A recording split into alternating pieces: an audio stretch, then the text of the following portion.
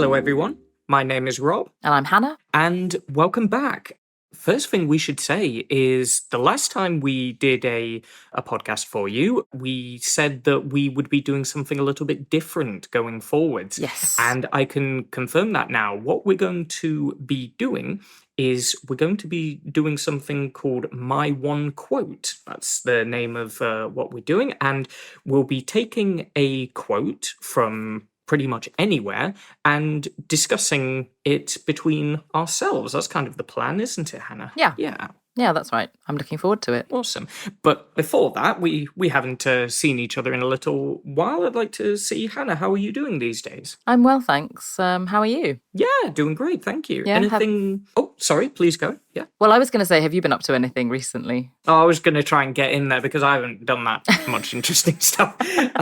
What have I done? Done a tiny bit of very local traveling and enjoying the spring weather, which has finally come along. And so what did we do? We went to a place that's in a city near to where my wife and I live, where you can go up to the top of a pretty high hill.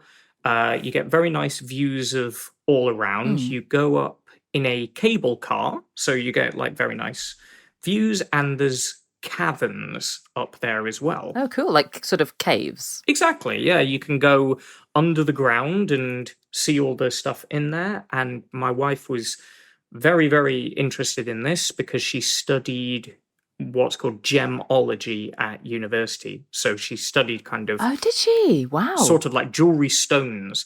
So... She was looking around everywhere like, oh, this is iron and this is lead and this is this. Cool. And she was by far the person who was most excited about the whole thing. What's that place called? It's called the Heights of Abraham. It's in Derbyshire. I've heard of that. Yeah, that's cool. It's I'd say it's worth it for a day out. There's quite a few different good things to do. And on a nice day, the view is really spectacular. Wow, that sounds great. There we go. That's my plug for... The Heights of Abraham. My plug for the Heights of Abraham. There we go. And how about you? What have you been up to recently? Well, on Monday, it was my boyfriend's birthday. My fiance's birthday, I should say.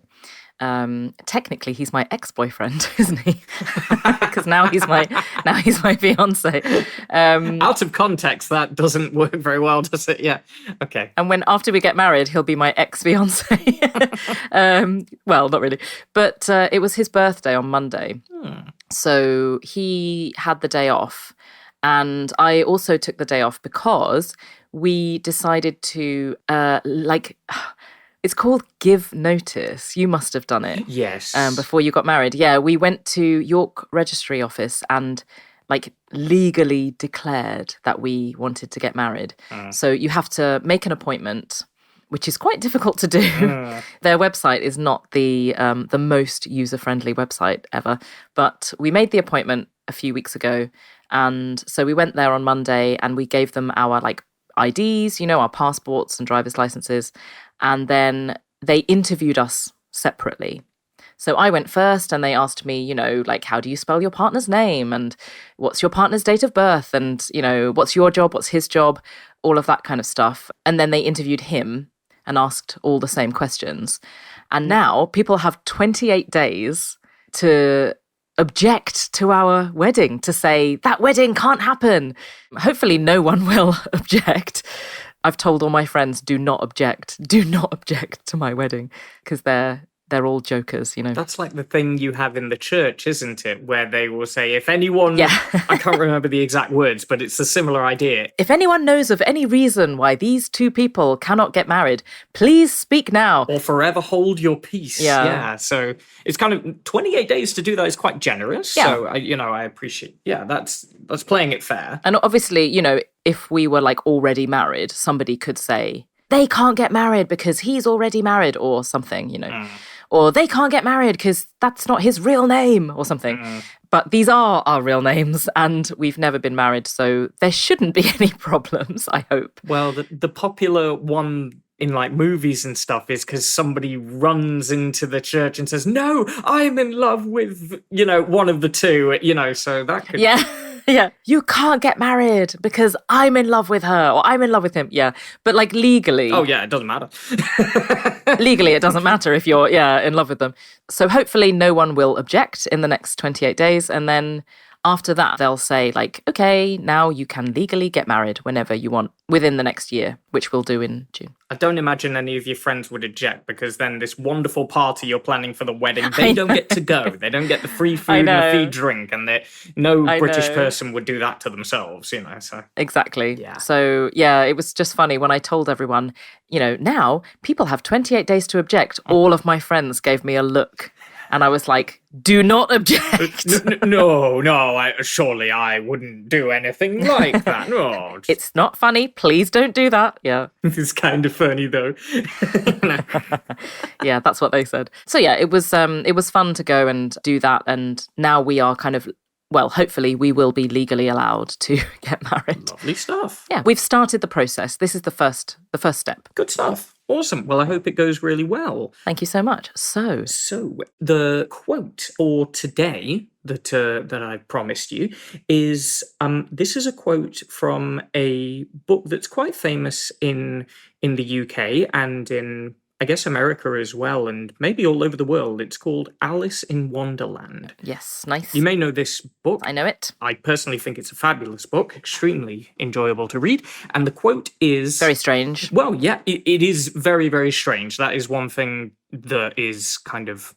strangely, that's what people like about it. Yeah. So the quote is from one of the very strange characters, if you know the book, the Mad Hatter says this, maybe the craziest person in the book. But it is good advice. He says, start at the beginning, and when you get to the end, stop. So tell me why you've chosen this quote. Okay, so... and what does it mean to you, I guess? I mean, it's a quote that I've always remembered, and I think it's something that you could think about in lots of different ways. Let's take one way of looking at this. You could think about this even doing a task at your job or something like that. If our listeners are anything like me, I would often start a task at work and then realize, I'm doing this too quickly and I'm missing things. So I need to go back at the beginning and go totally from the start and cover everything I need to in order. I need to not skip anything. So it's a bit like follow the steps. I suppose, yeah. So, you could also think about it that you don't start in the middle of something. Another way that you could think about this would be that, let's say you're doing something really enjoyable. Like, let's say you in the process of getting married as you are. This quote would kind of suggest, try to take notice of everything that's happening throughout the situation and enjoy all of it. Don't just try and skip to the end of the thing, get it over with as quickly as possible. Do everything in its right place at the right time. Don't rush anything, and also pay attention all the time as well. Oh, that's interesting. Because when I hear this quote, I always think, I guess my interpretation is similar. But I feel like it's telling you, if something feels too much, like if you need to start something, but you think, oh God, how am I going to do this? It's very overwhelming. It feels like, start at the beginning. So just start, and then keep going. And then when you've done it, stop. So to me, it feels like advice on how to get started when you feel kind of overwhelmed. I didn't think of it that way, but I suppose this is a good way to deal with what we would call procrastination, which is when you don't, where it seems there's too much, the task is too hard or too long, so you don't want to start doing it. So what is procrastination? Sorry, I used a fancy word there. So procrastination is when you have some task that you need to do and you are avoiding doing this task. Particularly, you're avoiding starting this task. So I'll give you an example. This didn't happen to me, but a lot of people at university, if they've got a paper they need to write, they would rather do anything than start writing this paper. Right. They would rather clean the entire house. They would rather do all the different jobs that they hate doing rather than start the essay. They are avoiding starting the essay by doing other things. So like putting it off, like delaying it and delaying it, putting it off and putting it off, like that. Absolutely, yes. Unfortunately, I am the queen of procrastination. I procrastinate all the time. I'm really, really bad for that. I do it so much. Wow. Yeah. We could also think about the quote in terms of, when you get to the end, stop. Because that reminds me of a couple of different things which are really, really different. One is talking about like finance and stuff like that. One thing I'd heard about finance is that people very easily don't know how much money is enough for them to earn. Right. So they will just carry on earning a huge amount of money that they may not even spend. Right.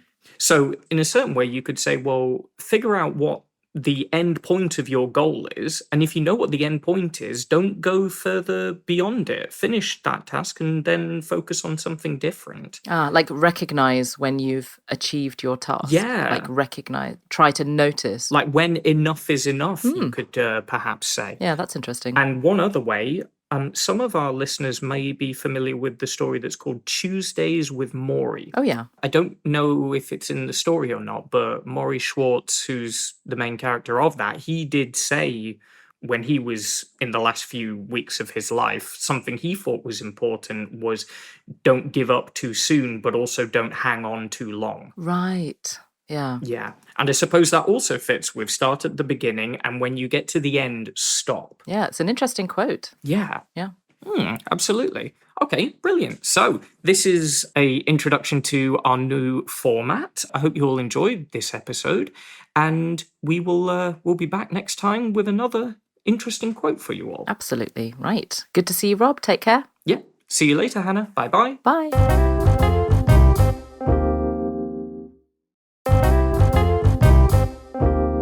Hello and welcome back to our 10-minute podcast. I'm Hannah. And I'm Rob. And we're going to continue this week with our new format. But first of all, Rob, how are you? I'm doing great, thank you. How are you doing? Yeah, I'm well. And what have you been up to?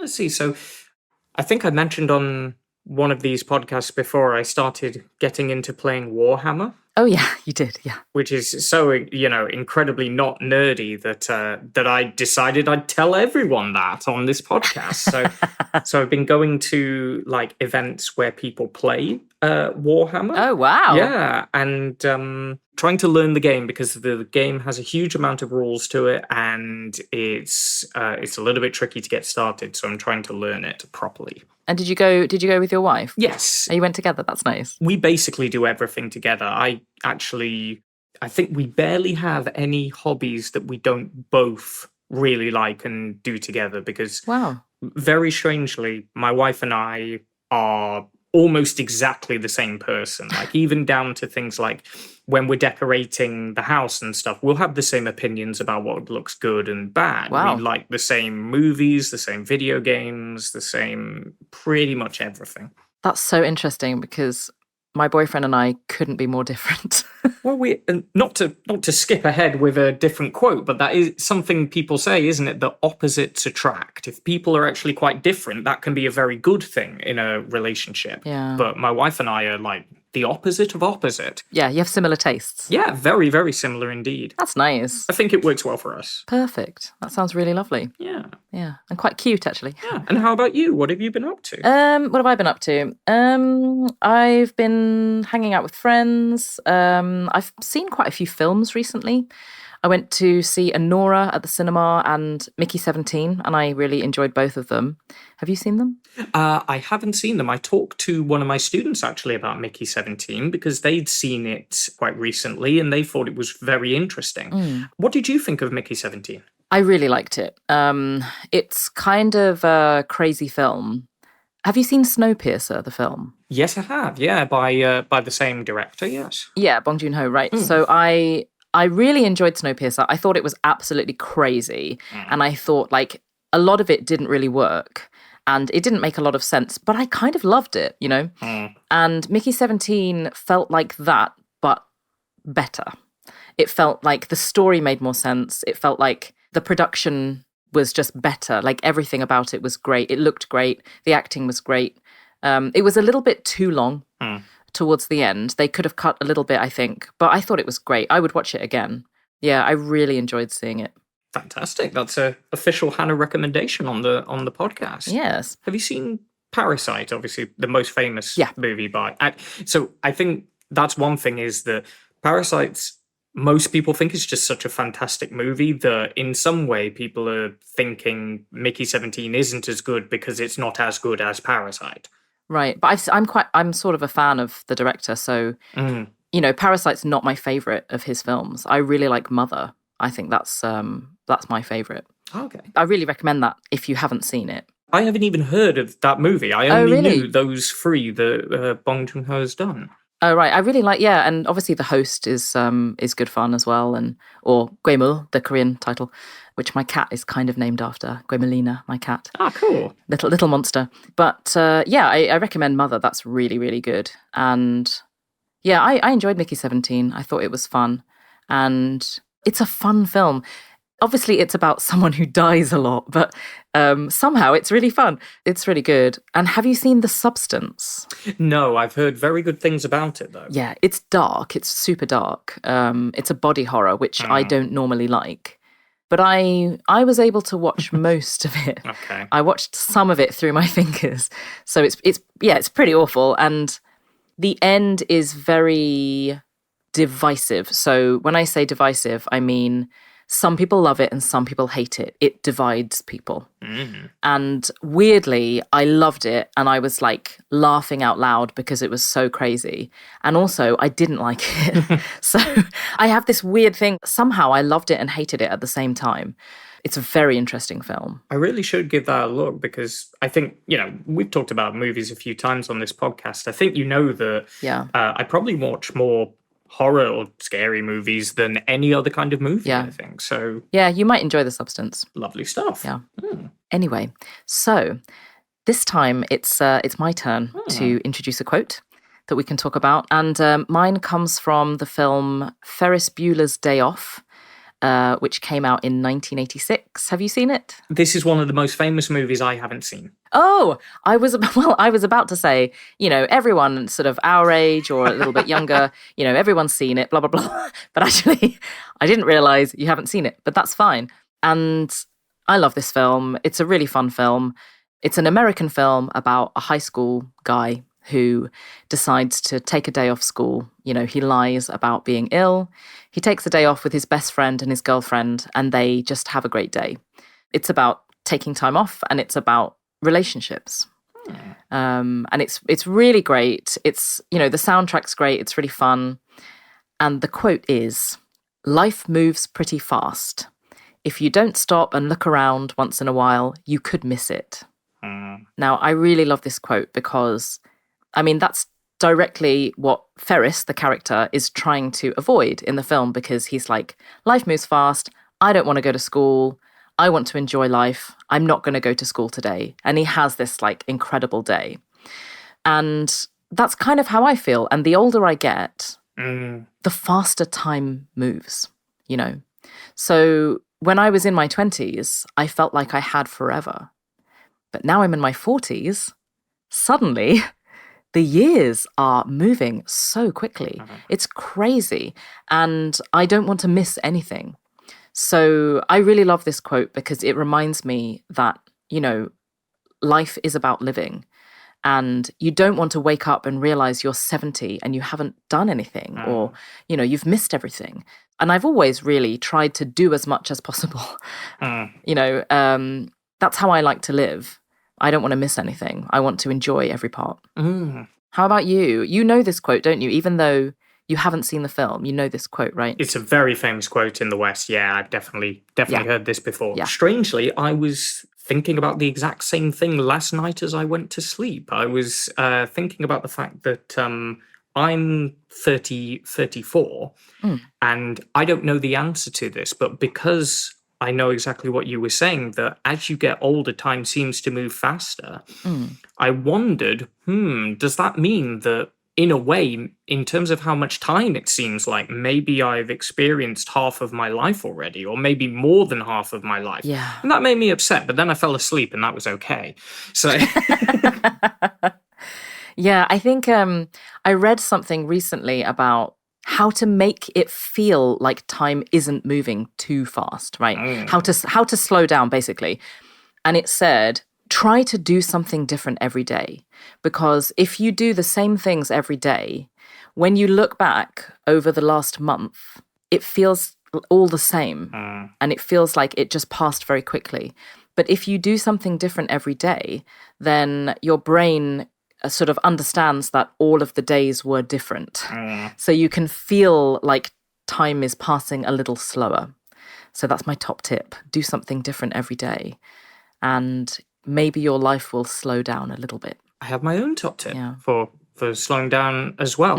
Let's hear it. Well, I don't know whether people are interested in doing it or not, but meditating tends to be a really good way to slow down, generally speaking. So, oh, interesting. Just to give an example from my own situation, which is... Can you explain what meditating is? Oh, yes, sorry. I keep skipping over such things. Okay, meditating. There's lots of different ways to meditate, but probably the one that students would be most familiar with is where you probably sit down with your eyes closed and your legs crossed, and you just focus on your breathing, and you try not to do anything in particular apart from following your breathing, and it calms your mind down. So you're trying to sort of stop thinking, right? Well, so that's what people would think, but it's kind of like, it's one of those things where if you stop trying to do something, you'll do it even more. Like don't think of a purple elephant. Do not think of it. It's kind of like that. And now you're thinking about, purple elephant. I see. Precisely. So what's kind of recommended for this is literally just sit down and don't do anything. Right. Don't do anything at all, and just follow your breathing. So I do this every day, and I used to do it a lot, like 3 hours a day or something, but now not so much. Oh, wow. And I was feeling like, oh my goodness, I've got so many things I need to do, and I haven't been making enough progress on all these different things I want to do. Then I went and meditated and came back, and I said, well, actually, now I kind of feel like I've already done so much stuff, and I've got loads of time to do all this other stuff. Oh, that's good. So you find it very helpful? Very helpful indeed. It's give another kind of quote related to that. I can't remember who said this. I think it's something from Buddhism a long time ago. They say something like, when you sit down, you'll realize that you've been running around too much. When you stop speaking, you'll realize that you were talking a lot. And when you become still, you'll realize just how kind of not still you were. So maybe in the same way, if we want to really notice everything that's happening and not let it slip by, then strangely, doing less stuff.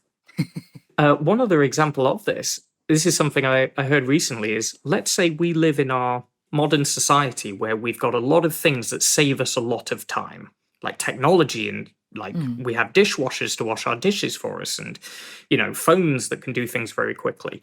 So because we're saving so much time, when you're around all of that stuff, you should probably feel very, very relaxed, because you can do things very quickly and you have more free time. But we tend not to. Whereas if you went to stay in a cottage in the countryside with no technology, where it's going to take you a lot longer to do everything, you should feel way more stressed, because it's going to take you a lot longer to achieve the same amount of stuff. But the opposite happens. You actually feel more relaxed. Yeah, that's really interesting. Weirdly, do less and you'll feel like you're doing more, I think, is the answer. I think this is so funny, because we've basically said opposite things, which is so funny, but they're both sort of true, I think. So, yeah, you can do less and that will help, or you could do different things and that will help. I guess that's not opposite, is it? They're just different suggestions, but I think they could both help. Well, the thing about doing different things is great advice, because your brain notices things that are different, and it doesn't notice things that are the same. Yeah, I think that's the point, isn't it? Like, if you've done one of those tests before where you look at a piece of paper and there's 100 blue dots on it and there's one red dot, you automatically look at the one red dot. Of course. You look at the thing that's different, and you don't notice what's the same. Yeah. Yeah. Perfect. Well, thank you for discussing my quote with me today. It was nice to see you again. Exciting times. And I look forward to hearing your quote next time. See you all later. Have a lovely day. Take care. Bye-bye. Bye. Thanks for listening.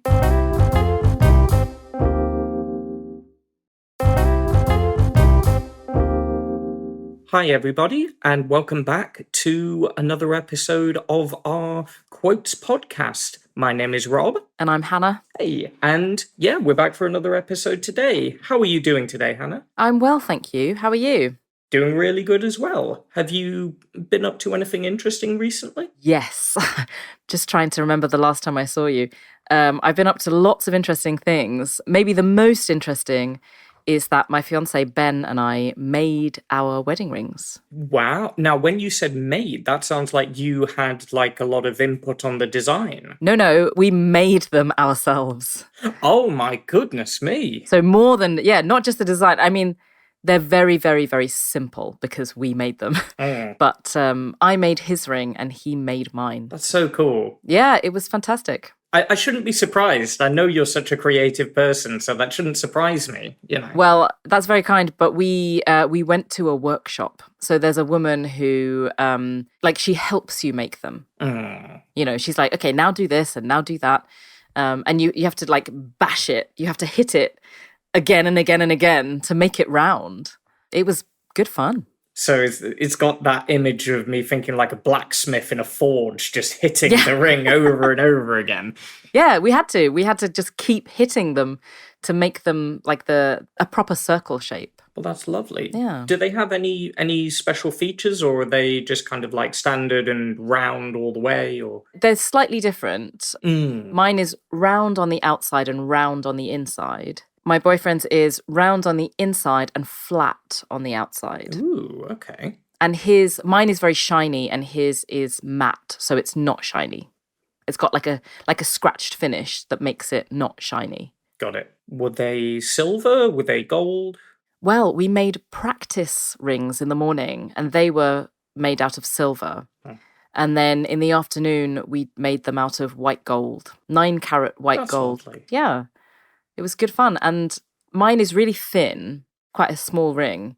And when my boyfriend was making it, he accidentally cut the inside of the ring a little bit, just a little cut. And I saw him do it. And I was like, oh no. But then later, when the woman said, I can get rid of that for you. Do you want me to get rid of it? I realized, no, I don't want you to get rid of it.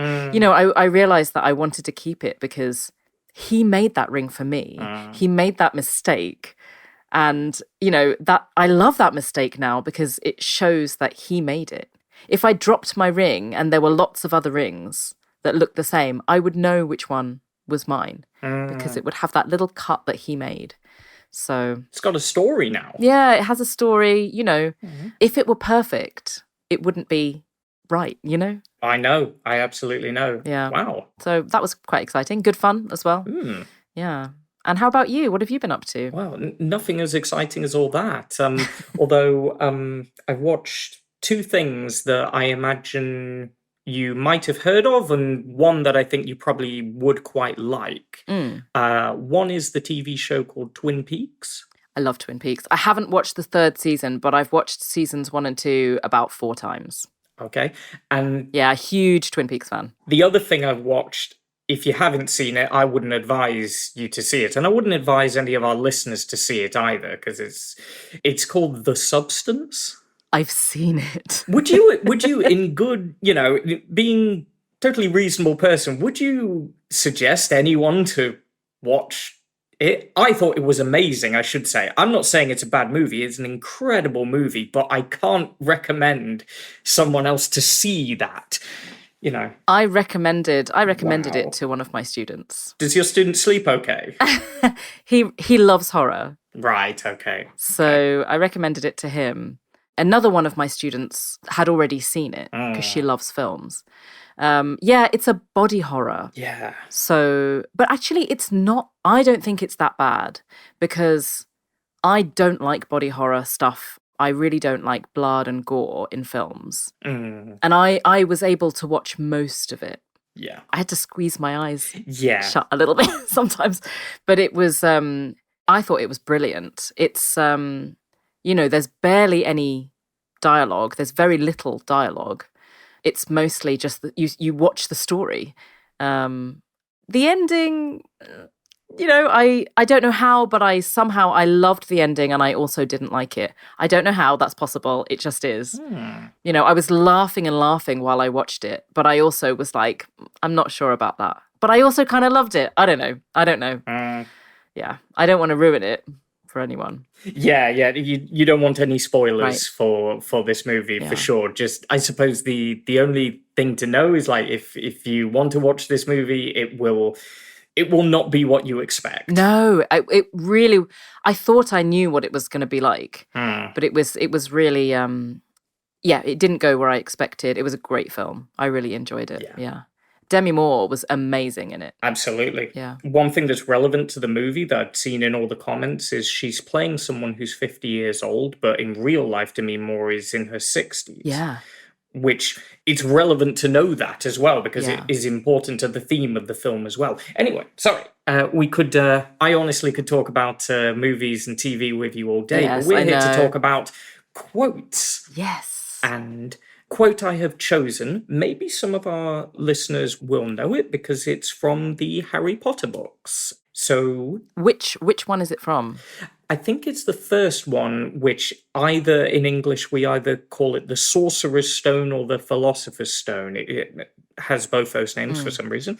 Well, only the American one is the Sorcerer's Stone. Ah, that's the difference, right? Yeah, the original title is the Philosopher's Stone because that is a thing.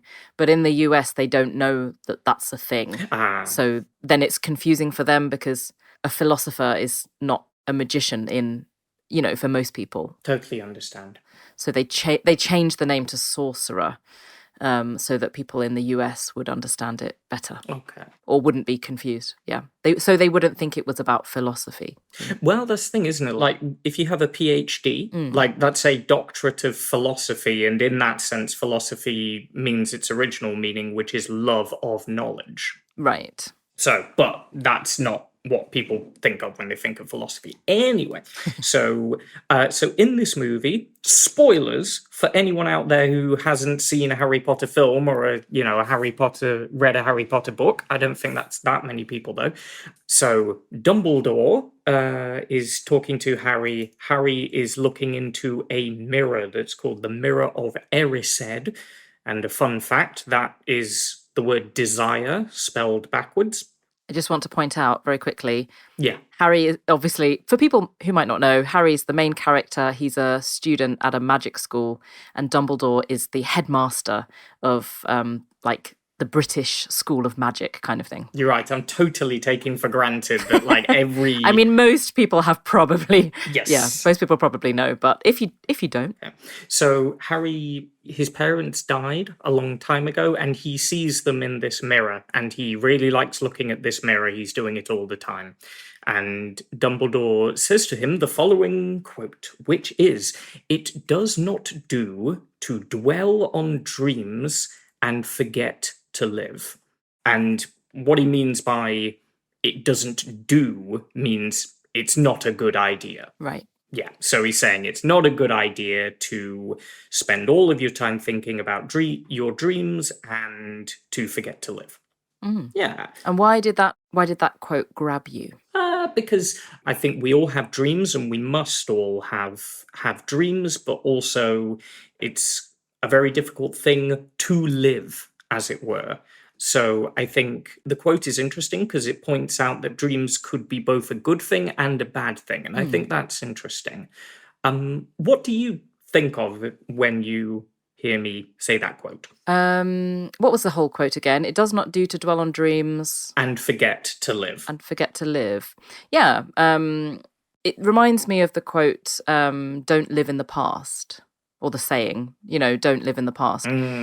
Because dwelling on dreams, dreaming all the time or thinking about the past, it's useful. But if you do it too much, if you spend too much time wishing for the dreams to be true or wishing to go back to the past, then you'll miss out on real life, you know, like we're here now. You've got to live in the present. You can't just keep dreaming, I wish this were true. I wish this were true. It's not, you know, and if you can make it true and you want to, go for it. But if it's impossible, it's better to live now. Does that make sense? Yeah, absolutely. Okay. Because, well, I'll tell you what I think, and you can tell me if I've understood you correctly.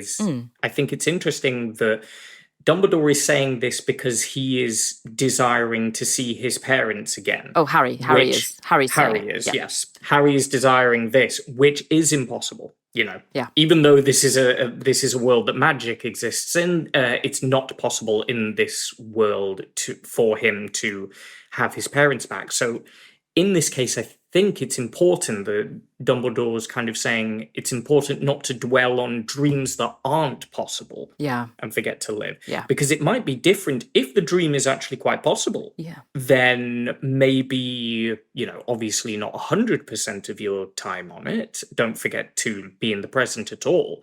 But a dream you can achieve is immeasurably better than one that cannot be achieved, you could argue. Yeah. Absolutely. Yeah. So you're right. I think it's good to clarify that he's saying impossible dreams. Yeah. He's saying like, don't dwell on impossible dreams. Yeah. Because if you have a dream about your future that is, you know, a good thing to aim for, then definitely, you know, think about it. But if it's like, oh, I wish I were taller and you're not, or, you know, I wish something else was true and it's not possible to change it, then there's no point thinking about that, really. Yeah.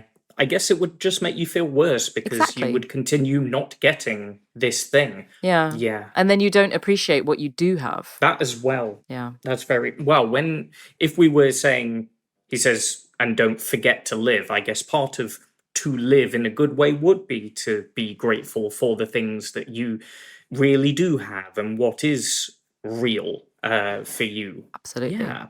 Absolutely. Yeah, nice. Okay. What a nice one. Yeah, awesome. So this is finishing off our podcast for today. I think we've had a great talk about the quote. Yeah. I want to say goodbye to you, Hannah. I hope you have a great day. You too. Thank you. Goodbye as well. Awesome. And goodbye to all our listeners. Please join the BritCent membership for all the English Korean transcripts with all the key expressions that we used in this podcast. To do that, please click the link below in the description. Yes, perfect. Lovely. Good to see you, Rob, as always. Thanks very much. See everyone next time. Take care. Bye-bye. Bye.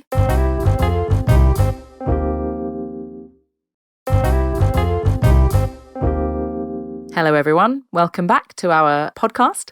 My name's Hannah. And my name is Rob. And how are you, Rob? I'm doing great, thank you. How are you today, Hannah? I'm doing okay, thank you. Yeah, I'm enjoying the weather, even though it's very, very unusual for April. Absolutely. I mean, how warm is it for you in York? I looked earlier and it said it was 25 degrees, but it feels like 27. I mean, that's a good British summer, right? Yeah, absolutely. Why is that happening in April? I don't know. I feel like I've looked at the weather forecast and it seems like next week it's going to be like back to normal and over the weekend. So it should be about 15 degrees or something this Saturday. Yeah. When everyone's free at the weekend to go and do stuff, it won't be like this wonderful summertime weather. So no. But what have you been up to recently? What have I been up to? So I don't know whether I mentioned this to you before. I started to play a musical instrument, which I'm sure will be maybe interesting to you. Did. What was it? Oh, did I mention the kalimba? Sorry, that was not what I was expecting you to say. Weirdly, I also have a kalimba. Of course you have a kalimba. Yeah, it was a present, but yeah, I've got one as well. That's great. I didn't realise. For some reason, I thought you were going to say guitar. Guitar? Oh, God, no. So when you said kalimba, it was a nice surprise. No, I tried to play a guitar once or twice and just... Playing the guitar is not the easiest thing in the world, but I was definitely really below average in my ability of playing guitar. So I have chosen a kalimba, and every time I mention that to someone, they say, What's a kalimba? But I've got one. It's a Nigerian instrument, isn't it? Originally? I didn't know it was specifically Nigeria. I just knew it as an African instrument. Right, I could be wrong about that. I could be wrong. But it's definitely, an African instrument, isn't it? Yeah. Can you explain how you play it? So the instrument, another name for it is a thumb piano. And that's maybe a good way to think about this. Oh, yeah. There's lots of metal bars, I guess you could call them. You play by running your thumbnails over it. Yeah. And that's how you make the sound. So it's kind of like playing a piano with your thumbs. Yeah, it's very small, isn't it? Yeah, it is very small. I mean, I like it because it's small, so you can take it everywhere. I like it that it's, as musical instruments go, it's not particularly difficult to play. And I also like that it's not very loud because I don't want to be a bother to my neighbours. Mine's electric. I can plug it in. Oh, so cool! Do you have an amplifier for it? I do. Not for that. I have an amp, yeah. So I can plug it in if I want to. One of my favourite bands has a song that starts with a kalimba. Dun, dun, dun, dun, dun, dun, dun, dun, dun, dun. They're a crazy band. If anyone wants to Google them, Henge, Henge. They're kind of a festival party band. They're from outer space, so they're absolutely crazy. And their song Demilitarize starts with a kalimba. I'll send it to you after this class. That's a nice plug there. Yeah, excellent. Yeah. Yeah. It's great. No, I started playing all sorts of lovely, sweet melodies on a kalimba, and it makes me very, very happy. I'm glad to hear that. How about you? What have you been up to recently? I've been up to quite a lot. I've done quite a few things. I did another DJ session, which was quite fun. And I just want to point out, I'm not like scratching records or anything. I'm just really just choosing the music and fading one song into the next song. So it's very, very simple. But that was good fun.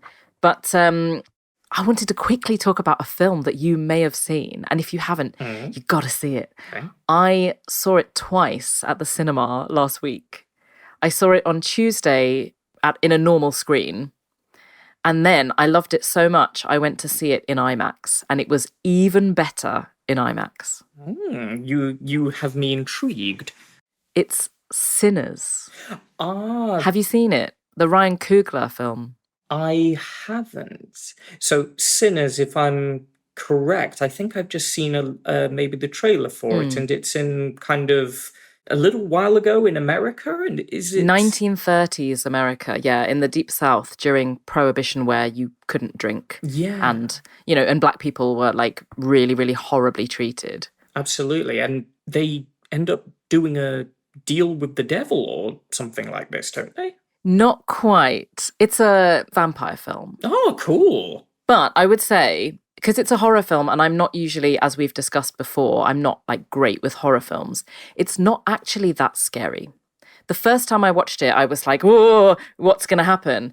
But then the second time, I knew it wasn't that scary, so I could fully enjoy it. There are a couple of moments where it is a little scary. But basically, it's a great film. It's just a great film. And also there are vampires. Right. So it's not relying too much, because there are movies in the past that... Yeah.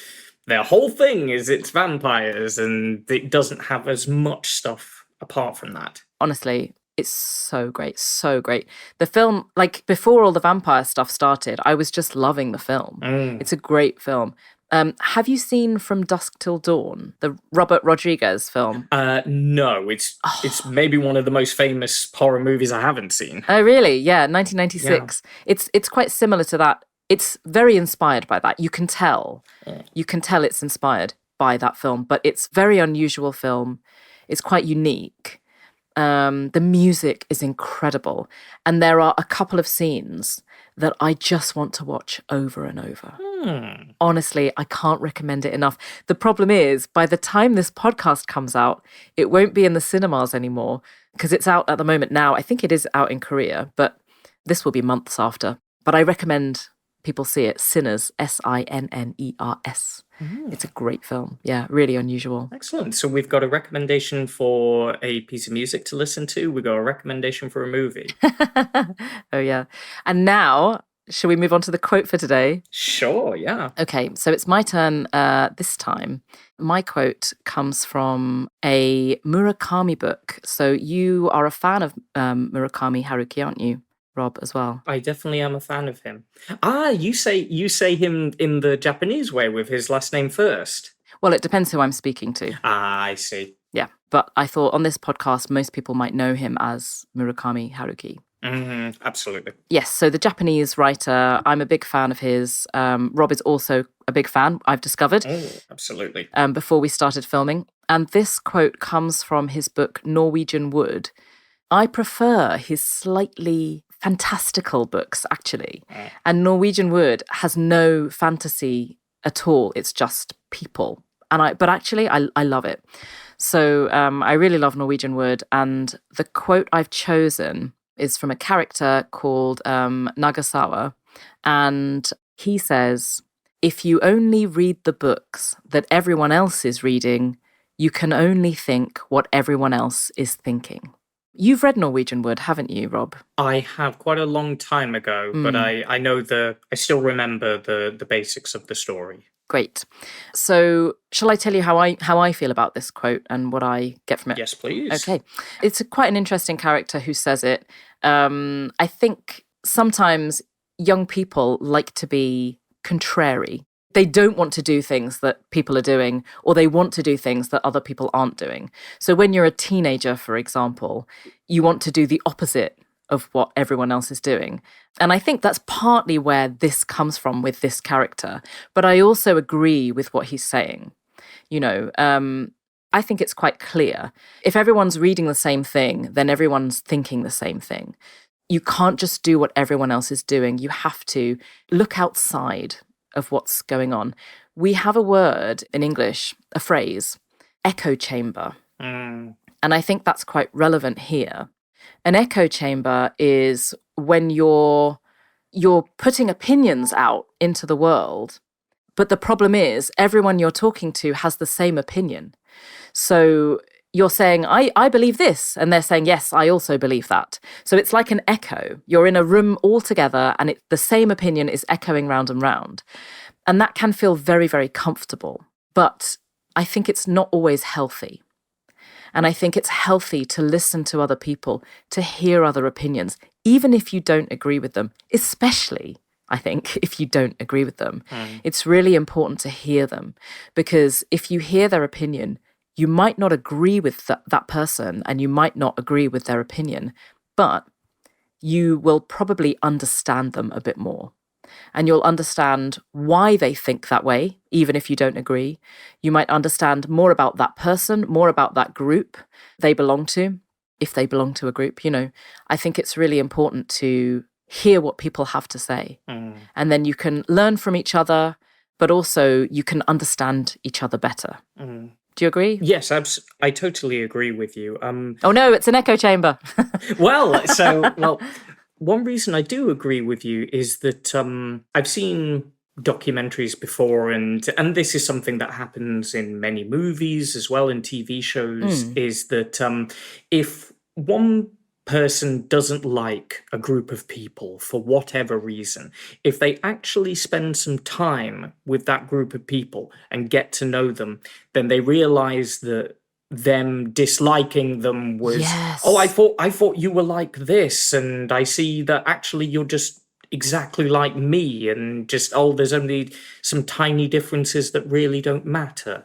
So yeah, I think the echo chamber part of that is definitely true. And we could also maybe say that social media is something that does like to give us echo chambers. If I have any opinions about anything, then I will only end up being recommended YouTube videos that already agree with all of my opinions. Oh, the algorithm. The algorithm, yeah, the Google algorithm as well.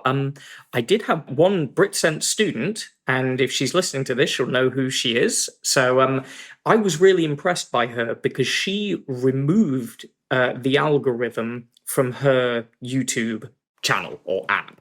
So basically, she knew that she would get an echo chamber if she had the algorithm, and she didn't want that. So she deliberately took the algorithm away to make sure that she is listening to lots of different opinions. And I thought that was really amazing and very smart. How do you do that? I don't know whether you can do it within YouTube itself or whether you need a different app to do it. She didn't describe it in detail. She just said you can turn the algorithm off. Oh, right. Yeah. Very interesting. I didn't realize that. But yeah. Maybe if you just don't sign in. Oh, yeah. Yeah, that makes sense. For example, if you're not signed in watching YouTube, that may do the same thing. Yeah. I don't know if that's how she was achieving this, but off the top of my head, that's one way I think you could. I have a student who on Instagram has different accounts, and from each different Instagram account, she follows different things. So she was saying that she's got like a, if she has a, I can't remember now exactly what, but if she had like if there was like a K-pop one, I think she said, then she follows all those K-pop accounts, and then that's what she gets just purely from that Instagram account. And I thought that was a really interesting way to do it. Yeah, I thought that was great. Yeah. Anyway, that was a nice, interesting discussion. Thank you, as always, Rob. So yeah, thanks to everyone for listening again. And yeah, please join our BritSent membership. You'll get English, Korean transcripts, and they'll have key expressions from the podcast as well. And you can find that link in the description box below. So good speaking to you as always, Rob. Have a great week. Same to you, Hannah. Thank you, and take care. Goodbye. Bye, everyone.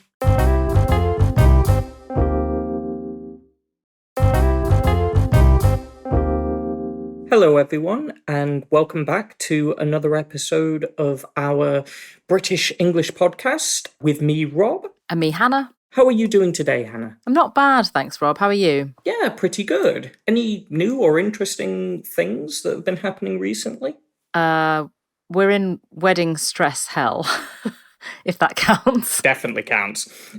Yeah, we had a massive problem with our venue. Oh, the venue's like really amazing and quite unique as far as I remember. It is. The problem is, and this is now, I guess, because obviously we're recording these episodes, before they come out, obviously. That's the only way you can.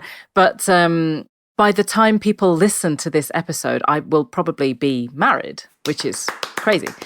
But the other day, well, a couple of weeks ago, I guess, they told us that because the fire regulations had changed, we couldn't have any tables or chairs at the wedding at all. What if the tables and chairs are like plastic or, something that's not... Nope, nothing. We argued with them a lot about this. And in the end, the only thing we could do was to uninvite 30 people from the wedding. So, which we have done. We have uninvited 30 York friends from the wedding. And we are having an extra party for them the weekend after the wedding. So now we've got 2 events.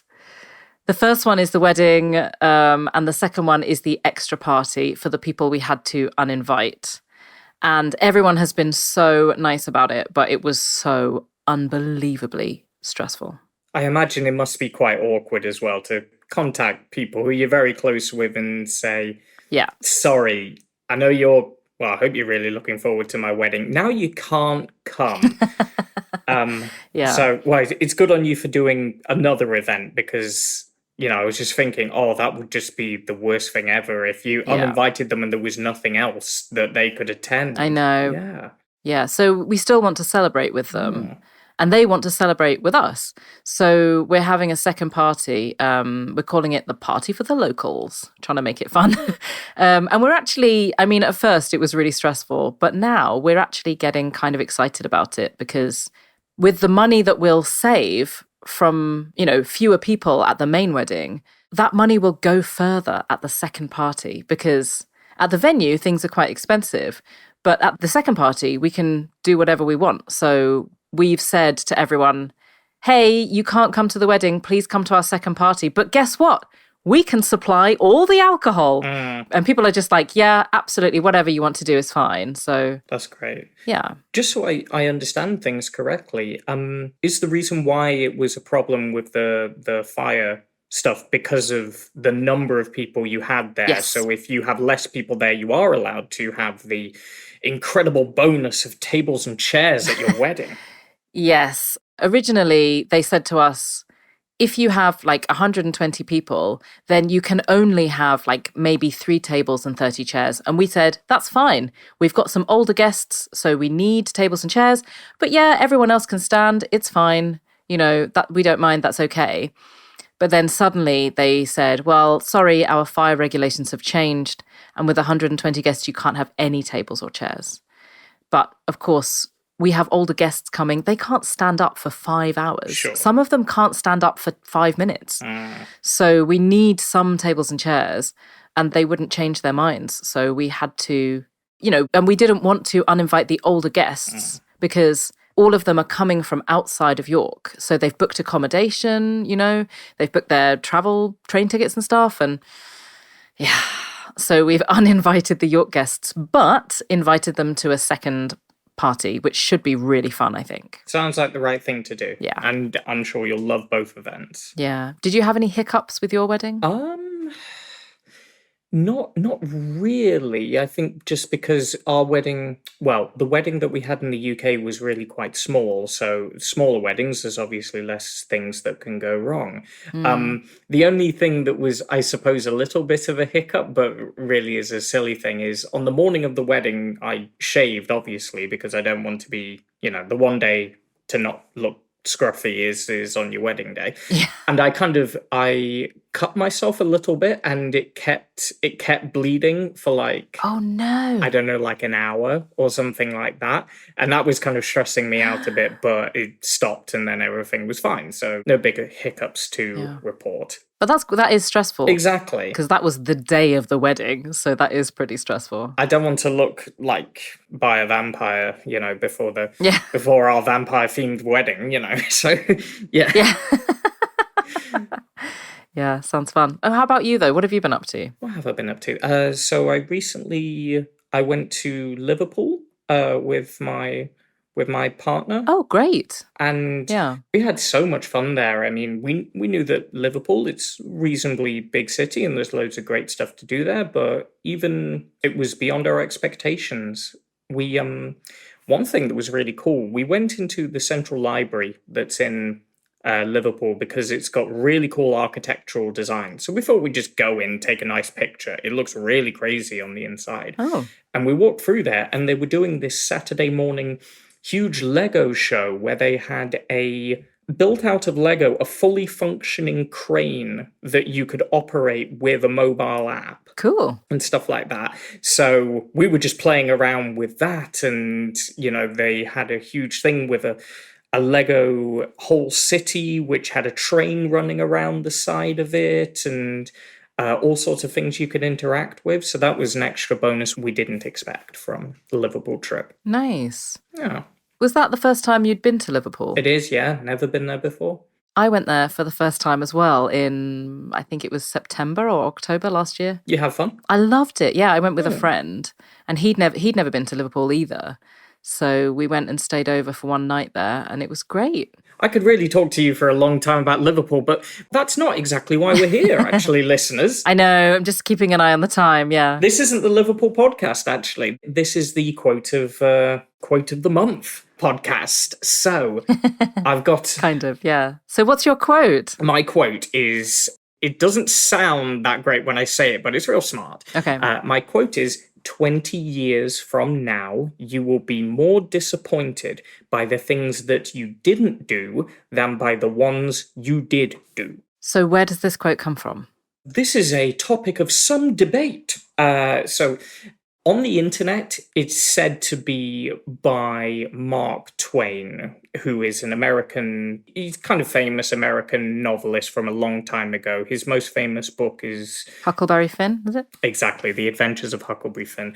But if you ask AI, which knows everything and never gets anything wrong, it says that actually, no, it wasn't Mark Twain. It was a different person who now I've forgotten his name, but he's relatively unknown, but he wrote a book that's kind of like he did it as like an instruction manual for how to live, and this apparently is in that book.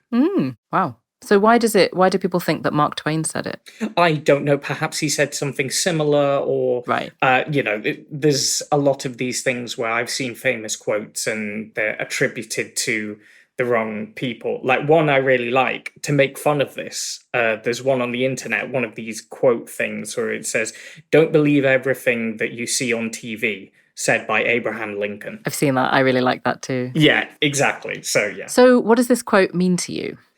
Well, I think, it's quite straightforward in its basic meaning that, there's lots of things that we wonder whether, if that doesn't work out, maybe I'm going to feel like that's been a waste of time or, a big mistake or something. But I think it really is true that even if you try something and it doesn't go well, or it fails, or you find that you don't even like that thing, you will probably be happier that you did try it. Because if you don't try it at all, then later your mind will tell you that, this could have been the most amazing thing ever and you didn't do it. So I think it's very good advice. Yes, it's similar to the quote, which I don't know where this comes from. I can only, for some reason, the only place that's coming to mind is, have you seen the film Empire Records? No, I haven't actually. I haven't even heard of this one. Oh, really? Oh, Yeah. my gosh. This was a formative film for me in my teenage years. Watch it. You'll understand. It's a great teen film. Okay. Great music, great actors. It's a load of young people working in a record store, and it's like a day when everything goes wrong and then everything kind of goes right, at this record store. It's really, really great. And somebody says, "I do not regret the things I've done, but those I did not do." Yeah. Which, obviously is not from that film, but for some reason it's the only place I can remember it from, which is the same really as your quote, isn't it? I mean, this is another thing as well. Maybe this is the issue with Mark Twain as well. A lot of really good advice that a lot of people would agree on, it's probably been said in lots of very similar ways by different people over time. Absolutely. They say that, there aren't any original ideas anymore. Everything has been thought of, and maybe this is an example of that. So is there anything that you regret not doing? That's... I won't ask you about things you regret doing, just in case there's some bad memories. Oh, how long have you got? But is there anything you regret not doing? I don't think so at the moment. I mean, there's things like, I like to write stories, and stories take a lot of work and a lot of time, especially for me, because I'm not very good at writing them. So when I've been writing the story I'm currently working on, I've thought many times about, I should probably just stop doing this and do something else.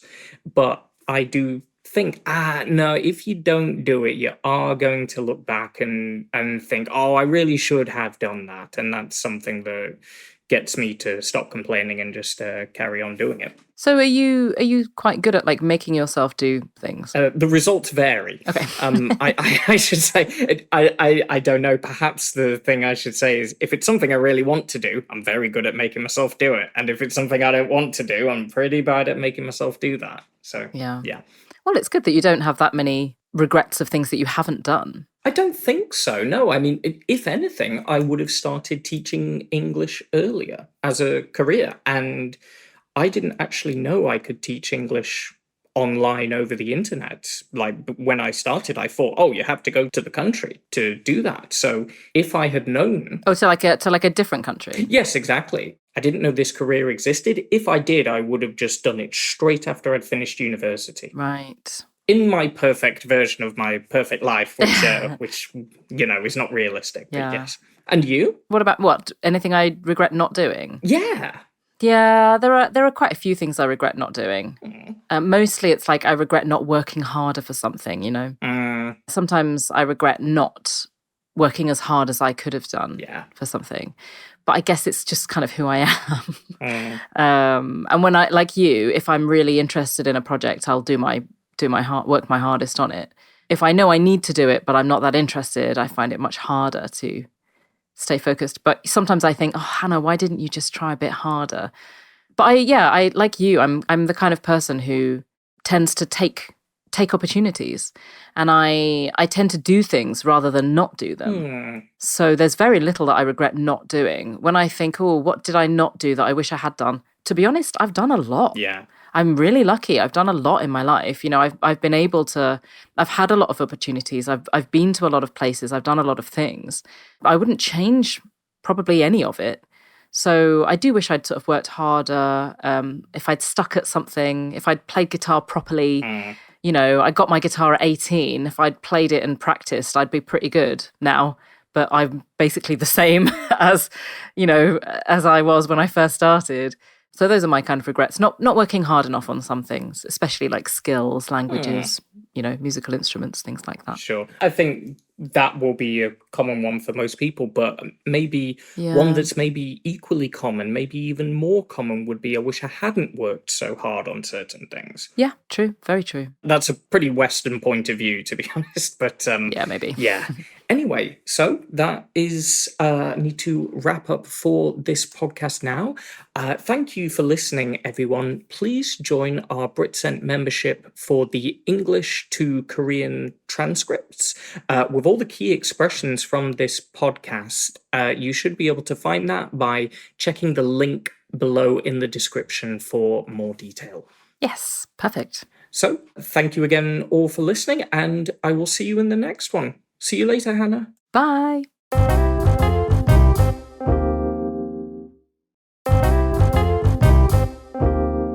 Hello, welcome back to our podcast about quotes. I'm Hannah. And I'm Rob. And how are you, Rob? I'm doing great. Yeah, really good today. And how about you, Hannah? Good. Yeah, I'm okay, thanks. I think the pollen count is quite high. I don't get hay fever really, but I do get hay fever when the pollen count is high. So I've been sneezing a bit today in my classes. How about you? Do you get hay fever?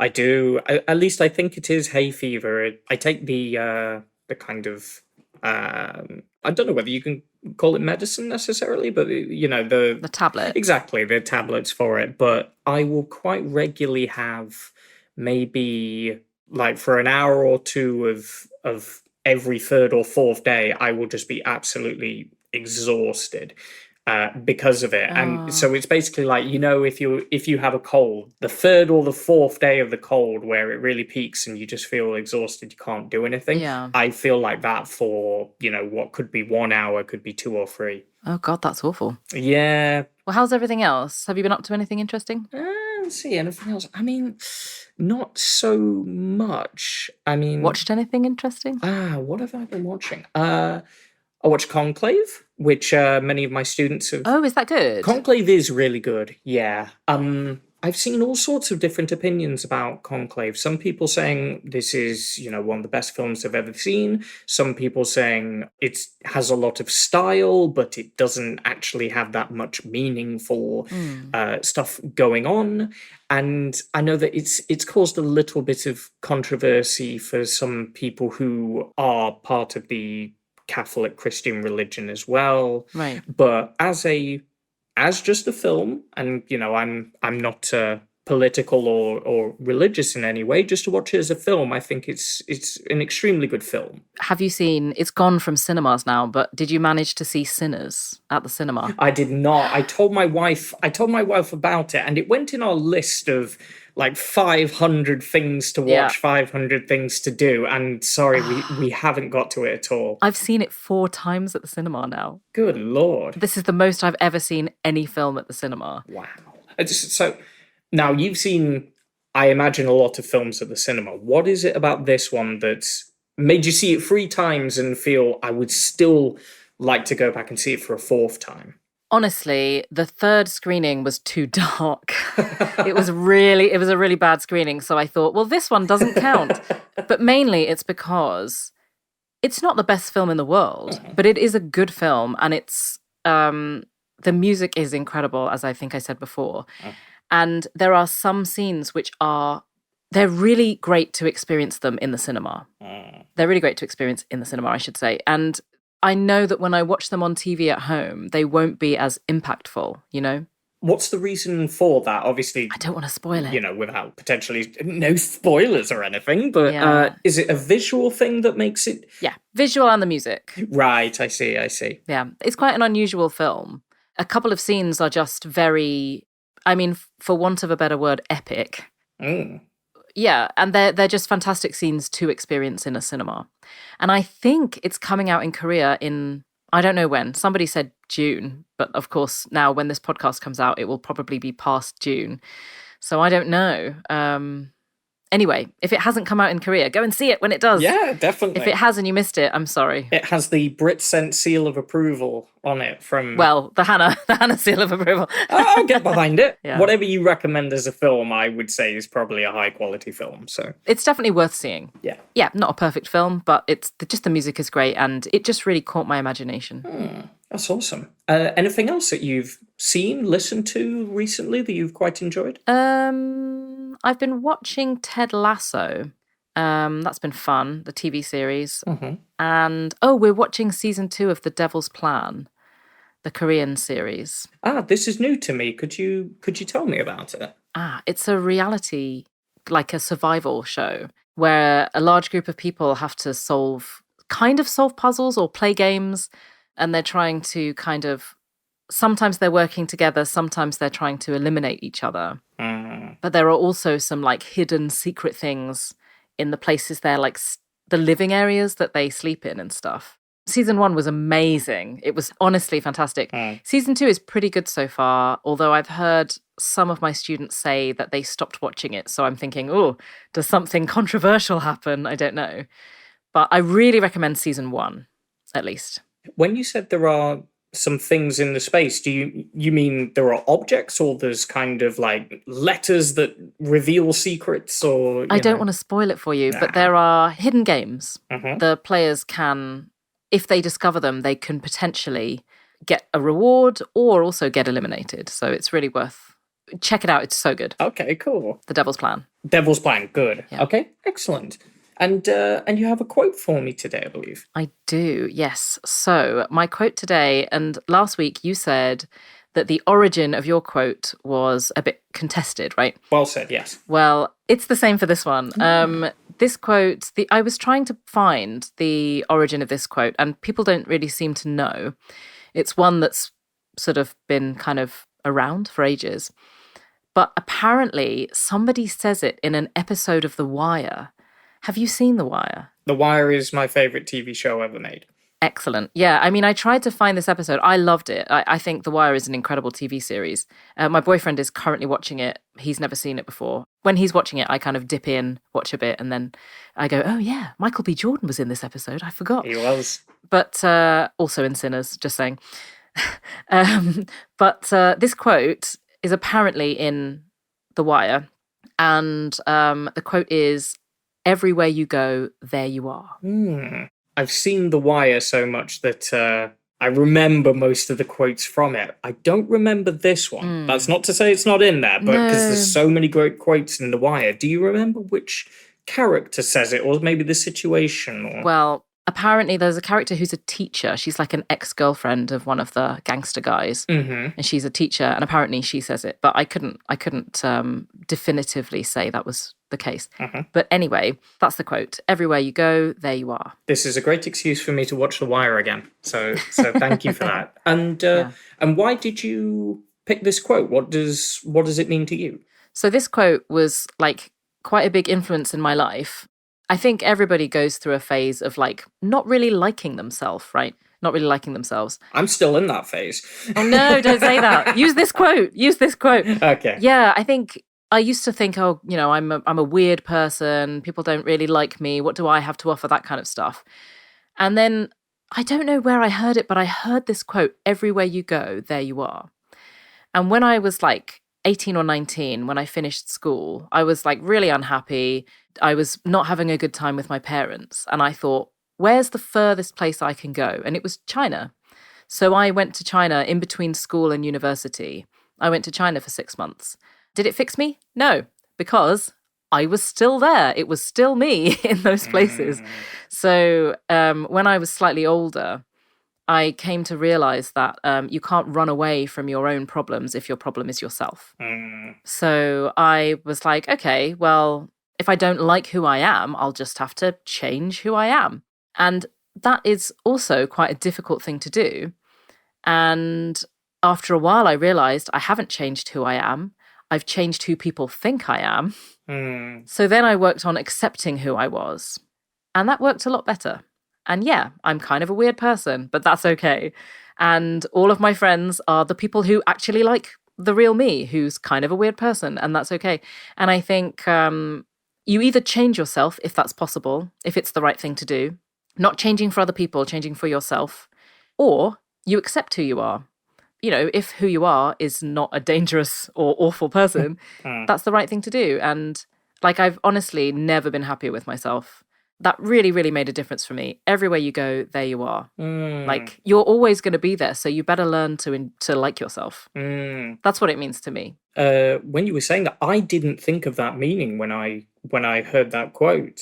Ooh, so tell me your interpretation. Well, what I thought is more an idea of perhaps staying in the present or something like that. But the meaning that you give, as you say, the where it come from, it may be contested or something like that. It sounds, not in words, but in its idea, it sounds similar to something that is in one of the old Buddhist texts where they talk about a dog that has like like fleas or something, and it feels really itchy.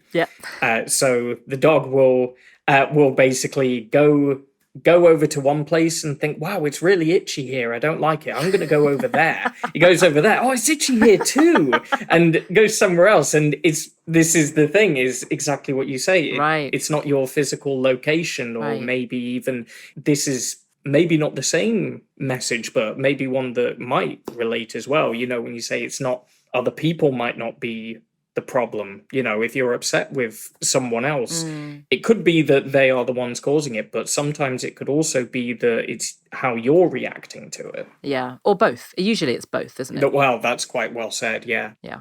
So that's what that made me think of, is that the dog with fleas, and you think that, you know, if you change if you go in the, I don't know, oh, it's cooler over here, so I'll feel better then, you know. And then it's not. No. You're absolutely right. I think that's like a really great example of that quote, isn't it? Like the one thing that isn't changing is you. Like, if you're going to all these different places and nothing is changing for you, that's because you're the thing that needs to change in some way, whether it's changing yourself or accepting yourself or, making yourself happy. So that's my advice for everyone. This is very good advice. Yeah. Like, learn to accept yourself and change the things that are worth changing and that you can change. Absolutely. Yeah. Absolutely. Nice. Great. Yeah. So, shall we wrap up there then? Yes, let's wrap it up there. Yeah. So, as always, thank you so much to our listeners for listening. Please join our Britsent membership. You can get the English Korean transcripts with key expressions as well. I think they'll be in the link below. So please do check that out. Rob, as always, lovely speaking to you. Lovely to speak to you as well. All right. Take care. See you next time. See you, Hannah. Bye. Bye-bye.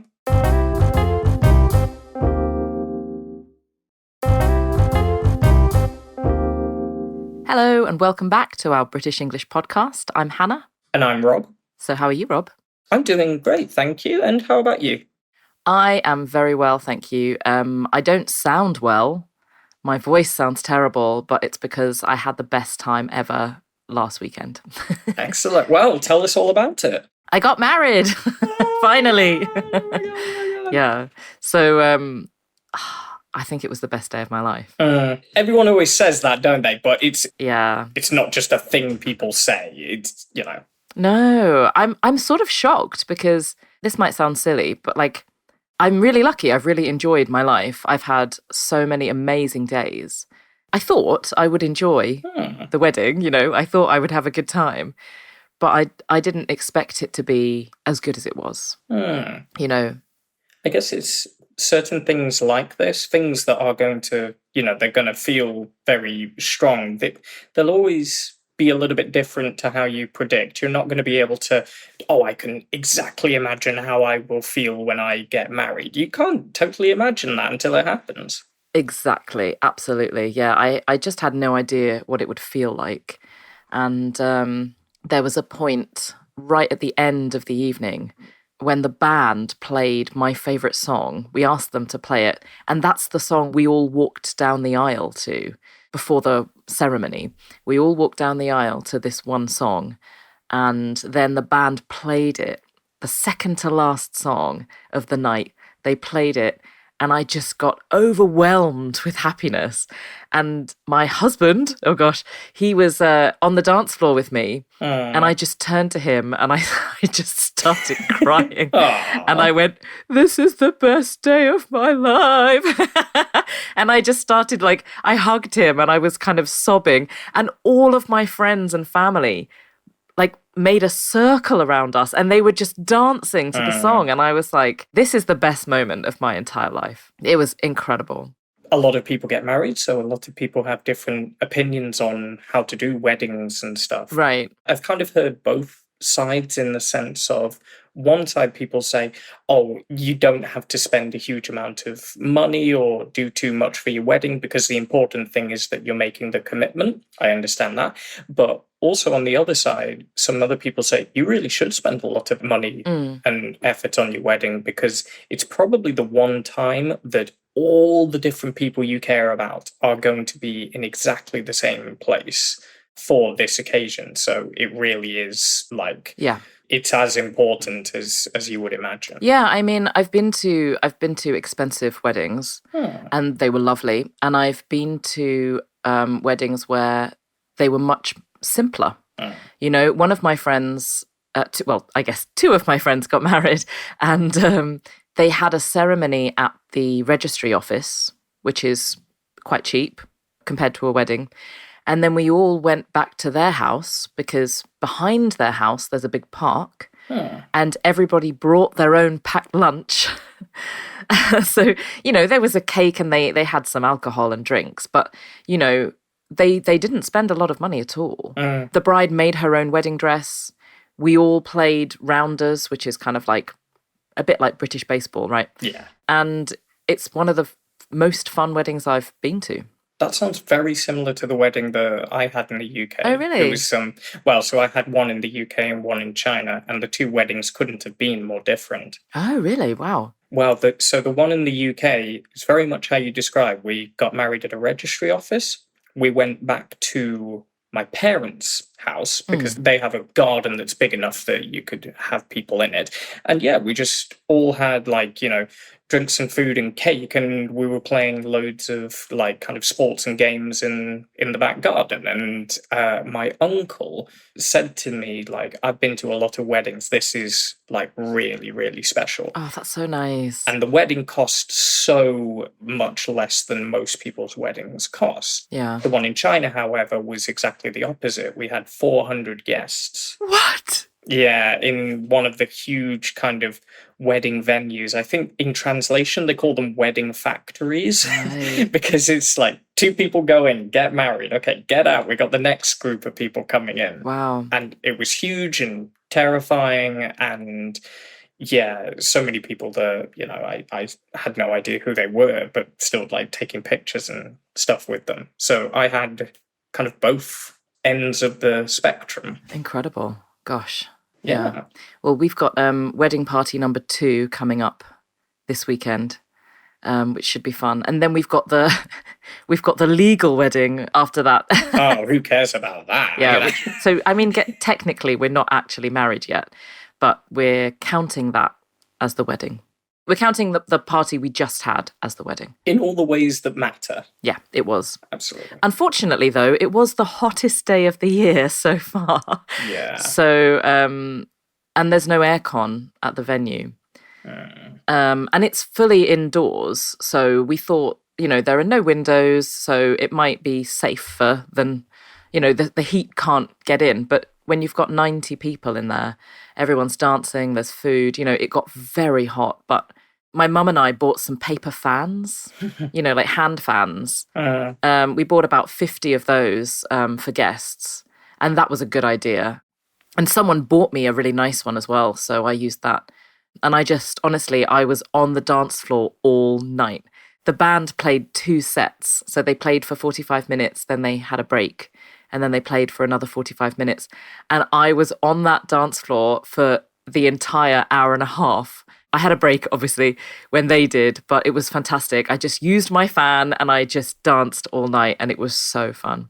Wonderful. But I've lost my voice, from talking to people. And you're going to lose it this weekend as well, then. Yeah, probably. It's going to be good fun. This will be a more relaxed thing, I think, this weekend. Okay, great. If I'm not mistaken, your quote is actually related to your wedding this time, isn't it? It is. This quote... So a friend of mine was the celebrant, so the person who kind of led the wedding, and he said some really nice things about us. He kind of directed what was happening, and in his speech, he included a quote from Murakami, because he knows that I am a big Murakami fan. So today's quote is, "What a wonderful thing it is to find and be found by your 100% perfect other." Do you know this quote? I don't know this quote, no. And it's quite interesting because I love the quote. It's from a short story, but it's sort of, in my speech at our wedding, I talked about how I don't believe in soulmates. I said, this is going to sound quite unromantic, but I don't believe in soulmates, and everyone laughed. But I made the point that Ben and I, we don't believe in soulmates. We don't need each other, actually. But we choose each other and we want each other. And I think that's stronger because it's our choice. We have a choice and we choose each other. That was in my speech. I said, we choose each other every day. And that's, if he was my soulmate, I wouldn't have a choice, But I do have a choice, and I choose him.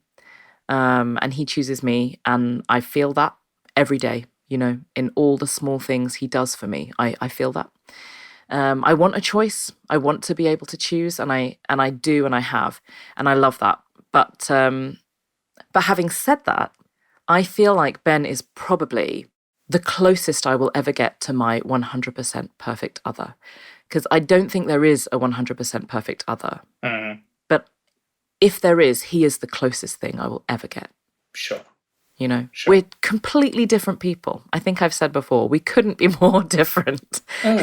We honestly couldn't. But for some reason, for whatever reason, that just works for us. It almost makes us, I guess, like jigsaw puzzle pieces, totally different shapes, but we fit together. I actually, when I proposed to him, he's wearing a wedding ring now, but before this, he never wanted to wear any jewelry. So I didn't get him a ring. I got him cufflinks to wear on his shirt at our wedding, and they are puzzle pieces. Yeah, and he wore them at the wedding, which was really lovely. So I love the quote. I love that my friend used it at our wedding. What a wonderful thing it is to find and be found by your 100% perfect other. And that's how it feels to us, even though I don't believe that that's the case. Does that make sense? I think I understand. Yeah. I guess one thing that is interesting about that, to me, the word other is important in that quote, as far as I understand it, because you could, in a way, say, if you want to get married or if you want to be in a relationship with someone else, the point is that the other person be at least in some ways different to you.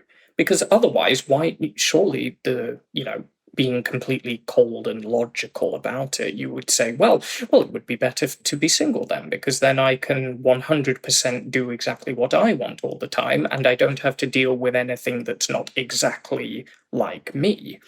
But I guess that's the point of kind of marriage and of being in relationships and stuff, is that you're kind of being optimistic and kind towards something that fits with you, but is not you. Yes. And to be honest, you might be so similar to your partner. I know that you and your wife, you do a lot of things together. Yes. You have a lot of the same interests. That's amazing. But you're not the same person. No. You might be, even if you're really similar, you like all the same things, you are still different people. And I think that's, as you said, that's really important to remember. They might be perfect for you, but they are not you. Absolutely. And I think people forget that. There's a psychologist that I sometimes watch on YouTube. He's a really wonderful person. I call him my YouTube husband. My actual husband knows about him. He thinks he's great as well. He's a really wonderful person, and he talks a lot about relationships and people, and and he's called Psychology in Seattle, by the way, if anyone's interested. He's amazing. And he watches a lot of reality TV and talks about people. And he's always talking about differentiation, which is when you know that you're different people and it's important to remember that. So whenever people say, oh my God, he's me, I'm him, we're the same person.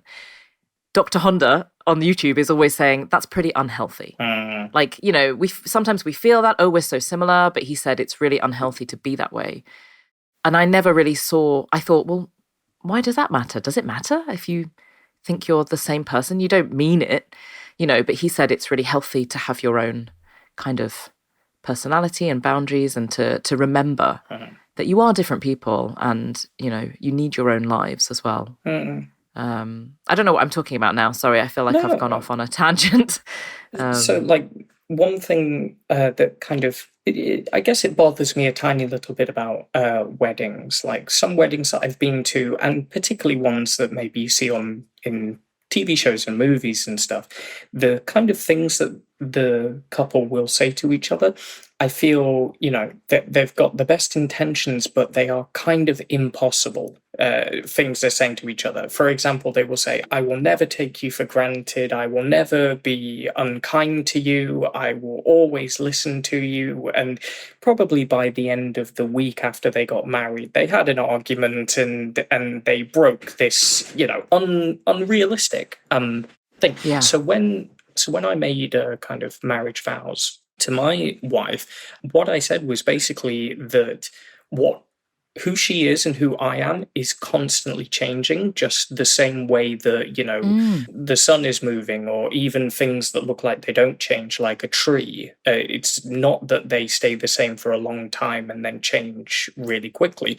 There is constant change every single moment of time. Yeah. And so what I'm doing by getting married is I'm looking forward to the ways in which we will both change and being optimistic about those things. Yeah. I felt that was better because in my own head, that was a nice romantic thing to say, but I also didn't have to lie, and I didn't have to make an unreasonable promise or, something that, because I'm imperfect. Of course, yeah. And with the best will in the world, so is she. Yeah. Yeah, so I can't, make it kind of like, oh, our life is now going to be perfect and, So is everyone, right? Absolutely. So I am in favor of kind of realistic but also romantic vows at weddings. Yeah.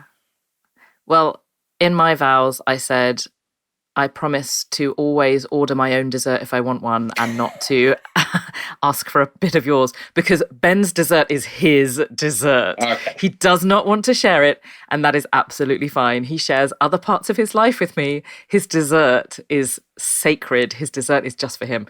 So I promised that in my vows, which was quite fun. He was very happy about that.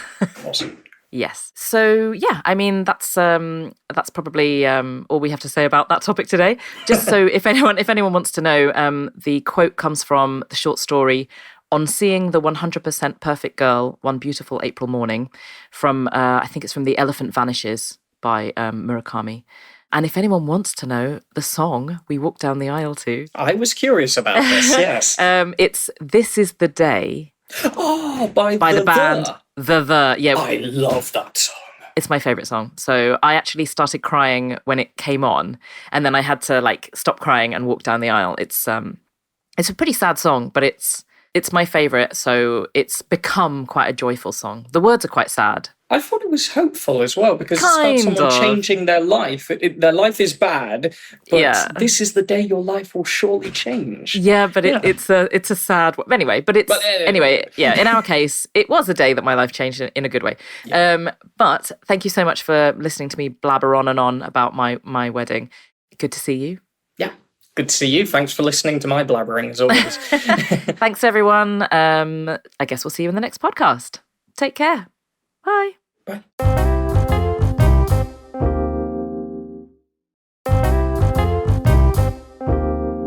Hello, everyone, and welcome back to another episode of our English podcast with me, Rob. And me, Hannah. Hi, Hannah. How are you doing today? Not bad, thanks. My voice is bad again, still bad, after all the celebrations and everything like that, but I'm feeling absolutely great. Thank you. That must have meant you had a good time, though, so that's perfectly. Amazing. Yeah, great party. We went for a posh meal the night before the second party, which was incredible. A gift as well from a friend. And then we had our extremely quick legal ceremony. I think it was about 15 minutes.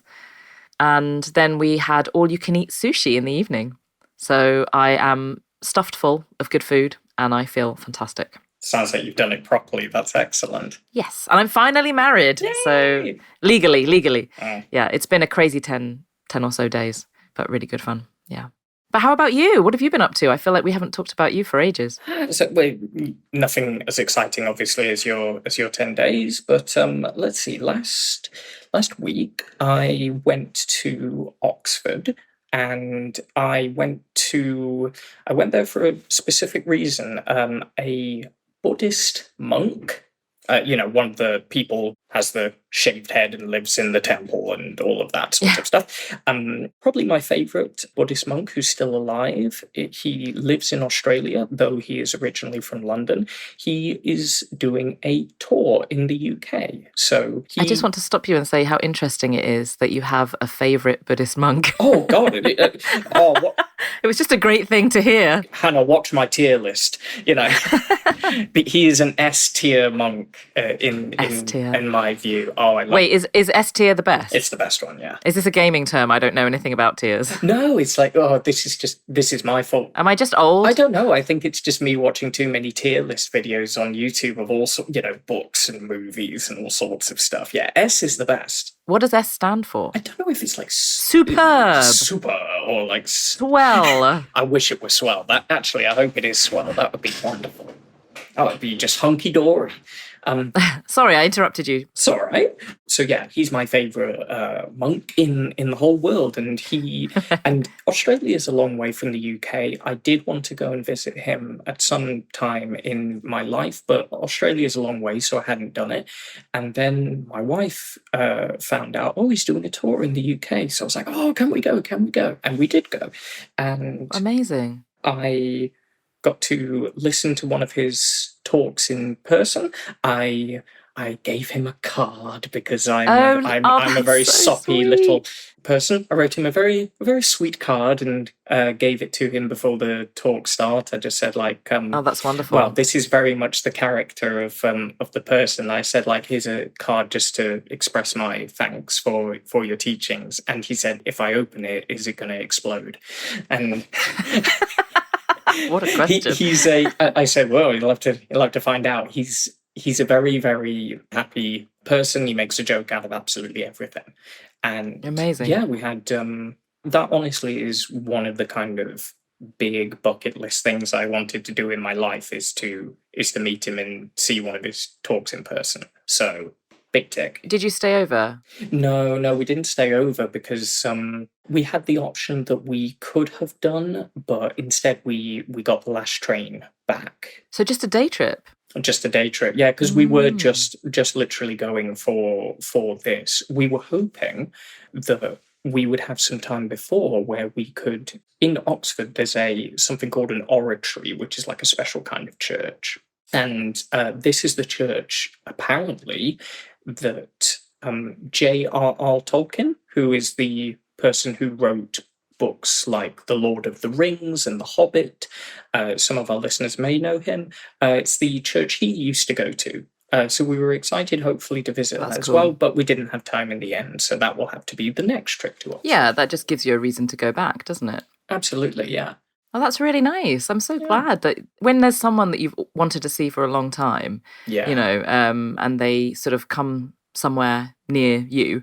Yeah. Yeah, I saw a singer who I've been waiting to see for 5 years. She finally came to the UK. And I saw her at the beginning of this month in Manchester. We had to get on the train to Manchester and come back that evening. But it was amazing, so I know that feeling of like, oh my gosh, it's happening. Yeah. I can finally, so I'm really pleased for you. Well, I was thinking the entire week, I was like, oh, I'm gonna get a cold, or like, oh, the train's gonna be the train was cancelled when we this is why we didn't have time. One train was cancelled, the next one was delayed, the one after that was delayed, so it's lucky we planned for so much extra time. Are you a pessimist? I think in some things yes, and in other things no. Okay. Which is interesting. I'm very, very optimistic, I think, about people. Right. But I'm pessimistic usually about anything I'm doing or anything that involves me. Oh, it involves me, so it's bound to go wrong, that kind of feeling. Right. I should say as well, I wouldn't actually class myself as a Buddhist person. I don't actually have any particular religion, but I am interested in learning things from lots of different religions because I think they're, the people who created these religions are very smart people, and there's a lot of good things I could learn from Buddhism, but also from all sorts of different religions. So, yeah.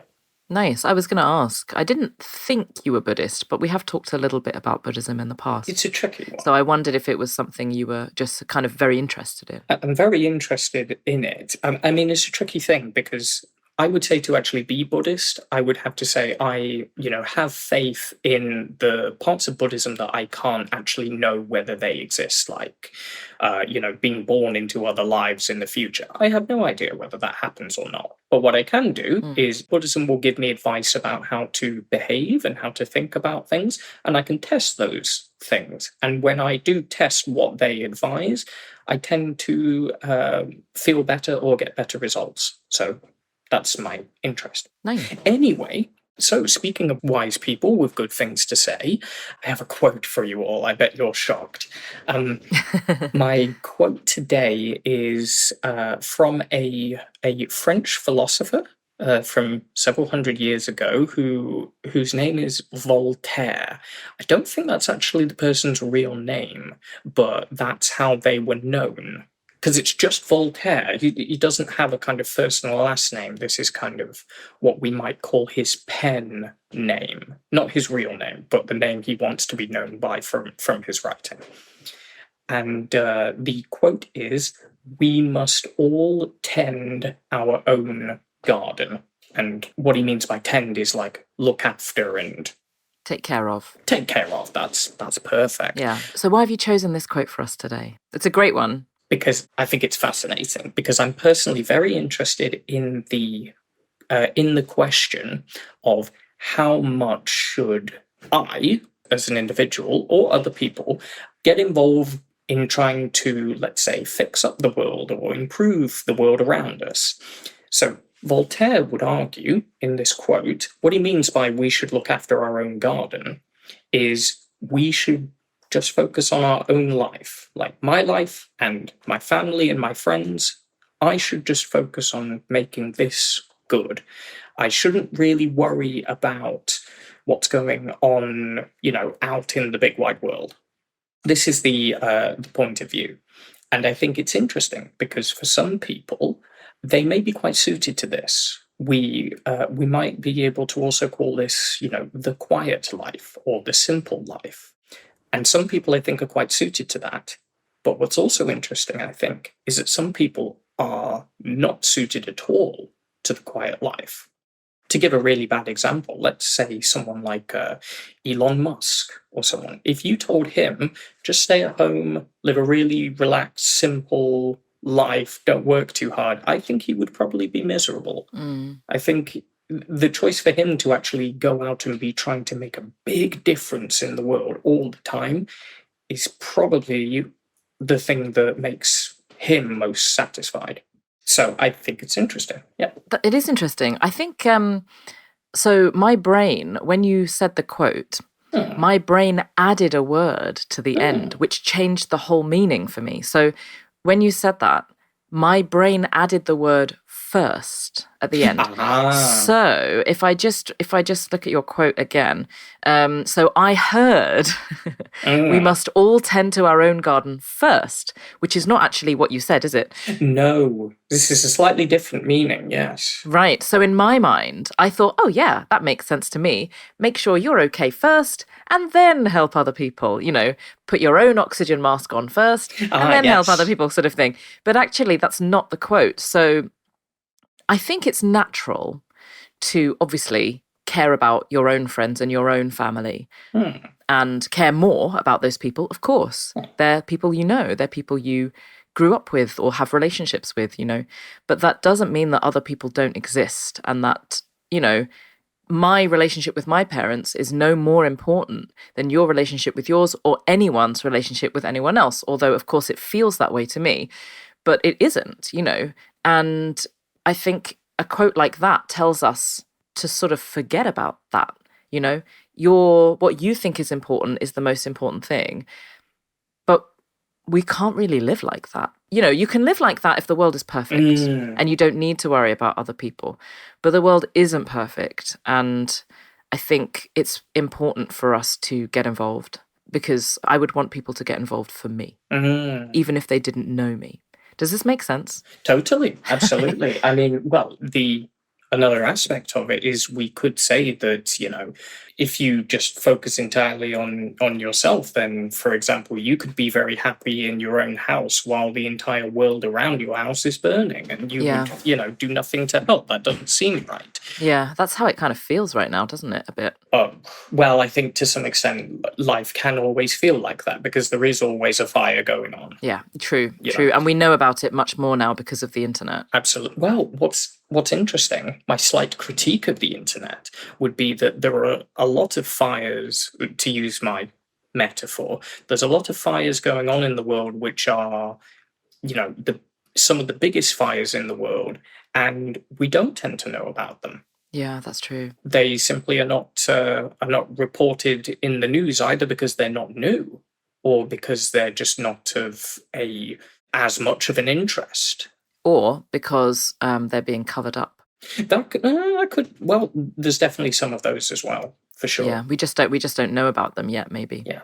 I should explain a little bit of context. The quote comes from a novel that Voltaire wrote, and I haven't read the novel, but I know that the general situation when this is said is that a character is talking to a person who is literally a gardener.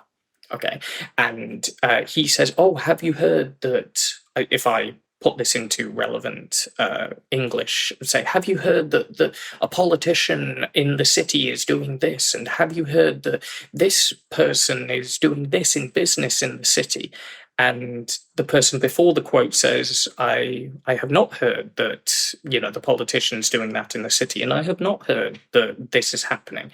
So it's not part of my garden, and we must all tend our own garden. Right. So I think it's interesting. You could argue in one sense that if the world is good enough, you could say, maybe not perfect, if the world is good enough and can be left to its own devices, to use an idiom, then probably this might make a happy life for the right kind of person. But you've also got the other point. If the world is burning, it seems wrong not to try and participate and help. Yeah, absolutely. It makes me think of, but then I'm thinking, you know, in a zombie apocalypse situation, which is always where my mind goes, you know, if I'm in a position of safety and everyone's being killed outside, what am I going to do? I don't know. I'd let people in. Yeah. Would I go out and help them? I don't know, but that's a different kind of thing, I guess. Well, to give a kind of opposite view to this, I'm doubling up. I'm giving a second quote. My word. Okay. Oh, wow. My word. Are we ready for it? I certainly hope so. So to give another quote, there's a poet called Charles Bukowski. A bit of a strange guy, but he's got some great poems. He wrote a poem that I forget the exact name, but it's often called "Go All the Way," and it basically says, if you're going to try, go all the way or don't even bother trying. Literally give up absolutely everything in your entire life for your cause. You know, give up your health, give up your relationships, and it will all be worth it to achieve your huge goal of changing the world.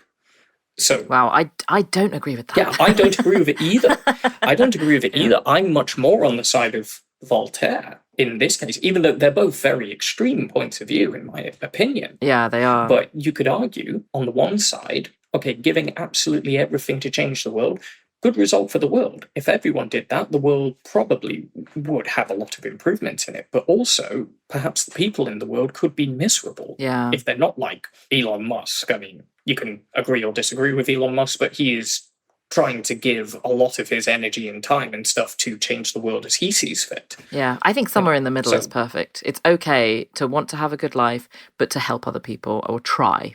And you don't have to give up everything to do that. You can just do your bit. I think that's okay. Absolutely. Okay, so I think that's probably a good place to wrap up. Interesting one today. Thank you. Oh, as always. So lovely to have all of you listening today. Please join our BritCent membership for the English and Korean transcripts of our podcast with key expressions, and check the link below for more detail.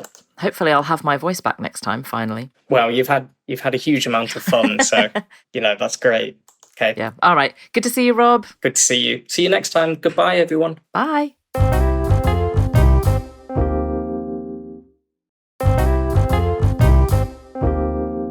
Hello, everyone, and welcome to our quote podcast. I'm Hannah. And I'm Rob. And how are you, Rob? I'm doing really well, thank you. How are you doing, Hannah? I'm all right, thanks. Yeah. What have you been up to? Let's see. There's nothing so exciting. I've been meeting some friends for dinner. I've been helping out my parents with some work in their garden. I've been That's nice. reading books and stuff like that. Terribly exciting stuff. How about yourself? Well, what have you been reading first? Oh, God. Okay. So I've been reading a book that is called House of Leaves, if you know this book. I'm not sure. It sounds familiar, but maybe I don't know it. I don't know if I might be totally wrong, but I feel like this is exactly your kind of book. It is a very, very strange book indeed. Oh, sounds good. Yeah, it's so weird because how do I describe this? It's not a typical story. It's basically a story within a story within a story. And it's a particular kind of literature that's called, I'll probably say it wrong, but it's like ergodic literature. What does that mean? It means you have to be an active participant in reading it. And what I mean by that, somebody recommended this book to me this year. The thing at the start of the book, on the first page, it says, "This is not for you." That's the first words of the story. And in a way, it's kind of not for anyone, but it's also a really, really popular book as well. Wow, sounds interesting. It's strange. It is. It's so difficult to describe actually, okay, what is the story? It's a story about a guy who finds some notes about a documentary that doesn't exist, and he goes through these notes that a guy has made who is blind. But it's about a documentary that he can't possibly have seen because he's blind, and the documentary doesn't exist, and the people in the documentary don't exist. Sounds cool. And it's kind of like a slow descent into the person going a bit crazy. Sounds great. Yeah, it's fantastic. So that's if that's exactly what you've been looking for a new book to read, which of course, why wouldn't it be? Then that's what I'd recommend. It's called House of Leaves by Mark Z. Danielewski. Cool. I'll check it out.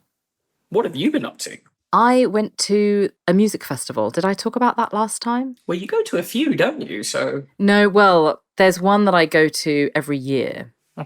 So we used to go, it's quite a small music festival. It's called Beat Herder. And it's a dance music festival. I'm not really into dance music, actually, but it's not always about the music, if that makes sense. Some of my friends know the organisers, and they've been going since the beginning, which was, I think, 20 years ago. I think this was the 20th year. So I started going, and at first we just went and we had fun. And then after a couple of years, so I guess it was 2019, right before COVID, the organizer said to my friend, "Hey, you have a music studio in York and you're a music guy. why don't you and your music studio have a little stage at the festival? Because there are lots of these different stages. Every stage has like a different feel and plays slightly different music. And because my friend plays music and his like music name is Washing Machine Repairman. Because he has a song about a washing machine repairman, someone who fixes washing machines. So he just, I don't know, he started calling himself Washing Machine Repairman. He's not a washing machine repairman, but that's his like music name. So the festival organizer said, your stage could be the laundrette. And we can have like lots of washing machines and you can have like bubble machines and clothes everywhere. So that's what we do now every year. We go to the festival and we run that stage now. And my band plays every year, which is really fun. And we have a great time. So now the festival is slightly different because we're not just guests, you know, we are crew. We work there kind of. We don't get paid. This doesn't sound like a normal standard music festival. It's not. I can't remember one like being to music festivals that kind of had so much of a theme with the different like stages. It's great. It's more of like a fun, you know, you go there and you have fun and everyone's just having a good time. You've got old people, young people, all kinds of different people go there. It's quite surprising and it's just good fun. Excellent. Yeah, I really love it. It's loud. Wonderful. It was too loud this year and we were camping really close to one of the loudest stages and that was honestly awful. And I had a really terrible headache one day and I missed that whole evening. And then it rained really badly the next day. But overall, it was great. And my band played and we had a great time. So it's good fun. Wonderful. Yeah. Okay. Yeah. Excellent. How big was the crowd when you played? It's never very big because we're quite a small stage, but I reckon there were maybe 30 or 40 people. That's cool. And a guy came up to us and said, "Hi, I saw you play last year and I loved it. So I made sure that I came to see you again this year." So we've got at least one fan. You've got groupies. Well, a fan. We've got a fan. Oh, that's so cool. Oh, and my friend Will is also our fan, so we have two fans. But yeah, it was fun. People seemed to enjoy it. Everyone was dancing. That's so cool. Yeah, and we had a good time, so we were really pleased. That's the most important thing. Yeah, absolutely. Do you have a quote for me today? I do have a quote. Let me just check that I've got the actual exact wording of the quote. Let me just quickly find it.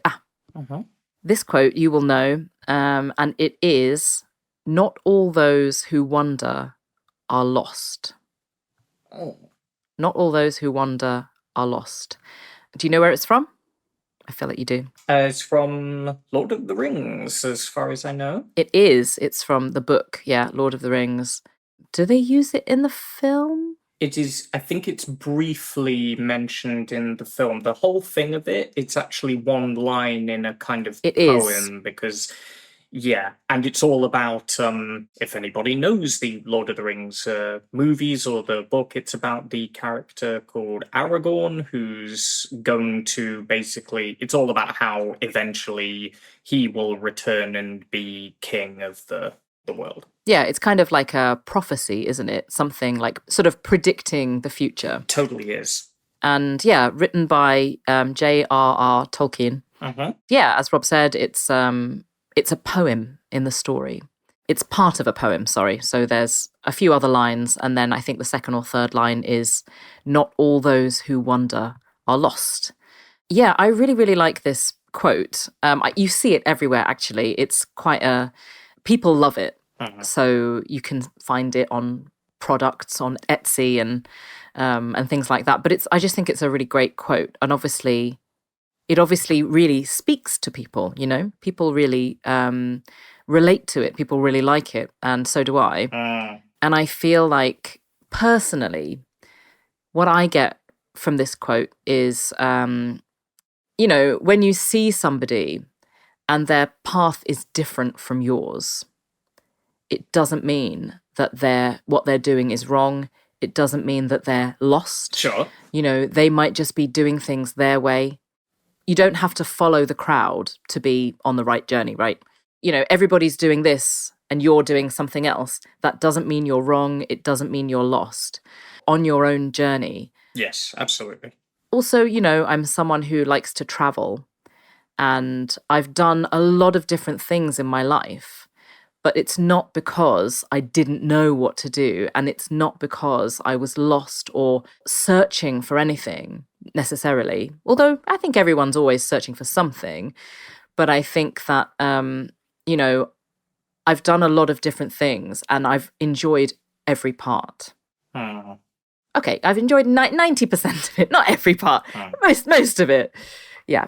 Well, I mean, you didn't enjoy being in the tent when it was like really, really loud music giving you a headache, but... No, that was absolutely awful. Okay. But generally, you know, some people are lost, you know? That's true. But it's not everyone. And I think, you know, you can travel and you can... We say, you know, she's traveling, she's gone to find herself. We say things like that, don't we? When people travel to kind of try to discover who they really are, to, you know, to see, you know, okay, I don't know what I'm doing with my life. I want to travel and I want to find out what I love and I want to find out what I hate and I want to find out what I want to do with my life.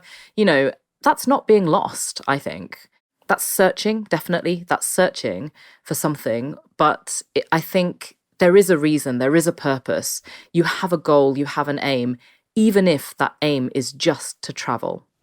It's still an aim. It doesn't mean you're lost. And I just really like the quote. In a way, I like the idea that you could maybe even say that, let's say, wandering is the aim to some degree. Absolutely. You know, absolutely. Like, I think some people say, like, being curious, like maybe you were when you're a child. This is something good if you can keep it when you're an adult, and just to do something for the sake of doing it, not because you know it's going to be really important and it's going to you know, it's going to get me more money or a better social position or something. Just doing something because you enjoy doing it is a perfectly reasonable and arguably a very good reason why to do anything. Yeah, I think that's a great perspective on it as well. Yeah. Do you ever think about this quote at all? I do a little. So Lord of the Rings is probably my favorite story. It's definitely my favorite set of movies. And I have a map of the world of Lord of the Rings in my bedroom. Middle Earth. I got it as a wedding present because, you know, I'm a nerd. And what do you get a nerd for his wedding? You get him something like this. And the person who gave it to me in the card, they wrote, like, you know, to Rob, not all who wander are lost. He wrote it in there. Oh, that's really lovely. So everyone knows it as like a very famous quote, also to do with Lord of the Rings. And I mean, I think it's pretty great just because I love the story of it. And I think this is a good part of the story. If you were to look at like the character of Aragorn, he's not trying to be king at all. He's trying not to be for a long time. Yeah.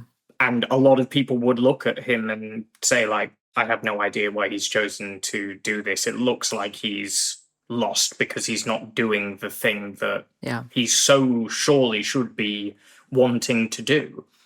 But he finds his own path to that end point. Yeah. But it, as you say, it's his own path, and he's not doing anything wrong or making any bad decisions. No, and I think, especially because it is sort of a prophecy, it is a kind of prediction. He is sort of destined, you know, he's meant to become the king. I think everything he does on that path is leading him towards that. It's helping him to become the person he needs to be in order to move forward. You know, he's not wasting time.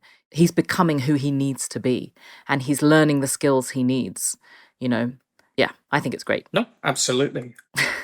One like small detail, if people have seen the movies, okay, I won't spoil anything exactly, but there is an important person in the movie who sort of dies early-ish in the movies.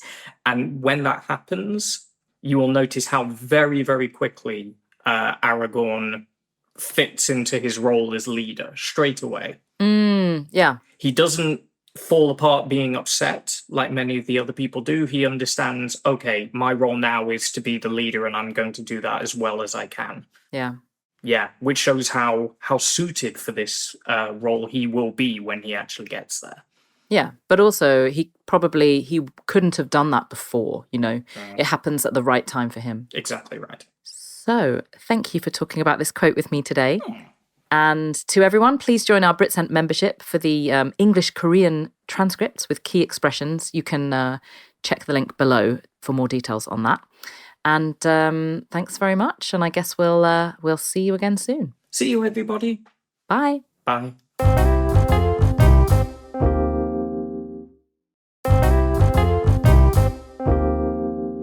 Hello, everyone, and welcome back to our Quotes podcast with me, Rob.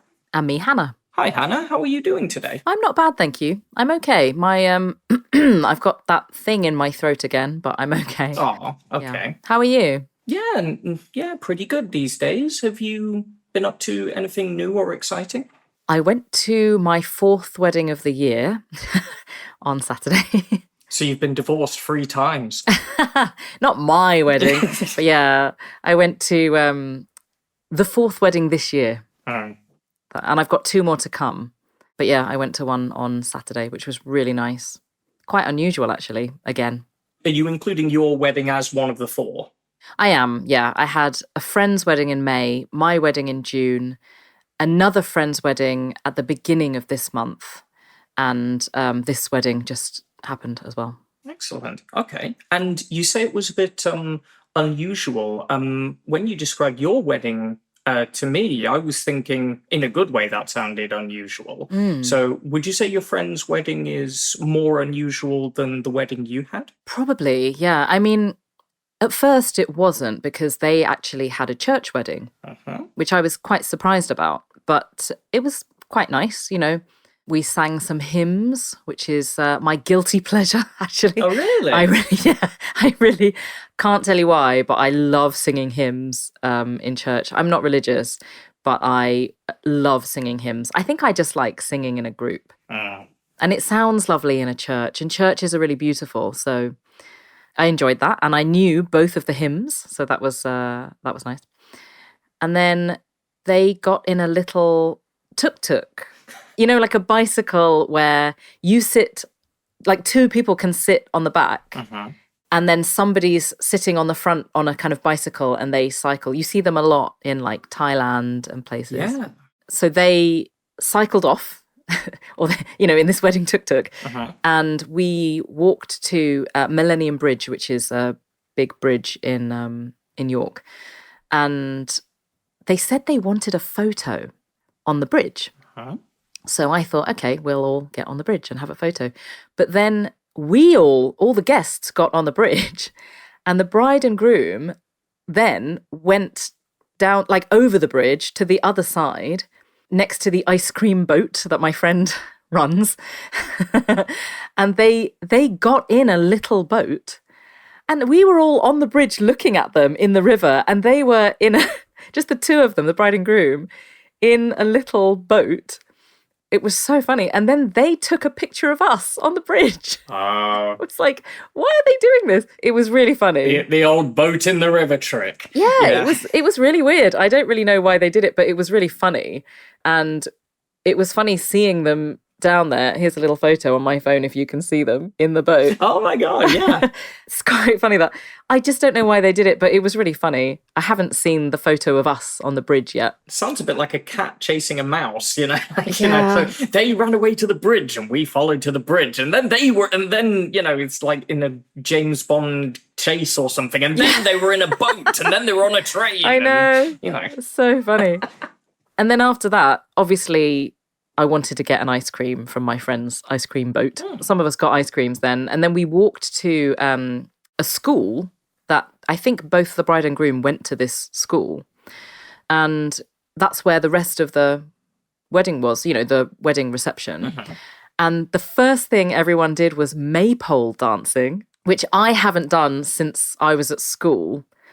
For all our listeners who have no idea what I'm talking about, maypole dancing is a very old English kind of dancing, traditional dance, usually done on May Day, I think, which is the 1st of May. And there's a very, very tall pole, and there are lots of ribbons, coloured ribbons attached to the top of the pole. And people stand at the bottom of the pole, obviously, and everyone holds one ribbon. And then everyone kind of dances around the pole, and the ribbons get pulled tight to the pole as people dance around. And then I think you dance back and the ribbons sort of undo. So it was really fun because everyone was terrible at first. So I enjoyed that. And then there was some English dancing, sort of ceilidh dancing, barn dancing, I guess you can call it. And that was really fun. And then we had some wedding speeches, and then different people were playing, lots of their friends played like one song. And Hannah and I'm Hannah 1, she's Hannah 2. We played a song together that they asked us to play. And then there was some more speeches, and then there was some food, and then more bands played. There was more music and more dancing, and it was really nice. It sounds like quite tiring by the end of it, though. We actually, we left a bit early because I would stay till the end, but my husband, my word, he always wants to leave early, so we kind of compromised, and he stayed a bit longer and I left a bit earlier. So that was a good compromise. I guess you have that experience as well that so I've been married for 6 years, and it still feels weird to call her my wife. Does it? And whenever she calls me, this is my husband or something, she's like, husband. You're like, yeah, exactly. Still feel that way. Yeah. I think I'll feel that way, when I'm probably 80 years old or something.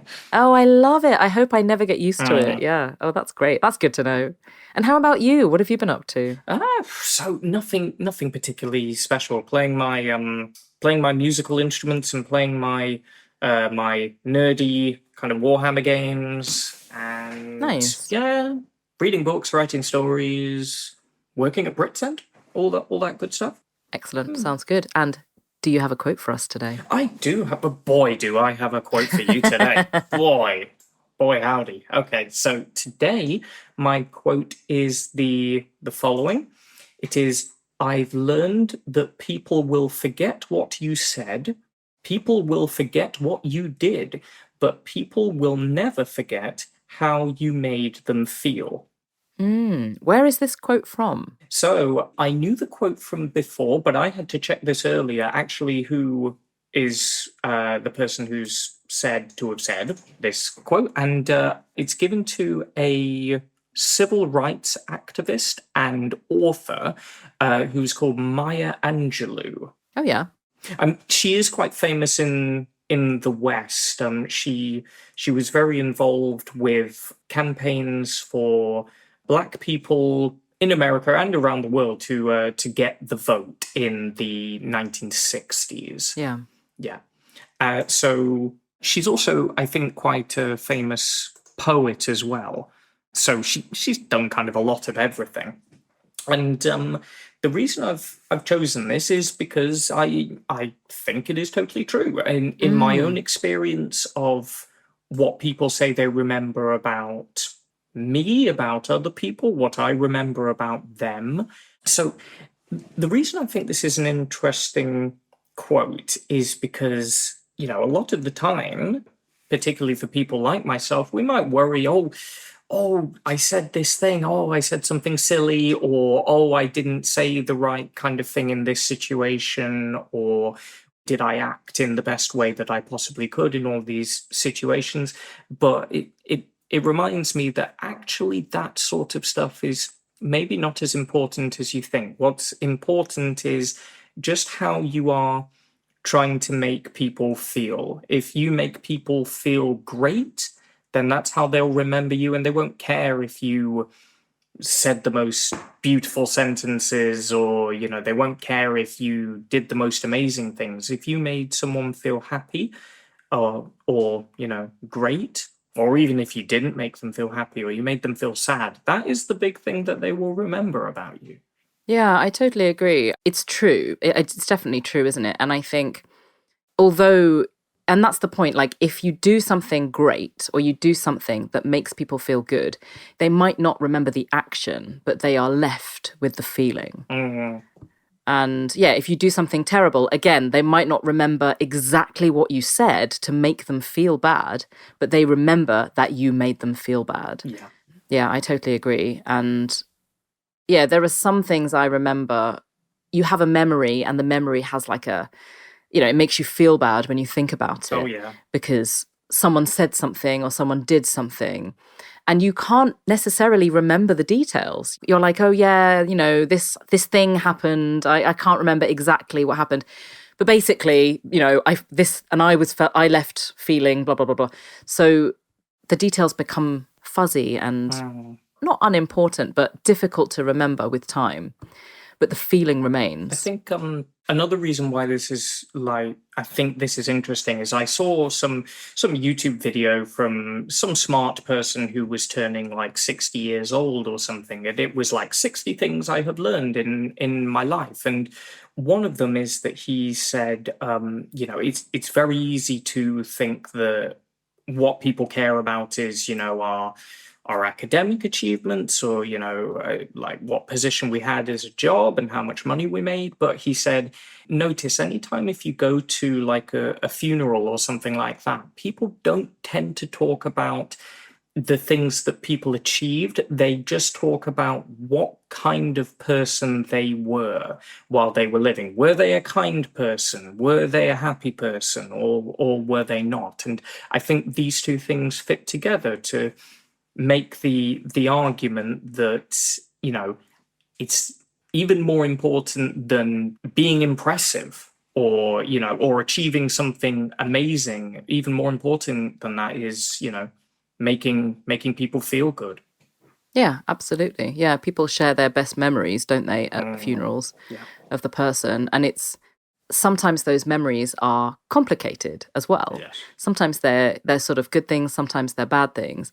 But generally, it's the feelings that stick with you. Yeah. You're absolutely right. You don't say, oh, yeah, remember when Granny did this? We don't talk about that. We say, oh, she was such a great person. She always helped me. That's the kind of stuff we remember. If we do mention anything about what someone achieved in their life, it's usually always attached to kind of some emotion or something like that. Yeah. We definitely would, I think it would be strange or something to, let's say if you have Steve Jobs, for example, when he passed away, I'm not sure his family at the funeral would have been like, oh, I remember when the iPod came out and when, that I was, that was what I'll remember Dad for, releasing the iPhone you're right. in 2008. That's what my dad means to me, Yeah, absolutely. Yeah. Okay. So, everyone, please join our BritSent membership for all the English and Korean transcripts with key expressions, and please check the link below for more detail. So, happy to spend another podcast with Hannah and you all. Yeah, it's been lovely. Of course. Okay, so see you all next time. Bye, bye, bye. Bye.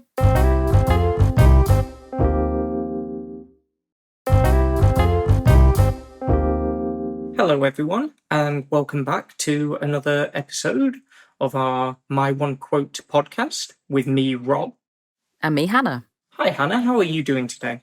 I'm fine, thanks. How are you? Yeah, really good, thank you. Anything new or interesting? Not really. I've been ill, so I haven't really done much over the last few weeks. My friend came to visit, which was nice. I met her in York, but then she moved to the Lake District for work. So it's nice when she comes back and we can hang out. It's really good. How about you? Oh, yeah. What have you been up to? What have I been doing?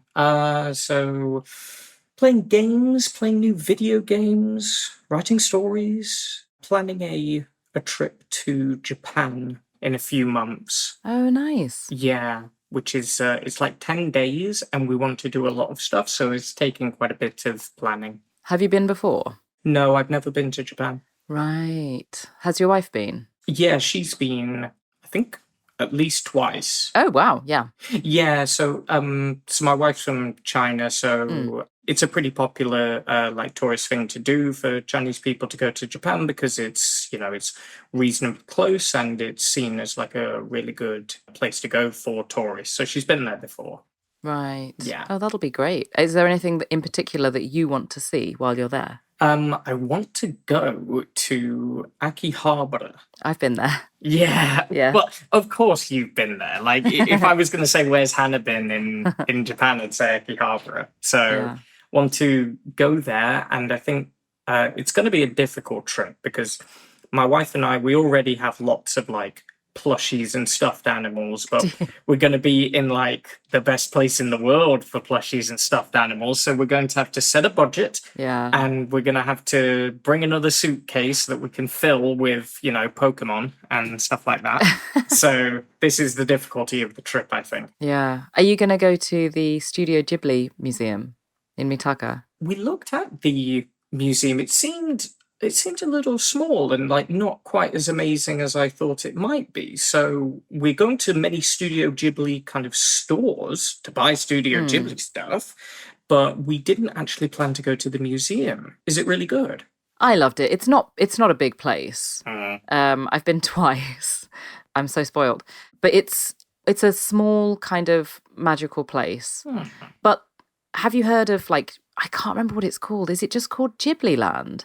There's like a huge new Studio Ghibli theme park, amusement park that's opened somewhere else in Japan that looks amazing. I think I heard that this was being built, but I didn't know it might be done. And I'm not sure where it is. Yeah, it is done. I'm just gonna Google it really quickly. Ghibli Park. It's called in Japan. Obviously, it's quite a big place. It opened in 2022. Which city is it in? Oh gosh, what does it say here? Nagakute? Okay. It's not currently on the travel plan. Right. So that will have to be the next trip to Japan. Right. Yeah. Oh, well, I'm excited for you. That's great. When are you planning to go? The start of October. Oh, great. Yeah. So I don't deal well with like a lot of heat, so I don't think it would be a good idea for us to go like in the summer. So we're waiting until just after that. Yeah, I went to Japan in January the first time, which was great. And then I went in, I think it was July or August, and it was awful. Yeah. From Korea. And then I went once more in, I don't know, maybe the summer again. And it was pretty awful, heat-wise. Lots of people too, which makes the heat worse. Yeah. Yeah. I have a quote for you today, Hannah. I'm excited to hear it. What's your quote, please? I bet you weren't expecting that one. So my quote today that I have chosen is the following. There are no solutions, only trade-offs. Now, can you explain that quote to us, please? Yes. So, you know what solutions are. Solutions will be results that can get you what you want. And totally get you what you want. They solve problems, let's say. And trade-offs are more like you're not going to get exactly what you want. You're going to lose something that maybe has some level of value to you to gain something else. So I guess the point of this quote is that there are no perfect answers. There are no perfect results that you can get. If you gain something, you will also be losing something at the same time. Where does this quote come from? So this quote is from an economist who is called Thomas Sowell. I think I'm pronouncing his last name correctly. I believe he originally said it in a economic context. Right. But a lot of people look at this quote in just a big life context, because I believe it's true in economics, but also in daily life as well. So I think the reason why I chose this and why I think this is interesting is because let's say you're trying to make a decision. Should I do this or should I do that? And I think maybe a problem we can have sometimes is that we might feel like there is a correct answer and a right answer, and therefore one of the others is a wrong answer. But I think the quote that we've got there is saying something that's a little bit more true than that, which is that nothing is perfect, and you can't get a perfect life, and you can't make a perfect decision. You have to trade something for it. The best you can do is you can trade something you don't want that much for something you want more. Yeah, that's how I think of the quote. I mean, does that, do you relate to that idea? It's difficult because I've never really thought about that before. So when I hear you say it, there are no, what was it? There are no solutions, only trade-offs. That's very interesting. I've never really thought about it. I mean, it's interesting. I'm trying to think, can I disprove this? Can I? Yeah, sure. Do I believe this? I'm not sure, honestly. I think you're probably right. There are probably always trade-offs. Yeah, there probably are. I'm struggling to think of an example, really. I mean, can you give us an example? So if we were going to think, now this example suggests that the quote is correct.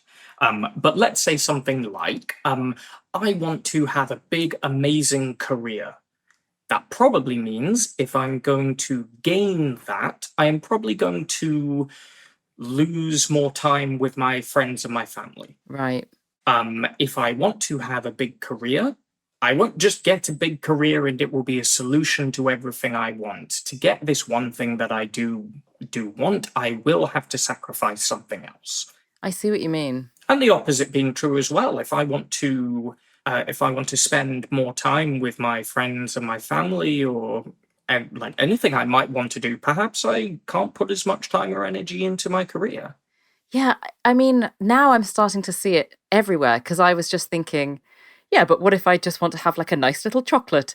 But then I have the nice little chocolate, but then the trade-off is it's going to make me put on weight, which I don't want. This is the thing. There is I think the reason why I haven't thought about this all the way down to its depths yet, but I guess you could say the reason why this could be true is because I think we could probably all agree that nothing is perfect. Right. And we could probably also agree that we don't have endless time, energy, money, good emotion, let's say. And because those things are true, I think that if those things are true, the quote probably has to be true as well. Yeah, I think you're right about that, because you're right. You're always sacrificing something. You're always giving up something, right? Yeah. If you want a nice clean house, you have to spend that time doing that, or pay someone, and then you're sort of sacrificing money. So there's always a trade-off. Yeah, that's interesting. I've never thought about that before. There was one strange example to bring into this, that I was talking about food with a student before, and I was saying, I feel like with food, for example, there's different things that you might like food to be. For example, you might like it to not cost too much money. You would like it to taste good. You would like it to be healthy. And I guess you would also like it if it didn't take a huge amount of time to prepare. Right. But what I feel is, I mean, I only came up with like one food, in my personal opinion, that fits all those four different things. A banana. Sorry. Tomatoes, actually. Because I really like the taste of tomatoes, but some people don't. But I think in a lot of cases, if you are getting one benefit, for example, of a product or a service or something, you're losing something else. Maybe this is a better example. You remember we have a thing in English, we say you can have it cheap or quick or good. You can have two of these, but you can't have three. Right. Yeah. So you must sacrifice something. Yeah. So it can be cheap and good, or it can be cheap and quick, or it can be quick and good. Yeah. Or another one I can't remember, but it can't be all three of them. Absolutely. So if I were to think, okay, what's the use of this quote? What could that actually do that is useful for me? I guess if there's anything, it would come back to the idea that don't feel like anything is perfect. Sometimes we might feel like something is perfect. It's probably not the case. There isn't going to be a solution that fixes all of your problems or anything like this. And maybe it would be a good way to make decisions and things like that, to think about, okay, what am I happy to lose for what am I happy to gain? Yeah, I think that makes a lot of sense, especially in your life when you think, okay, you know, if I work more, I'll make more money, but I'll lose time. You know, which one is more important to me at this moment? Yeah, that's interesting. A kind of like one related thing. Do you know who Alain de Botton is? The name is very familiar, but I don't know why. He's a philosopher who is still alive. He's actually a living philosopher, which is amazing. And his point of view in terms of this quote and these ideas. Now I've completely forgotten my point. Oh, no. I had a point, believe it or not. I really did. I believe you. I do believe you. No. I was just spinning out time. I was hoping a point would materialize in front of me. You can't leave us hanging like this. What are we going to do? Give me a minute. Hold on. All right. And you just talk to the listeners for a moment while I think, like play some music or something like that.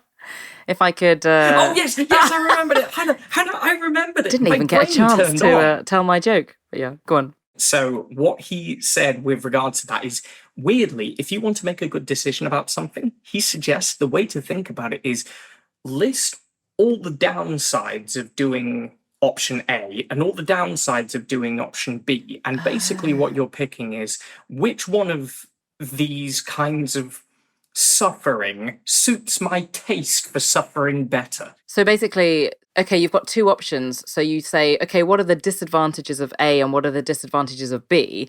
And then look at the disadvantages and say, which of these disadvantages can I live with? Like, yes, exactly. Right. Exactly. That's interesting. Yeah. So this is like, now this would totally go with the idea that, yeah, there's no perfect answer there.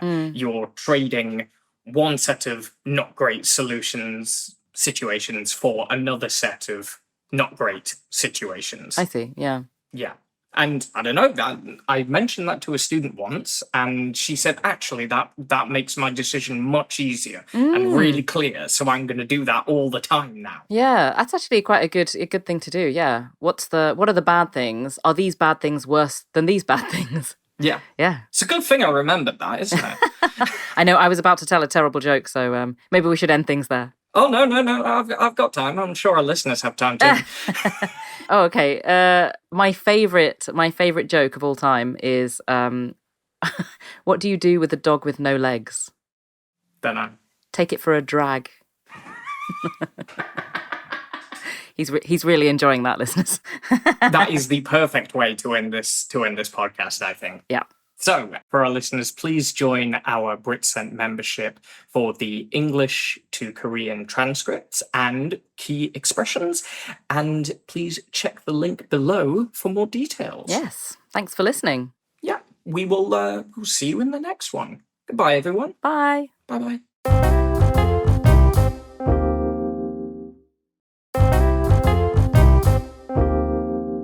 Hello, everyone. Welcome back to our quote podcast. I'm Hannah. And I'm Rob. How are you, Rob? I'm doing really good, thank you. How are you doing today? I'm fine, thanks. Yeah, I'm okay.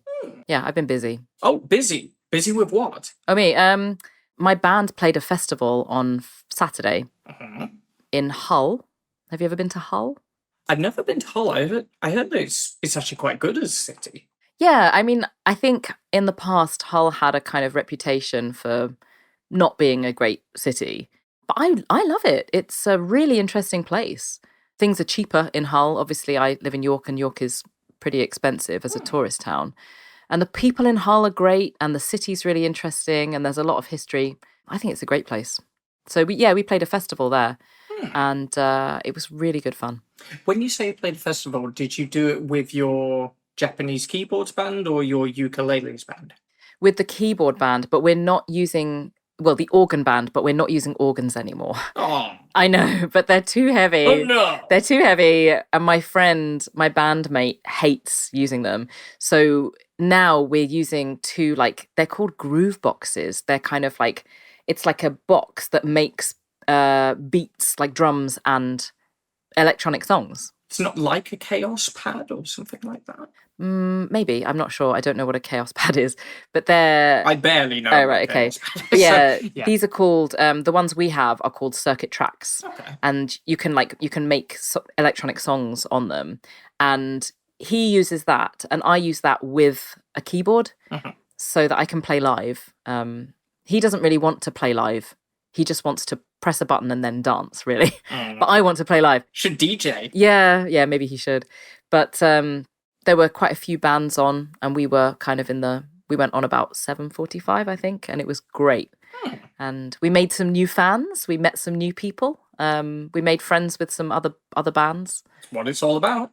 Yeah, we had a really good time. So it was great. Lovely, lovely. Yeah. What have you been up to? Oh, nothing very special, to be honest. Just hanging out with friends. Oh, I'm trying out some new food because my wife went back home to China to visit her parents, and then she came back to the UK. And normally, living in the UK, she's fine with the food. But she came back and she's like, okay, the contrast compared to the food I've just had back home, this food is really, really bad now. So I was like, okay, give me a list of like different Chinese dishes that you want to have, and we'll just have that. So now we're having Chinese food every night for dinner. What, you're cooking it? Cooking it, yeah. It's too expensive for us to go out to restaurants that often and stuff. So yeah, we went to the Asian supermarket and got all the different ingredients, and now she's very happy with the food that we're eating at home. Oh, that's lovely. That's so nice. Oh, you're such a good husband, Rob. Oh, oh, that's lovely. The viewers can't see it, but I'm blushing. Yeah, that's great. That's really, really nice. What a lovely thing to do for your wife. That's good. Yeah. Well, I said to her, like, I want my wife to be happy, and Of sometimes I course. will try and make that happen in certain ways. But I said to her, you know what? I should just remember like basic things, like, you know, as long as things like the house is clean and we've got good food Yeah. for dinner and stuff like that, that's probably what's going to make her happier. And she said, Absolutely. yeah, that's probably correct. Yeah. Oh, that's lovely. yeah. That's really, really nice. Yeah. Good for you. Aw. Okay. Do you have a quote for me? I do. I kind of have two quotes because they're related. But this quote comes from the film Mean Girls. Have you seen it? I haven't seen Mean Girls, but I know the idea of the film, and I love what it's about, even though I haven't seen it. I love it. I highly recommend it. It's a really funny film. It's great. The characters are great. It doesn't take itself too seriously. It's funny when it wants to be funny, and it's serious when it needs to be serious. It's just great. It's really, really fun. And yeah, I recommend it. And there's a character called Janice, and she's probably my favorite character. And at one point in the film, she says, "There are two kinds of evil people in this world. Those who do evil stuff, and those who see evil stuff being done and don't try to stop it." Which is quite a deep quote for Mean Girls, as yeah, I'm sure you can. I was surprised to hear that, but I'm like, oh, well, that's deep. Yeah, it is. Whoa. And you know, she's so right. Like, if you see evil stuff, bad stuff being done, and you do nothing, then you're kind of as bad as the people who are doing it. Is that what do you feel the same way, or would you agree with that? I think, I don't know. I think it would be a very difficult question to answer in all situations. True. In some situations, that I think is definitely true. But I think situations exist as well where I probably would not think that that's true. Could you give us an example where you feel that someone not stopping the evil is as bad as the person doing the evil? So we have some like really bad police in the UK, right? Like, you know, in the Met Police in London. I have no idea what you're referring to, Hannah. Yeah. We don't have police in the UK. Like, yeah. So a lot of the police in the UK are, you know, great people. Yes. But in London we have the police called the Met Police, right? London Metropolitan Police. Yes. And there have been what people might refer to as a few bad apples. Yes. Which are, you know, policemen who are not great people. You know, they've done terrible things, mostly to women, and they've said terrible things about women. And there have been a lot of other police officers who have listened to them or who've known about it, and they've said nothing and they've done nothing, you know. So in that case, I would say they're letting it happen. They're letting the bad things happen. Yes. So then in that case, it's almost just as bad. I find it's not as bad. It's not as bad, but it's still bad, This is the part of the quote that I would think is interesting, is if I'm understanding the quote correctly, Janice is saying that those who do allow something to go on, they are also evil. Like, they would count as evil people. Yeah, she's not saying they are as bad as the other people. But it's a different kind of evil. It's a different kind of evil, yeah. It's still, it's another kind of evil.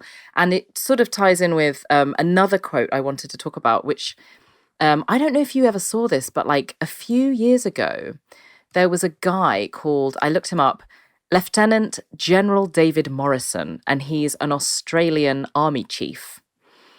And he made a video, about, I think it was sexism in the army. And he basically said, like, if you see something, don't ignore it. If you know something, don't ignore it, because he said, and this is the quote, it's amazing, the standard you walk past is the standard you accept. That is true. Which means, yeah, if you see something bad and you just keep walking, then you are saying that's okay. Yes. And I was like, wow, I thought it was a really powerful thing to say. And so did everyone else. I mean, that video went viral. Everyone watched it, And I thought it was amazing that he said that. And I think it's, he was talking about sexism, but you can use it for anything, Yes, of course. The standard you walk past is the standard you accept.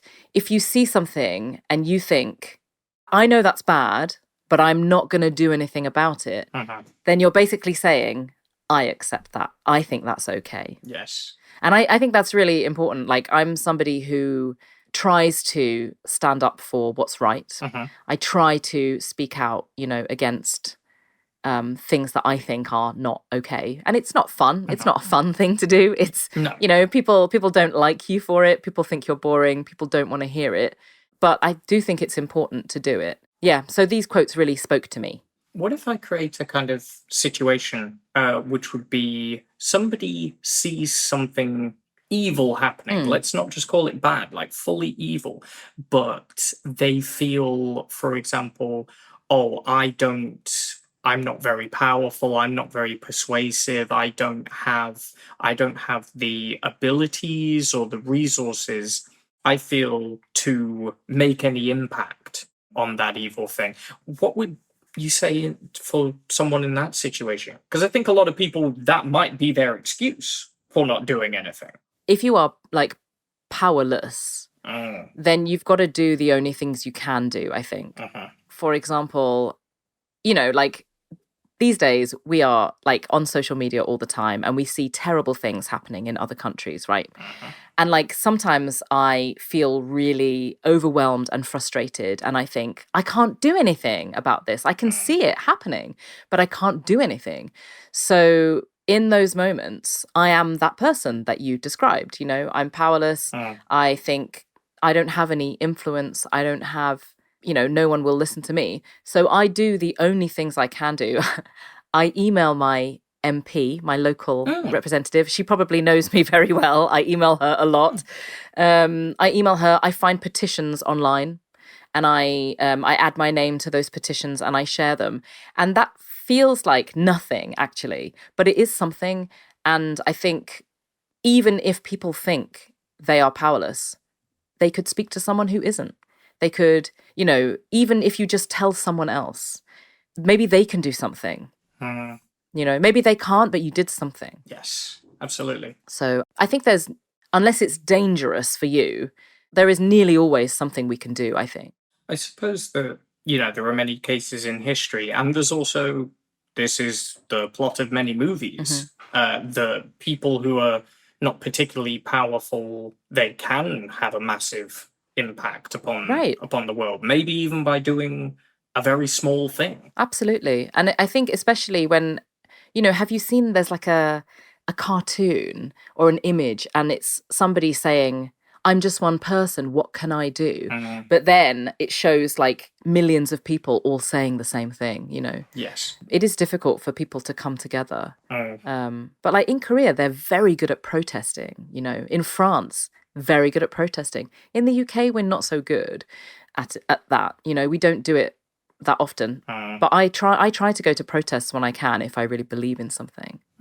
Yeah. So that's our quote for today. Hey, fantastic. A little bit serious, wasn't it? Whoa. Yeah, but I do recommend watching Mean Girls, just to go back to that. I was going to say, to balance out the podcast, we should circle back to Mean Girls. Yes. It is really good. It's a great film. It's really fun. It's like, you know, it's a film about teenage girls, but it's so much more than that. I really recommend it. It's great. I think there's a musical that's come out, like Mean Girls. That's cool. But like a Mean Girls musical film. Oh, okay. I think. Like High School Musical, kind of. I guess so. I've never watched that, but it's kind of like that. But I watched a trailer and I thought it was quite weird because it's like the film, but different actors doing the same stuff. It's really strange. Okay. I think there might be a musical as well, like a stage musical, I think, but I've never seen it. Wow. That would be really cool.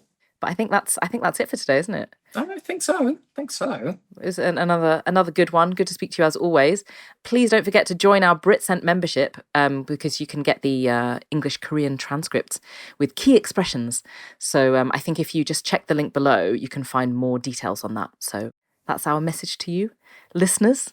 And we hope you have a good week. And yeah, thanks very much. Good to see you, Rob. Good to see you, Hannah. See you again soon. See you next time. All right, bye. Bye.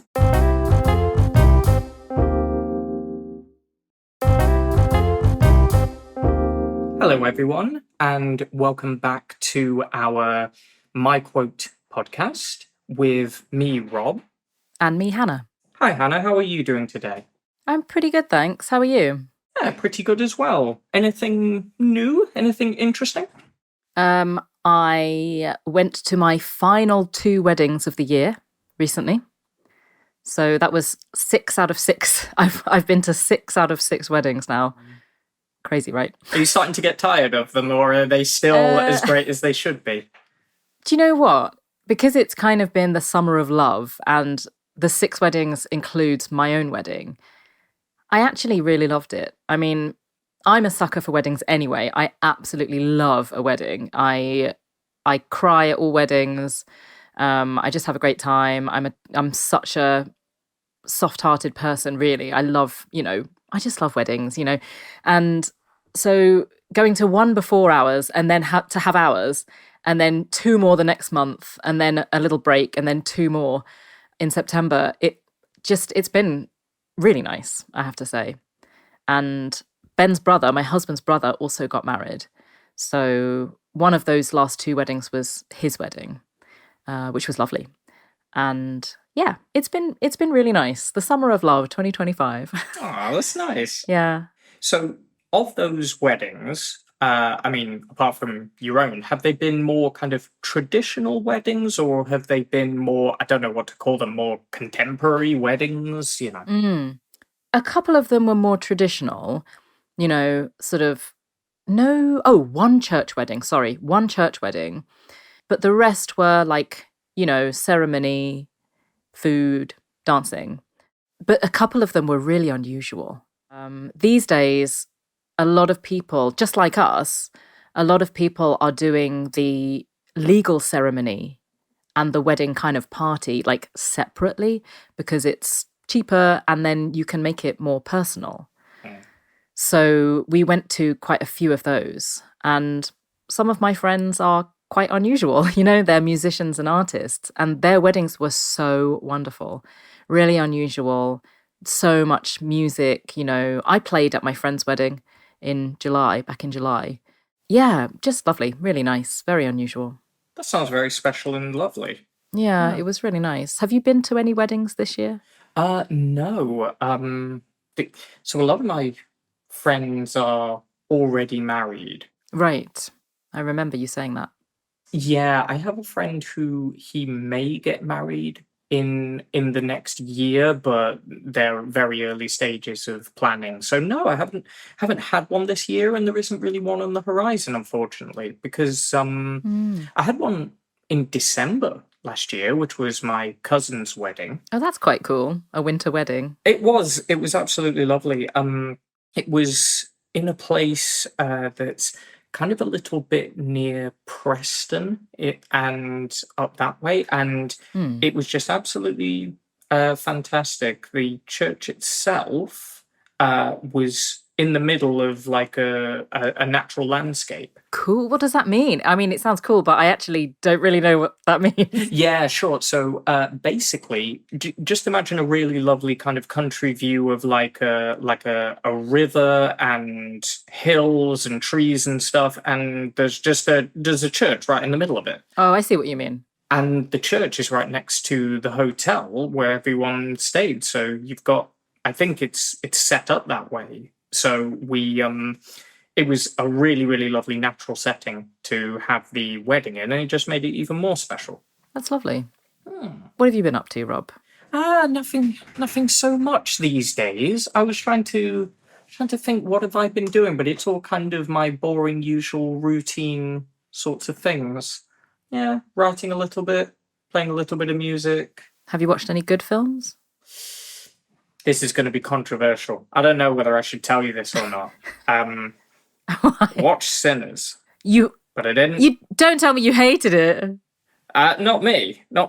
I thought it was pretty good, and my wife was not that fussed about it. We got about halfway through, and because we usually watch movies at like dinner time, right? So we watched about half of it, and I thought it was pretty good. And then I said the day afterwards, "Oh, do you want to carry on with that movie?" And she was like, "Eh." You didn't watch it all in one go? I knew you would be disappointed. This is why I didn't want to say anything. You just blame my wife. It's what I do for most things. So it's fine. But I did think the acting was pretty great, and some of the casting's excellent, isn't it? Well, if people haven't seen the movie, this might not make too much sense. We're talking about the movie Sinners, just to remind everyone. Yeah, that I saw at the cinema 4 times and nearly saw again the other day because it came back to our cinema. Is it spoilers to say what the supernatural element of the movie is? I don't think so. I don't think so. Vampires. So yeah, it's like a historical setting, but it's a vampire film. It's great fun. So anyone who likes kind of movies, I did like one thing, the vampires, they look like normal people. And then there's a shot that I'm sure you're going to be aware of where one of the vampires who looks like a normal person just like flies into the air instantly, but the camera cuts immediately to the next scene. So it's almost like what we call a jump scare. Yeah. It's almost like really fast. You're like, oh my God, he's flying. And then, oh no, don't pay attention to that. We've got a lovely scene over here. And you don't know what happened in that moment. I know exactly the moment you're talking about. It's really fantastic. But I think I'll probably finish watching it at some stage recently. But yeah, it wasn't one for the wife, I'm afraid. So fair enough. I mean, it's not going to be everyone's cup of tea. But I'm glad you haven't finished watching it. But you can't be glad it's not done. I'm glad you've started it. Got about halfway. Yeah. Anyway. Got about halfway. Do you have a quote for us, Rob? I actually do. Imagine all that build-up and I don't have a quote for you. Yeah, I've got one. We'd be like, all right, bye everyone. Thanks for coming. Not really. Yes, I do have a quote. And boy, howdy, do I have a quote for you. Okay. So this is a quote. It is from a philosopher who was from Scotland, who is called David Hume. And David Hume's really smart. He's got a load of interesting things to say. And this is one of them. His quote is the following: "Reason is, and ought to be, the slave of the passions." I will let you explain that one for us. Great. It's slightly written in old language, as you can say. We probably wouldn't make sentences that say things like slave of the passions anymore. But what he's saying here, as I understand it, is that we might think that we're being logical about our reasons why we want to do something, or maybe why we don't want to do something. But the reality probably is that we are led first by how we feel about the thing, and then we choose logical reasons that support how we already emotionally feel. So let me give you an example. Let's say someone was deciding whether they wanted to have children or not. Okay, so if somebody emotionally does want to have children, then they might give a lot of logical reasons why that is a really good thing to do. And there are lots of them that they could choose from. But if someone doesn't want to have children, then they would probably give a lot of logical reasons not to have children. And they're not picking those logical reasons because they're the most logical. They're picking them because they already fit the emotional feeling that they have. Oh, that's interesting. Does that make sense? Yeah. I think that's a good example. Yeah. So go on, sorry. Sorry. So yeah, that's the point that he's making, is that we might think we're being really, really logical when we make decisions, but actually we're being emotional, even though we don't realize it. And is he saying that's kind of a good thing or a bad thing, or is he just saying that's what we do? Well, he's saying here in the quote, he says, reason is and ought only to be. So he's suggesting that it's a good thing that we are led by our emotions rather than just cold reason. That's another big question that we could have. So I guess there's two parts to this. One would be, do you think he's right? Do you think we make decisions even when we think we're being logical, we're actually just being led by our emotions? Do you think that's true or not true? Me personally? Yeah. I don't know. Easy question to answer. Personally, I'm quite a gut feeling person. So if somebody says, hey, let's do this, I have an immediate reaction to that, right? I'm like, oh, yes, or oh, no. And that's kind of my emotional reaction, my gut feeling. And then maybe later, my logical head will say, oh, yes, maybe we should do that because, or, oh, maybe we shouldn't. So personally, I think, yes, I am a slave of my passions or whatever it was. I think that I'm a heart over head person, if that makes sense. Good. That's not to say that I don't consider the logical reasons, but I think I probably have an emotional feeling or response or reaction or reason. And then I think about the logical reasons to support that feeling, probably. Although I will change my mind if the logical reasons are good enough. You know? So I might put those up first, put those emotional-based reasons first, but then if someone has a logical reason that makes more sense or is better, then I might say, okay, yes, you're right. You're being logical. That makes sense. Does that make sense?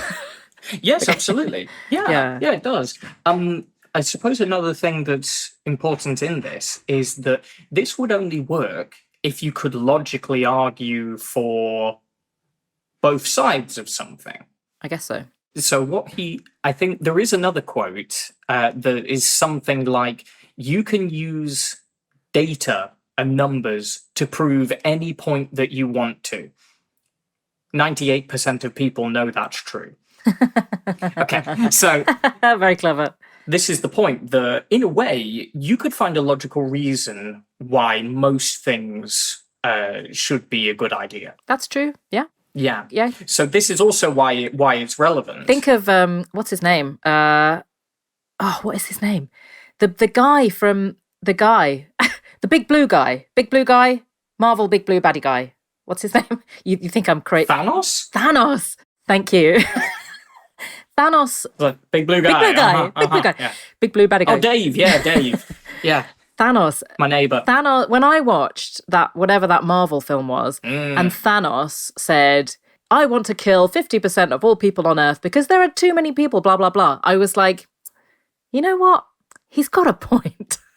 Yeah. A lot of people say they think he's a good bad guy because his reasons are actually not terrible reasons. Yeah. Like I'm pretty against murder, but he had, he logically gave his reasons why he wanted to do it, and I was convinced. Sure. Yeah, I was like, all right, man, go ahead. We've got halfway with our thing, so you feel it's probably true that we're a bit more led by our emotions than by our reason. I can only speak for me personally. Of course. But then we've got the other part of it, which says it should be that way. That's a good thing. Do you think that it's a good thing, if it is the case? Or do you think it's a bad thing? I think it depends on the person, because some people's emotional reaction will be based on fear, and maybe they don't know, fear and not knowing something and worry. And someone else's emotional reaction will be based in love and excitement and adventure, So I think it really depends on the person. And you need to know yourself. You need to know your reactions. You need to know if you can trust yourself. I know that I have a gut feeling, but I can't always trust that feeling. Sometimes I need someone else to say, no, Hannah, don't propose to your boyfriend on your own birthday. That is a stupid idea. Yes, this is a real situation. And I got really excited about it. I was like, this is the best idea I've ever had. I'm going to take him out for dinner on my birthday and propose. And all my friends were like, absolutely not. Do not do that. That's a stupid idea. Was that the day you proposed in the end, or was it like the week after? No, in the end, my birthday's in November, and in the end, I proposed just before Christmas we had like our own mini Christmas, and that was the perfect time to do it. Okay. So yeah, my gut feeling is not always to be trusted. That's true. But that's why I ask other people, and I'm willing to be told I'm wrong, and I'm very often wrong. So I think you need to know yourself, and you need to trust the people around you in order to discuss that, I think. Lovely stuff. Lovely stuff. Okay, so I'm going to wrap up there for today. Please join our BritSet membership for the English and Korean transcripts with key expressions, and please check the link down below for more detail. So I will see you next time, Hannah. Hope you have a lovely few days. See you next time. Hope you do as well. Bye. Bye-bye.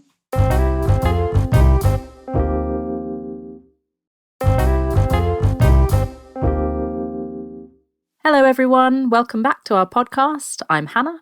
And I'm Rob. And we've got some quotes for you today. But first of all, how are you, Rob? I'm very well, thank you. How are you doing? Not bad, thanks. I've been ill, but I'm okay. Oh, I know. cold, flu? It was COVID again. Oh, again. Oh. I know. It's going around. So many of my friends have had it. So it's been quite a bit boring recently. I haven't been up to much. I've just been ill, really. And tidying my house a bit. What have you been up to? Kind of similar, but I haven't had COVID. I think my wife had a cold, but somehow I didn't actually catch it. Oh, well, that's good. That's good to know. I always think I'm going to, but sometimes I don't, which is really strange. I've been losing a little bit of weight. And is that good or bad? That's good. Look at me. Okay. Look, students can't see, but trust me, if your students could see me, you'd know that's a good thing. I'll just describe Rob. He is a very nice, normal-looking man. Normal-looking fat man, yeah. Sure, that's me. You look great.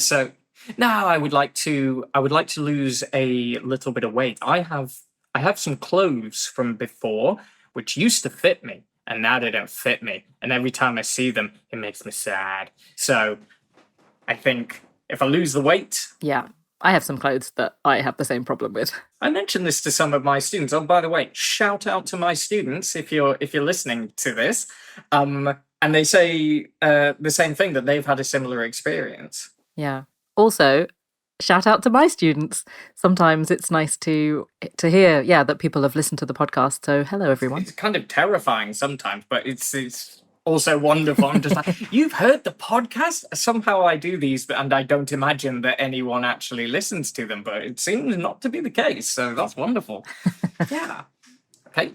Oh, well done for losing weight, if that's something you wanted to do. Yeah, absolutely. I'm not done yet. Need to lose a little bit more. I'm about halfway to how much weight I would like to lose. Great. Well, I think you're looking great. Oh, thank you very much. Very kind of you to say so. And so really nothing else apart from being ill. Have you seen any good movies or? Not recently. We've been watching. We watched Next Gen Chef. I don't know if you've seen that. I don't know this one. No. On Netflix. It's a reality kind of cooking competition. And we quite enjoyed it because they're youngish, in their mid-20s kind of age, youngish chefs. And they're all really good. And it was quite a good cooking competition that we enjoyed watching. But other than that, we've been watching Yellow Jackets. Have you seen that? Have I talked about that before? Maybe. I don't think so. Could you tell me about it? It's on Paramount in the UK. So you can't watch it unless you have Paramount Plus, which is quite annoying, or Paramount, whatever it's called. But it's about a group of young women, like school-age women, girls, I guess, girls. And they're American, but they have a football team. So they would call it a soccer team in the US, but we would call it a football team in the UK. And they are a good team. They're really good at what they do. So they're going to take part in like a national competition. And they are flying to the competition. This is set in 2 different time periods. So when they're young, it's set in the 90s. I don't know when it is, 1992, 93? I can't remember. But they're plane crashes. I was thinking this sounds like Lord of the Flies. You know.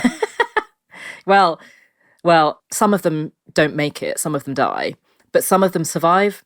But then we see some of them in like modern times. I think it's 2021. So you know some of them survive. And then in the present, they're all saying, oh, you know, no one must ever find out about the things we did back then. And then you see them back then, and it's really good. It's very dark, very, very dark, but it's great. I do like strangely, I do like kind of dark stories and stuff like that. Same. Yeah. So, yeah. Okay. Yellow Jackets. Yellow Jackets. Yellow Jackets. Right. Top tier recommendation there then. Well, we've watched 2 seasons, and I've heard that season 3 is not as good as the first. But the first episode is fantastic, and the first season is really great. Okay. And the casting is amazing. You've got like the young girls and the older women.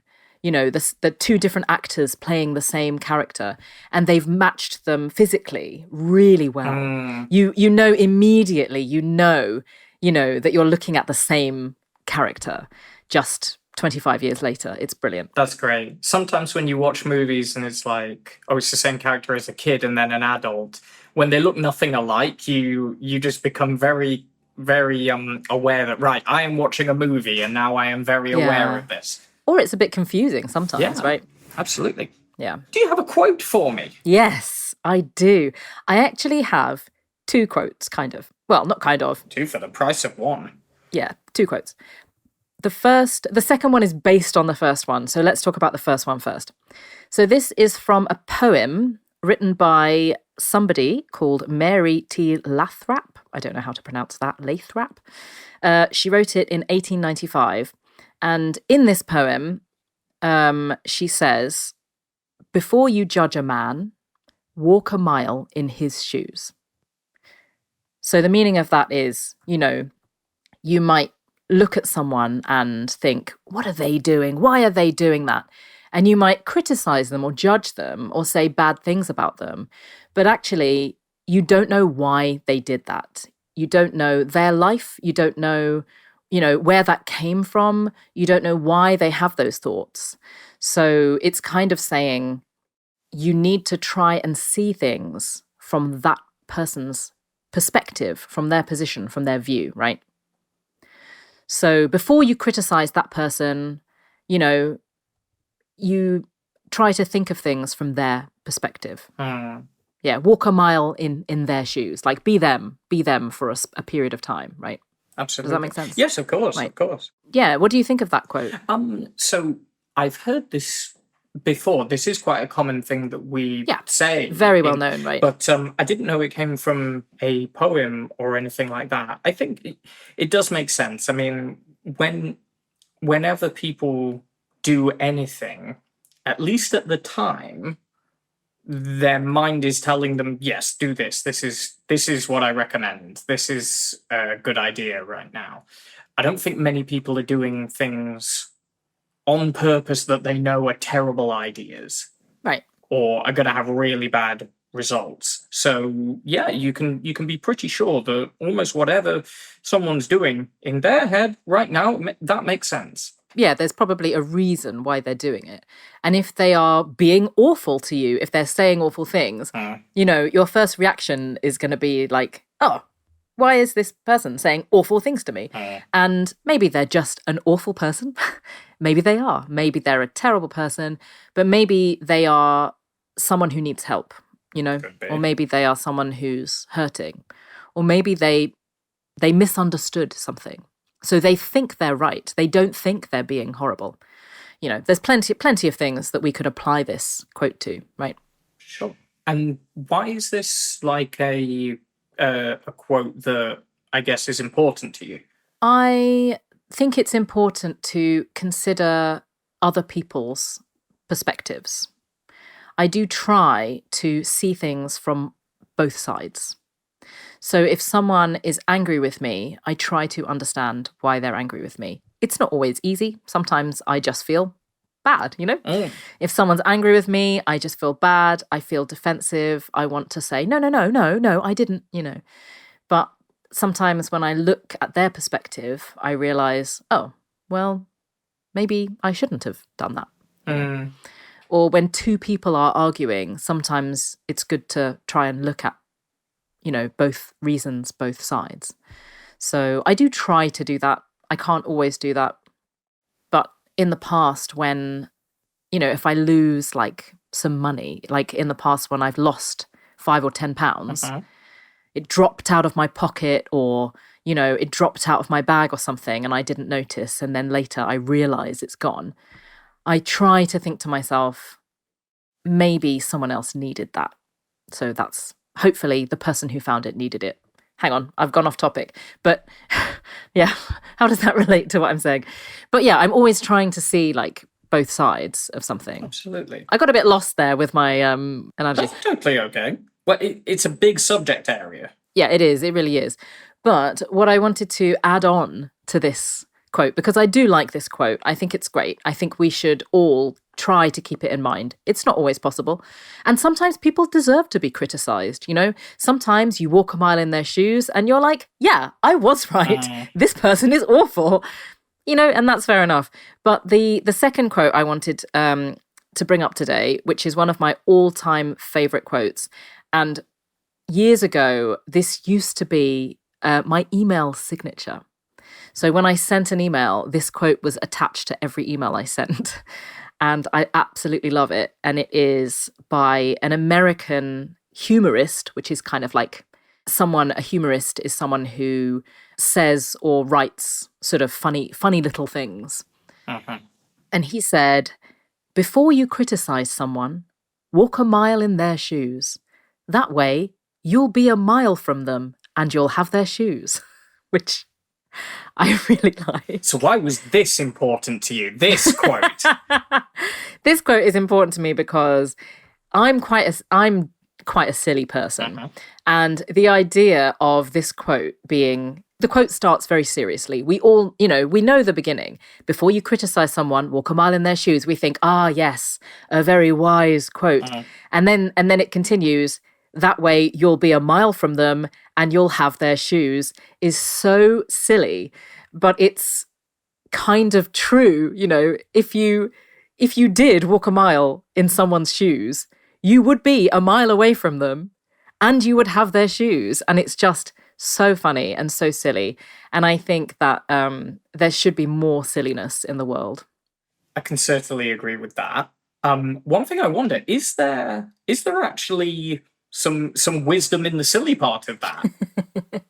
I think, I mean, and maybe you can find some wisdom in that. I think it's just, I think it also makes me laugh to think that if you're a mile away and you have their shoes, then you can criticize them and they can't come after you.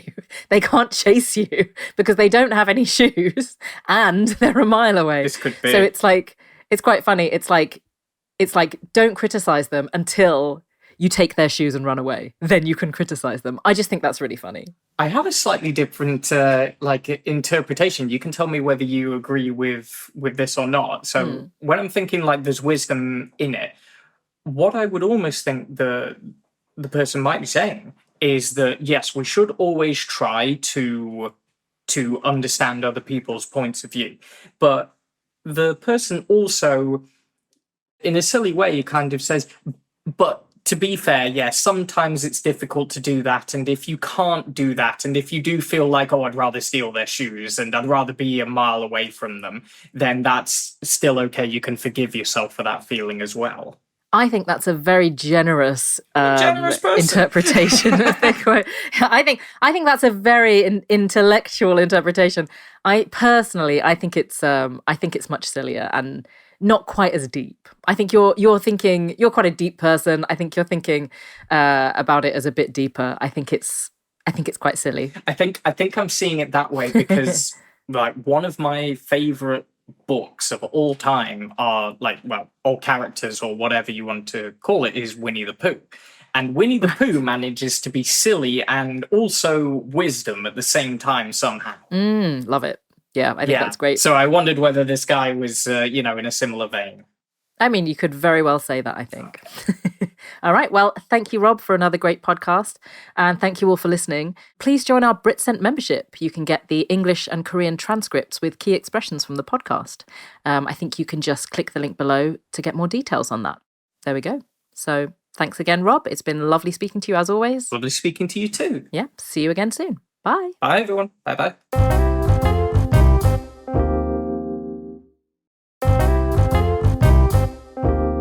Hello, everyone, and welcome back to another episode of our My One Quote podcast with me, Rob. And me, Hannah. Hi, Hannah. How are you doing today? I'm not bad, thanks, Rob. How are you, though? You've been away, haven't you? Yes. I went on a 10-day trip to Japan, and it was just lovely. So, remind me, it was your first time in Japan, right? That's right, yes. And how was it?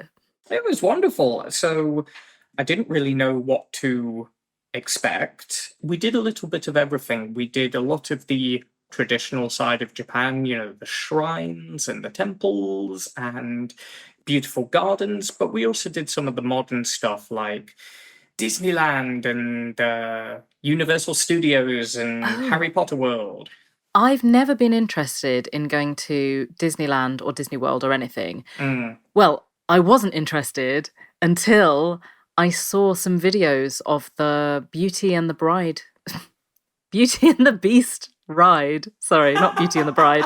Beauty and the Beast ride. Sure. And that looks incredible. Apparently, the Japanese one is technologically very advanced. Yes. And everyone says it's amazing. Did you go on that ride? So, when I say Disneyland, I refer to that in general. The place we actually went to is called Disney Sea because there's two different ones in Tokyo, right? In Japan. Now, I didn't really know anything about any of the Disneylands before, so I did some research, and quite consistently, people were saying Disney Sea is the best one. Right. So we actually went to Disney Sea rather than Disneyland, and as you can tell by the name. Is that sea? Oh, yeah. Sea as in the letter C or sea as in ocean? Ocean. Oh, cool. Disney Sea. Oh. So that's the theme. It's a water-themed thing. Not all the rides are kind of like you're going to get wet or something like that, but all of the lands and most of the rides have got a certain kind of water theme to them. That's cool. And it was lovely. It was absolutely wonderful. Nice. So there was no Beauty and the Beast ride there? Sadly not. Oh. Sadly not. So I was being a bit stupid at one point. There's like an app for Disney Sea, and Disneyland is actually next to Disney Sea. So I've never heard of this Disney Sea. It's the best one. It's so interesting. I'm going to Google it after this. Yeah. Please, so if you go back to Japan, as I say, I haven't been to the Disneyland in Tokyo, which seems to also be regarded as one of the best Disney places. But Disney Sea, people tend to say, is just slightly better, and I had a wonderful time there, so I definitely recommend it. Nice. Yeah. What about you? Like any other cool stuff recently? Not really, I don't think. When did I last see you? I haven't done a lot recently. I did go and see a comedy show in Manchester a couple of weeks ago. It was the Australian comedy group Auntie Donna. Have you ever watched any of their stuff? I haven't heard of them. Can you tell me about them? Oh, really? They are absolutely ridiculous. Like, their comedy is really strange and really silly. I started watching them in 2015, I think. Or like maybe, I think around 2015. And my friend David and I we could not stop watching it. We loved it so much. And over the years, I've kind of kept up with them a little bit. And then they released a Netflix special called Auntie Donna's Big Old House of Fun. Have you seen that? Heard of that? No, but I love the title. Some of it's not great, but it's a little bit hit and miss. So some of it's quite good, some of it's not so good. But when it's good, it's great. And some of that is really funny. And they've got loads of stuff on YouTube, Auntie Donna, AUNTY DONNA. And I've been wanting to see them for years because my friend David, who we both really like them, he went to see them, I think in 2016 or 2017 without me. And he said, if I meet them, do you want me to say anything to them? And I don't know why I said this, but I said, oh, can you lick one of them for me? It's just a joke. Sure. Just a silly joke, sure. Standard, yeah. Anyway, he did, and he took a photo and sent it to me. Obviously, he asked permission first. I would hope so. And they also made a video for me. So I've had this video for 8 or 9 years. Oh my God. A video for me, and I've never seen them myself. So I finally went to see them, and... Did you lick them? I didn't lick them. I didn't meet them. It was okay. All right. I know. It was quite disappointing. It was really fun to see them live. At the beginning of the show, it was quite funny, and I thought, oh, yeah, great. This is going to be really great. And then I kind of, and my husband said the same thing. We were kind of waiting to really laugh. At the beginning I did. It was great, but then I was kind of like, oh, I'm not. And everyone else was really laughing, which made me feel a bit like, oh, I'm the only one who's not enjoying it. I've had that experience before. I did enjoy it, but... yeah, it was fine. I had a good time, and I went there with my friends, and we had a good time together. It wasn't as funny as I hoped it would be. Yeah. Sometimes it can be like that, I guess. As I mentioned, I've had that experience before, going to certain stand-up comedy things, and I feel like I am just laughing here because I'm kind of supposed to, and everyone else is doing it, which is a little unfortunate. But doing comedy shows is incredibly difficult. Yeah, absolutely. To make it consistently funny. I have no idea how they do it, so I have a certain amount of respect for people who do. Me too. And obviously, like, you can see they're working so hard, they're sweating, they're running around, they're doing their best. So I really enjoyed seeing them. I was really happy to support them. That was the important thing, Yeah. And they said that show was the biggest show they'd ever done. I think they were going to London, and then in London, they did a bigger show. But at that time, ours was the biggest show they'd ever done, which was quite exciting. That's lovely. So maybe the biggest show in the UK. I don't know.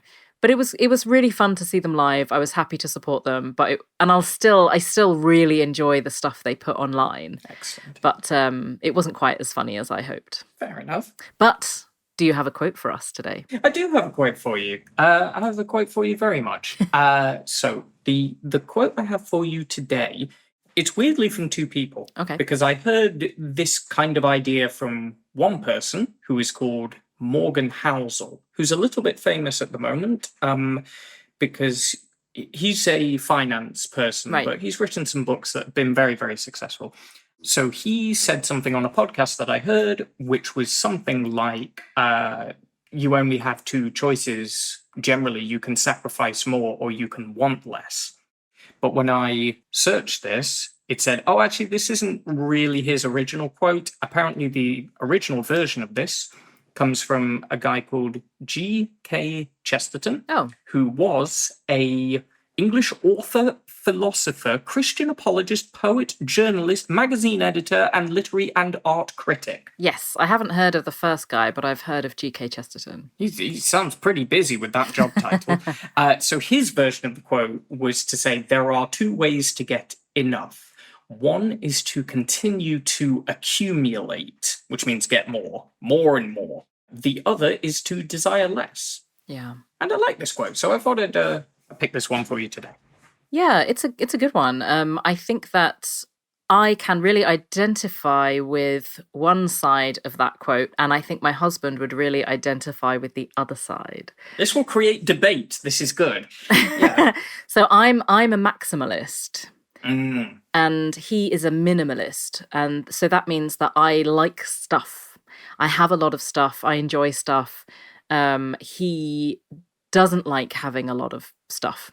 He prefers to have, like a very clean and, well, I'm clean, but he prefers to have a very sort of neat and tidy house. And, I like to have a house that's full of things. But I can see the benefits of his style, but he can't see the benefits of mine, which is quite interesting. Interesting. And that's fair enough. But so yeah, I think desiring less is probably the right course, right? That's probably the right thing to do. But I am a maximalist, so I find that difficult. Sure. And I think the quote's really cool for a few reasons. That it seems to generally be about things like money or material things, but Right. I believe that you could apply this to other things. Like, for example, as I've probably mentioned before to you and our listeners, I would like to lose a little bit of weight.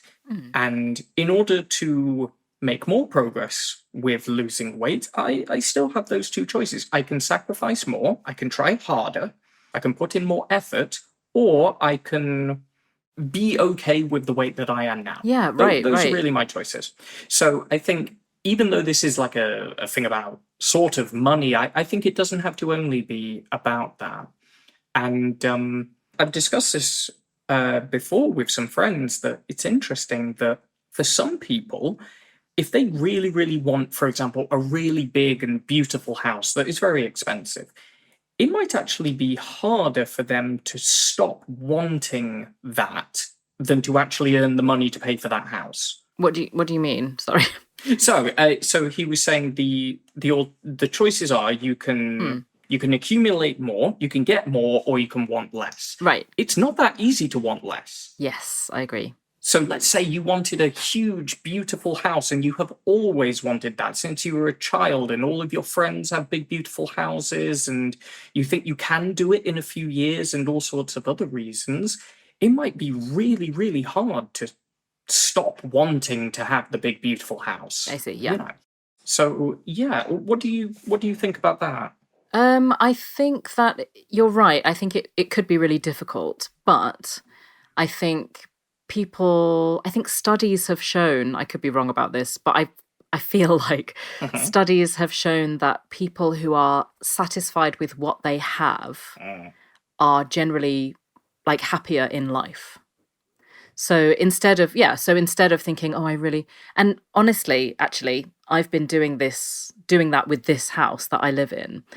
I'm always looking online, at my dream houses and stuff. But actually, we've been putting a lot of work into this house. And I'm trying to think, okay, I'm lucky to have this house. And we're changing it and it's great. And I need to be satisfied with this house. And if I'm satisfied with this house, if I'm happy with this house, then that's perfect. I don't need anything more. So I think you can train yourself, and I think you can change your mindset. But I think it is difficult. I think it's difficult in the moment, but maybe also we might have a problem that, if I give you an example, let's say I bought a house and I am so thrilled with it. I really, really like it. Just naturally, in a few years, I will probably be looking at other houses and then thinking, ooh, that house is a little bit better. And I guess that thing of wanting more over time, in one way you could say, oh, that's because you're being greedy or something. But I think another way you could see it, no, that's actually kind of natural and a bit good for you, because we always need to have something to move towards to give us some purpose and stuff like that. So I think the quote points out a lot of quite difficult questions about what we want and how to get it and what makes us really happy. Yeah, I agree. I think I don't disagree with you. I think it is quite a complex topic, maybe more complex than it first appears to be. Sure, absolutely. Yeah. So Cool. I want to say to everyone, please join our Britsent membership for the English and Korean transcripts with key expressions, and please check the link below for more detail. Great. So we have come to the end of another one of our lovely podcasts. I hope you all have a lovely day, and Hannah, I hope you have a lovely day as well. Thanks very much. You too. Okay, see you all next time. Bye-bye. Bye.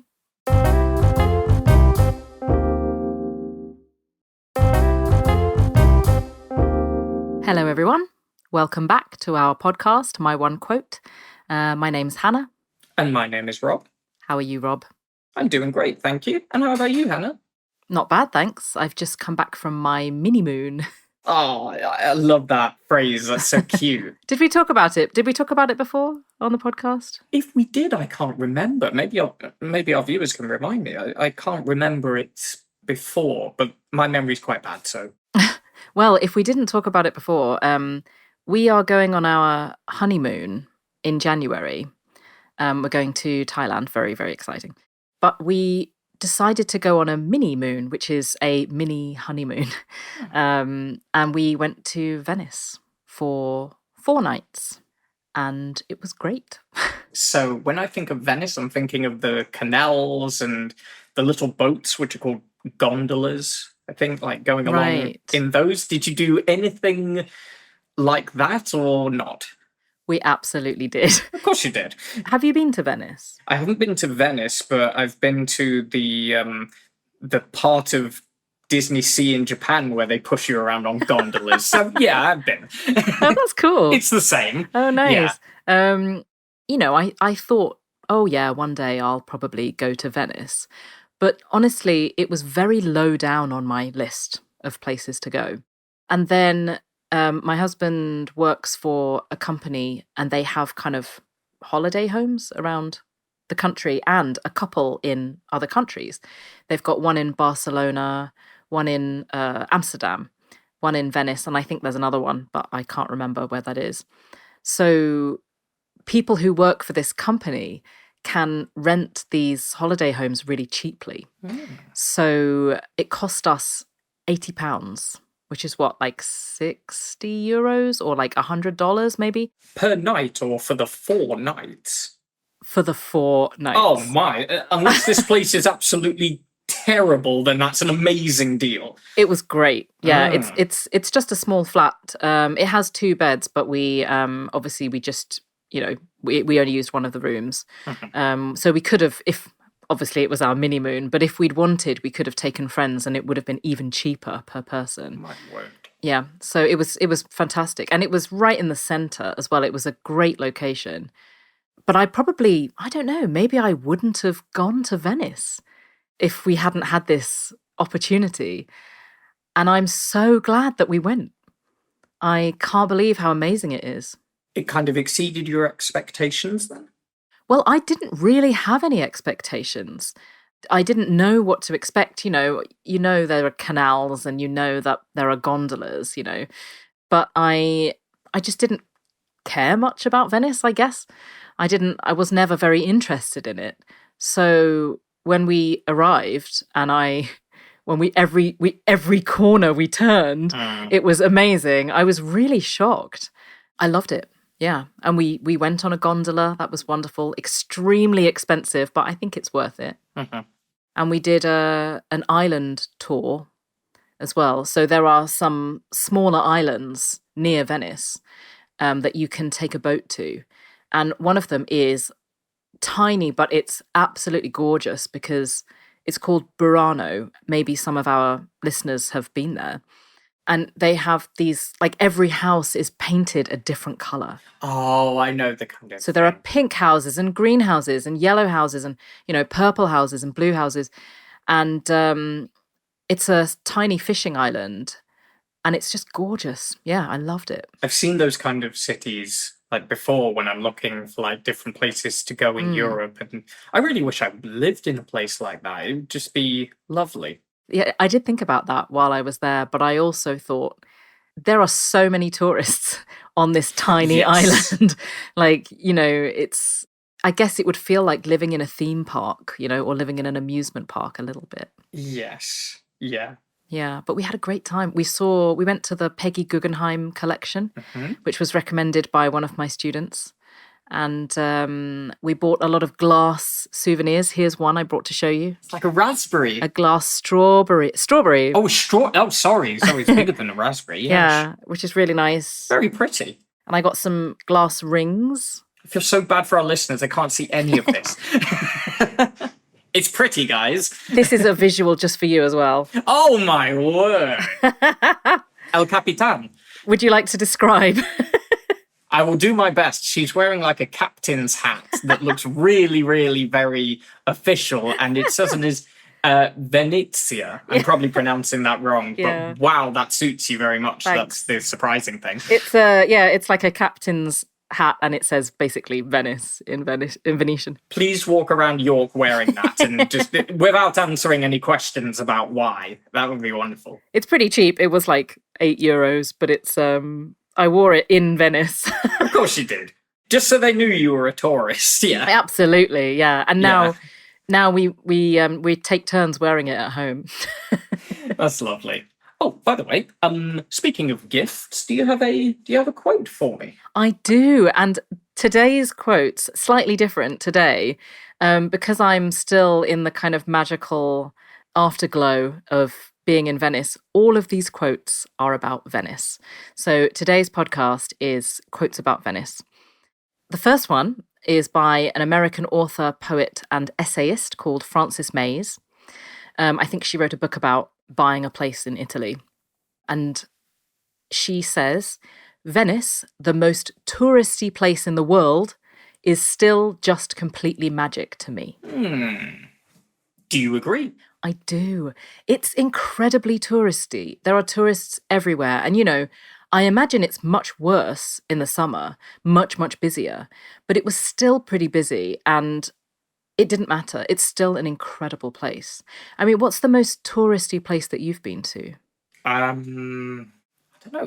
Even London is quite touristy, but it can be. Yeah. As I said, coming back from Japan, it was quite touristy there. Big crowds of people. Tokyo is quite touristy, I suppose.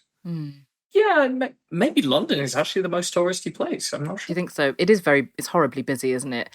There is no time of year when London is quiet, actually. No, not at all. It's not a quiet city. It isn't, no. Not at all. So it's even, in the winter, it's because it's so Christmassy, it's still really busy, isn't it? Absolutely. Yeah. Okay, another Venice quote for you. If I were not King of France, I would choose to be a citizen of Venice. Oh, I like that. And that was Henry III of France. I thought you were going to say that was Bob, who's a builder. Henry III of France. So obviously what we're getting from these quotes is that people love Venice. Sure. And now so do I. But how about you? If you were not a citizen of the UK, guess you're not the King of France, but... I'm not King of the UK at the moment. If you weren't a citizen of the UK, where would you choose to be a citizen of? That is a wonderful question. Very much in the style of my personality. My answer is I would have to do more research first. But there are places that I absolutely love. I do love Spain. It's maybe a little bit hot for me. That's the only negative thing. I might weirdly like to live in Scotland. Oh yeah. I might like to live on the Isle of Skye or something like that. Oh yeah, nice. I like Japan. I don't know whether I could live in certain parts of Japan. I don't think I'd like the big cities. Anywhere else? Like maybe Germany, like places in Europe. There's so many good places in Europe. I think I'd be happy in a lot of them. Absolutely. Yeah. Yeah, I think I wouldn't mind being a citizen of Ireland. I think they do a lot right, and they have recently introduced a program where they pay artists and musicians a basic living wage just to be artists and musicians. That's very progressive. That's a great thing. Very good, isn't it? So I really like that. I think I would like to be a citizen of somewhere like Finland. Oh, yes. Because, they speak Finnish and most of them speak excellent English as well. So that would be great. And Finnish, I don't know, something about Finland. I have a friend who is Finnish, And they just seem to be, they really care about their people. I think it's quite a socialist country. It sounds great. There's many like countries in that part of the world, you know, like Denmark and Sweden and Iceland and Norway, that all I hear about these countries is the education is fantastic, people are happy, the work is good, the work-life balance is good, the communities are great. I don't really hear anything negative about these places. So they know something we don't. Yeah, absolutely. Socialism. It's socialism. Could be. But anyway, this next one is just a nice quote about Venice that I thought would sound nice. Henry James, who you might know, an American-British author from the past. I mean, he's dead now, but an orange gem resting on a blue glass plate. It's Venice seen from above, which is just really beautiful, isn't it?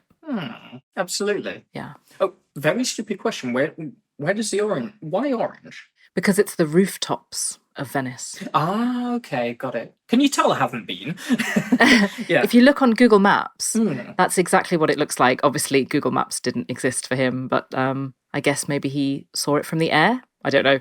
But it's definitely a very, very good description of Venice. So how would you compare Venice? I mean, maybe this isn't a good question, but how would you compare it to other places that you've traveled? Is it more special than some, less special than others? I think it reminded me of Rome not because of how it looked, but because when I went to Rome, every time I turned a corner, it was almost like a joke. It was almost like it wasn't real. You know, I would turn a corner and be like, oh, there's the Colosseum. You turn another corner, oh, the oldest, building I've ever seen. And then turn another corner, oh, more history. It was just history everywhere. It was like they'd taken all of the history in Italy and put it in one place. And Venice was like that. You turn a corner, oh, another incredible building. Turn this corner, an amazing bridge. Turn this corner. It felt like almost like an old style amusement park. It didn't feel real somehow, but you could feel history in every part. So it feels really special. York feels a bit like that. I was thinking this sounds like York to me. Yeah, that's how I feel about York. You know, I love York. It's the best place. I live here. I love it. You know, everywhere in the centre of York looks old and looks beautiful. And I think Venice has that magic as well. And I didn't realise that Venice is actually like 400 and something islands. And every time you cross a bridge, which is, every 2 minutes, you're crossing onto a new island, which is crazy and quite amazing, I think. I wonder, maybe the question about York is a similar one, that when you're surrounded with so many wonderful things, if you live there for a long time, do you think people kind of get used to it and it doesn't feel as special anymore? Yes, definitely. Yeah, I think, it becomes normal, sadly. And you kind of forget how gorgeous it is until a friend comes to visit, and then you show them around, and then you suddenly remember how wonderful it is, I think. You rediscover your love for it. That's another idea, isn't it? You can live in a place for a long time, but you never do the really amazing tourist stuff until your friend comes to stay. Yeah. Yeah. And then it's quite a nice reason to do it, isn't it? It's a good excuse. Absolutely. Yeah. Okay, I'm going to leave you with one last one, which was a quote by a Russian writer and thinker called Alexander Ivanovich Herzen. And he said, "To build a city where it is impossible to build a city is madness in itself. But to build there one of the most elegant and grandest of cities is the madness of genius." Oh, I love that. Really nice, isn't it? So basically, he says, it's crazy to try and build a city where they built Venice. But even crazier is the fact that they built such a beautiful city. Yeah. I really like Venice. If you can't tell, I'm a big fan of Venice now. You had a good trip. Yeah. I did. I really did. I guess we'll have to leave it there, won't we? I suppose so. So I'll say to our listeners to please join our BritSent membership. You can get the English-Korean transcripts with key expressions, and you can find all that information on the link below. And it was great to see you, Rob. I'm going to take this hat off. Oh. But it was great to see you. I hope you have a great week or so or a couple of weeks until I see you next. And I also want to ask our listeners, if you were not a citizen of presumably Korea, where would you choose to be a citizen of? You can let us know maybe in the comments. That's a wonderful question. Yeah, we'd love to hear your answers. All right. Well, good to see you, Rob. Take care. Take care, Hannah. See you next time. Bye. Bye-bye.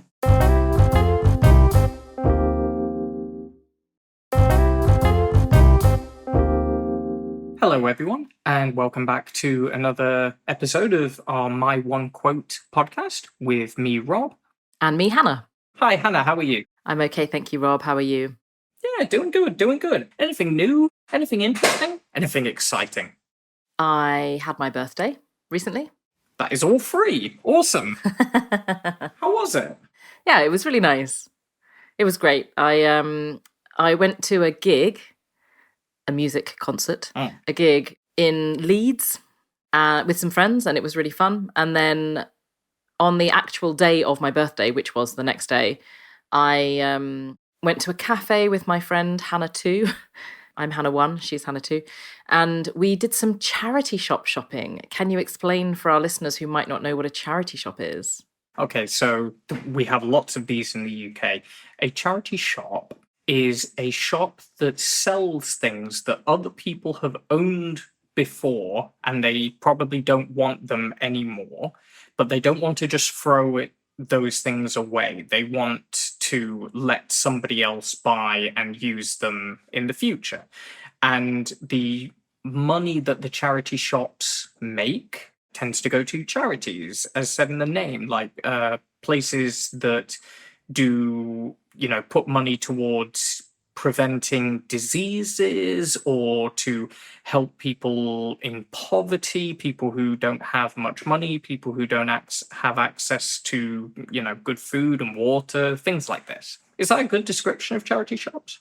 Yeah, absolutely. Yeah, they are. Yeah, as you said, they're like secondhand shops, aren't they? Yes. But people give things. People just give them things free.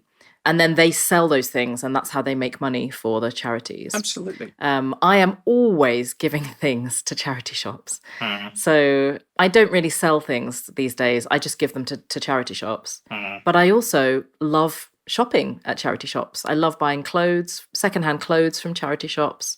You can buy all kinds of weird things, can't you? Well, when you go into a charity shop, you really don't know what sort of thing you're going to find. Right. You could find something extremely rare that you've never seen before, something you might not have even thought existed. And there may be a lot of things that are kind of interesting, but maybe you don't have a use for. So it's very much kind of, every time you go into the charity shop, you'll probably find something interesting or cool, I'd say. Yeah. I found a crystal ball in a charity shop recently. My word. Okay. Yeah, it was only £4. Now you're going to tell people what their future is. Well, I tried. I looked into the crystal ball, but all I saw was whatever was on the other side of the crystal ball upside down. So it didn't tell me anything exciting. I see a price tag that says $9.99 on it. That's a good sign for your future. So funny. Yeah. Okay. Wonderful. Wonderful. Yeah, it was great. So do you have a quote for us today, Rob? I do have a quote. So I have a quote from someone who is called Leo Tolstoy, who is one of the most famous Russian story writers. And he's got a few different famous stories, but this is from maybe his most famous story that is called War and Peace. This book is very, very good. It's very complicated and it's very, very long. It's over 1,000 pages long. Have you read it? I haven't. I have tried to read it on a couple of occasions. I've seen the BBC. They did what we call a mini series, which is like 6 episodes of a TV show for War and Peace, and that is one of my favorite TV shows I've ever seen. Oh wow! So I do want to read the book, but there's always been something that I would rather read coming before it. It's in my list, kind of hovering at, the 5th thing I will get to reading. So maybe one day. Yeah, makes sense. And in this book, Leo Tolstoy says the following. He says, "All we can know is that we know nothing, and that's the height of human wisdom." What he means by the height of human wisdom is he means that's deepest example of something. It's the best example. So he's basically saying, I think, that really, really, really smart and wise people, they are aware that they actually don't know anything for a fact. They're not certain about anything. Yeah, you have thoughts, okay? Yeah, I do. I personally didn't think it meant so much that they didn't know anything for certain, but that the more you know, the more you realize that there is so much to know, that you can't know everything. So you might know a few things, but there are so many things to know in the world that in the universe that we actually, basically, we know nothing. This is a good point to make about the language involved here. So the quote says that all we can know is that we know nothing. Now, that could mean we have no knowledge whatsoever, 0% knowledge, or, as you point out, it could definitely mean that we know a very, very small amount compared to the amount of stuff there is to possibly know. Because this is a good question as well, like in terms of knowing things. Like I could say, I do know that 1 + 1 = 2. Yeah. I'm not very good at maths, but I believe that to be true. So I could say, oh, Tolstoy's wrong. I know 1 + 1 = 2. But also what I think he means here by something that we know is something that we totally understand. We understand the idea of it. We understand the right emotional feelings to have about the thing. I think he's meaning this. And I think in that way, yeah, it probably is going to be more like you said. Not that we literally know things whatsoever, but there's so much to know and we don't know very much. Or, as you said, maybe, it is difficult to know everything about one thing, So if I say, oh yeah, I know 1 + 1 = 2, there are some cases where for some reason that's different because of something else I don't know. So I think both could be true in different ways.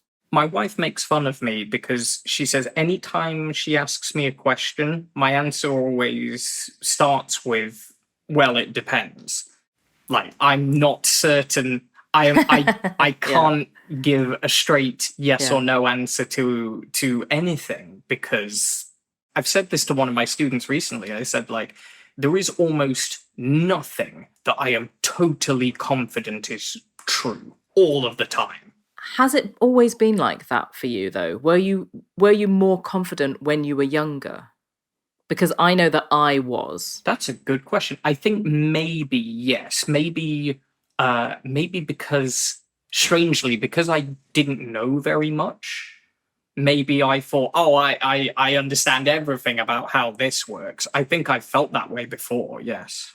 Yeah, that's exactly it. It's like when you know very little, you're like, oh, I know everything. But the more you learn, the more you realize, oh, I don't know anything. And it's like when you learn a language, you learn to say, hello, 1, 2, 3, 4, 5, 6, 7, 8, 9, 10. My name is Hannah. And you're like, wow, I can do this. And then you start learning about verbs and adjectives and, tenses. And then you're like, oh, actually, I don't know anything. And I think that's it, isn't it? When you have very little information, you feel like you know everything. But when you realize that there's more information, you realize that you don't really know much at all. Is this what I've heard before being called the Dunning-Kruger effect? It is. It is, yeah. So for our listeners, this is something I think it's technically something in psychology, which is the point that Hannah has just made there, that if you think, oh, I know everything about this subject, ask me anything about this subject, I know everything, it's more likely that you actually don't know very much about that subject. So maybe an example I could give is, let's say, because I went to Japan like for travel. I went there for like 10 days. It would be very easy for me to say, oh, I've been to Japan. I know what Japan's like now. I know everything about Japan. They've got mountains and they've got temples and the people work really hard. But to be honest, that I know nothing about Japan. If you ask me what's British culture like, I would actually find it really hard to give an answer to that question because I actually know more about British culture. And you realise that there's so much of it that you can't know all of it. Exactly. I think that's a very interesting quote. Yeah. Some students ask me about some things in British culture, like, oh, do people do this in Britain? Or do people think this way in Britain? And I say to them, it's really hard to say because we're talking about 70 million people. So yeah, no, we don't all think the same thing and we don't all do the same things. Yeah, it's interesting, isn't it? Absolutely. Nice. Okay, so please join our BritCent membership for the English and Korean transcripts with key expressions, and please check the link below for more detail.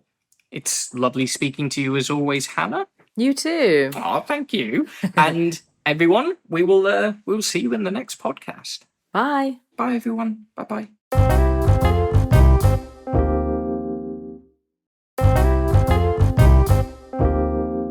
Hello, everyone. Welcome back to our My One Quote podcast. I'm Hannah. And I'm Rob. How are you, Rob? I'm doing really good today. Thank you, Hannah. How are you? Not bad, thank you. We booked one of our honeymoon accommodation places. So this is the proper honeymoon, not the mini moon. Yes, that's right. The proper honeymoon. We're going to Chiang Mai in Thailand. And we've booked two things now. We've booked a hotel for our second week. And the only other thing we've booked for our first week is 2 nights in a treehouse with 50 cats. That's fantastic, because the one with 49 cats wasn't available. Right. So yeah, we're really, really looking forward to that. That's wonderful. Yeah. Wonderful. So what are you going to do when you're there in the days? Are you going to go out sightseeing or anything like that? Yes, we're going to do some sightseeing. There are lots of temples, as I'm sure you know.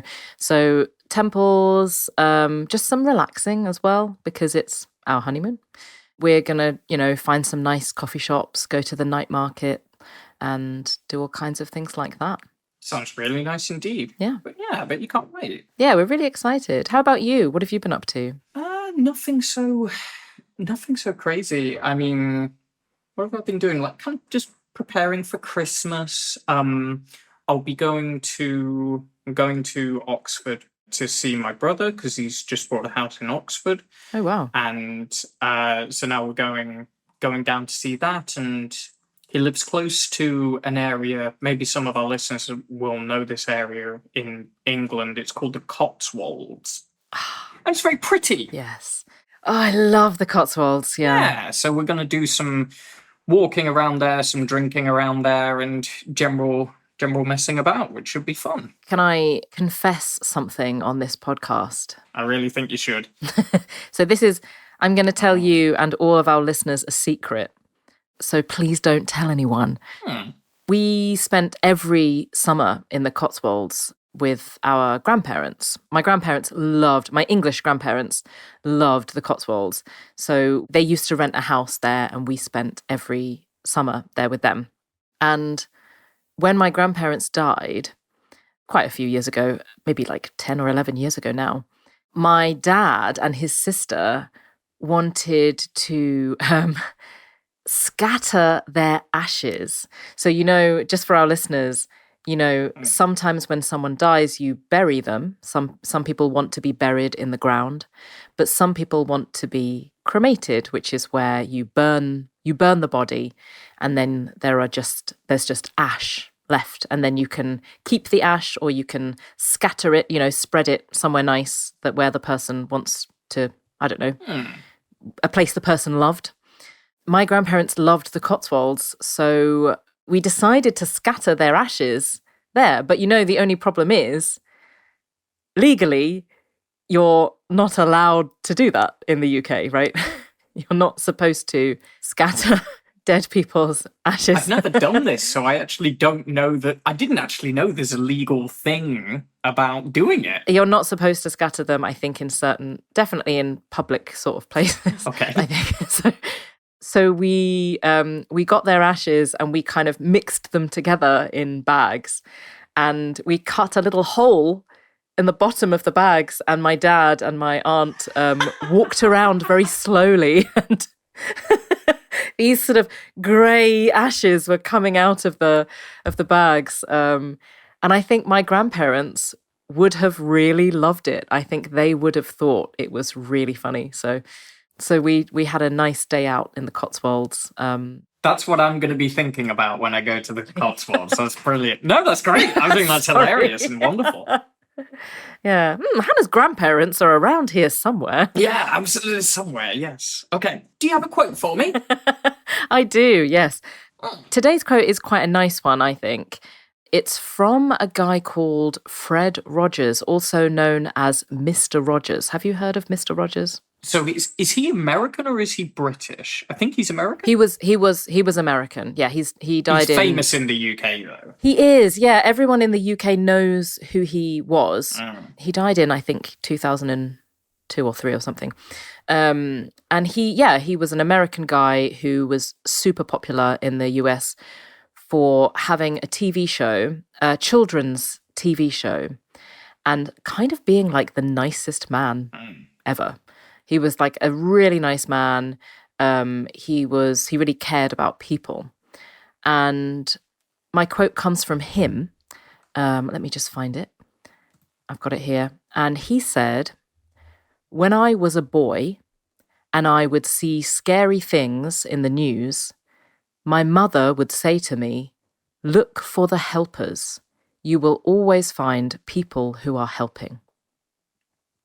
And I really love that. It's such a hopeful quote, such a hopeful thing to think about in the middle of like a disaster or if something bad happens, and so many bad things are happening in the world.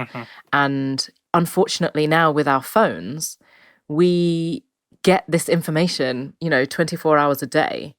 It's like, this earthquake has happened here, these people have been stabbed, this shooting has happened, and it's non-stop. It's relentless, it's non-stop. And it can be really bad for your mental health, I think.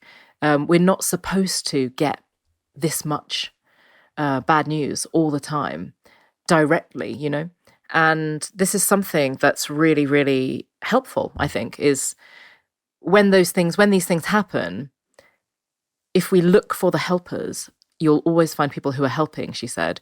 She's right. There are always people who immediately help. They stop what they're doing. They run into danger. They run towards danger to help other people. And that's what we should focus on, I think. What do you think? Well, I totally agree that there are always going to be the helpers. They may not appear in the news as often as what we could maybe call the troublemakers, right, let's say, or the unfortunate people. Yeah. But when you were saying it can feel very relentless when you read the news, the bad stuff can feel very relentless. I think the only reason the world keeps going, and it has done for so long, is because people's kindness and goodwill is also relentless. Yeah, I guess so. And in a way, you can argue, I'm sure people had different opinions on this, but I would feel like probably there's about as much good in the world as there is bad. Do you think there's as much, or do you think there's more good? This is a difficult question. There's a professor at Oxford who's called Steven Pinker, and his research is all about the question, is the world getting better or is it getting worse? And according to him, and a lot of data and research from around the world is getting a lot better all the time, even though it does not feel that way in the news. And there are some people who really, really disagree with his judgment. But I can't remember all the things he measures it on, but I think they're all things that we would agree are generally good. Like, for example, the amount of war in the world, So right now we probably know about two very big conflicts that are happening in the world, Ukraine and also what's going on in Israel and Palestine. But comparatively, there's a lot less war in the world than there used to be. It's just that a lot of the war wouldn't be in the newspapers. That's it, isn't it? That's the problem. You're right.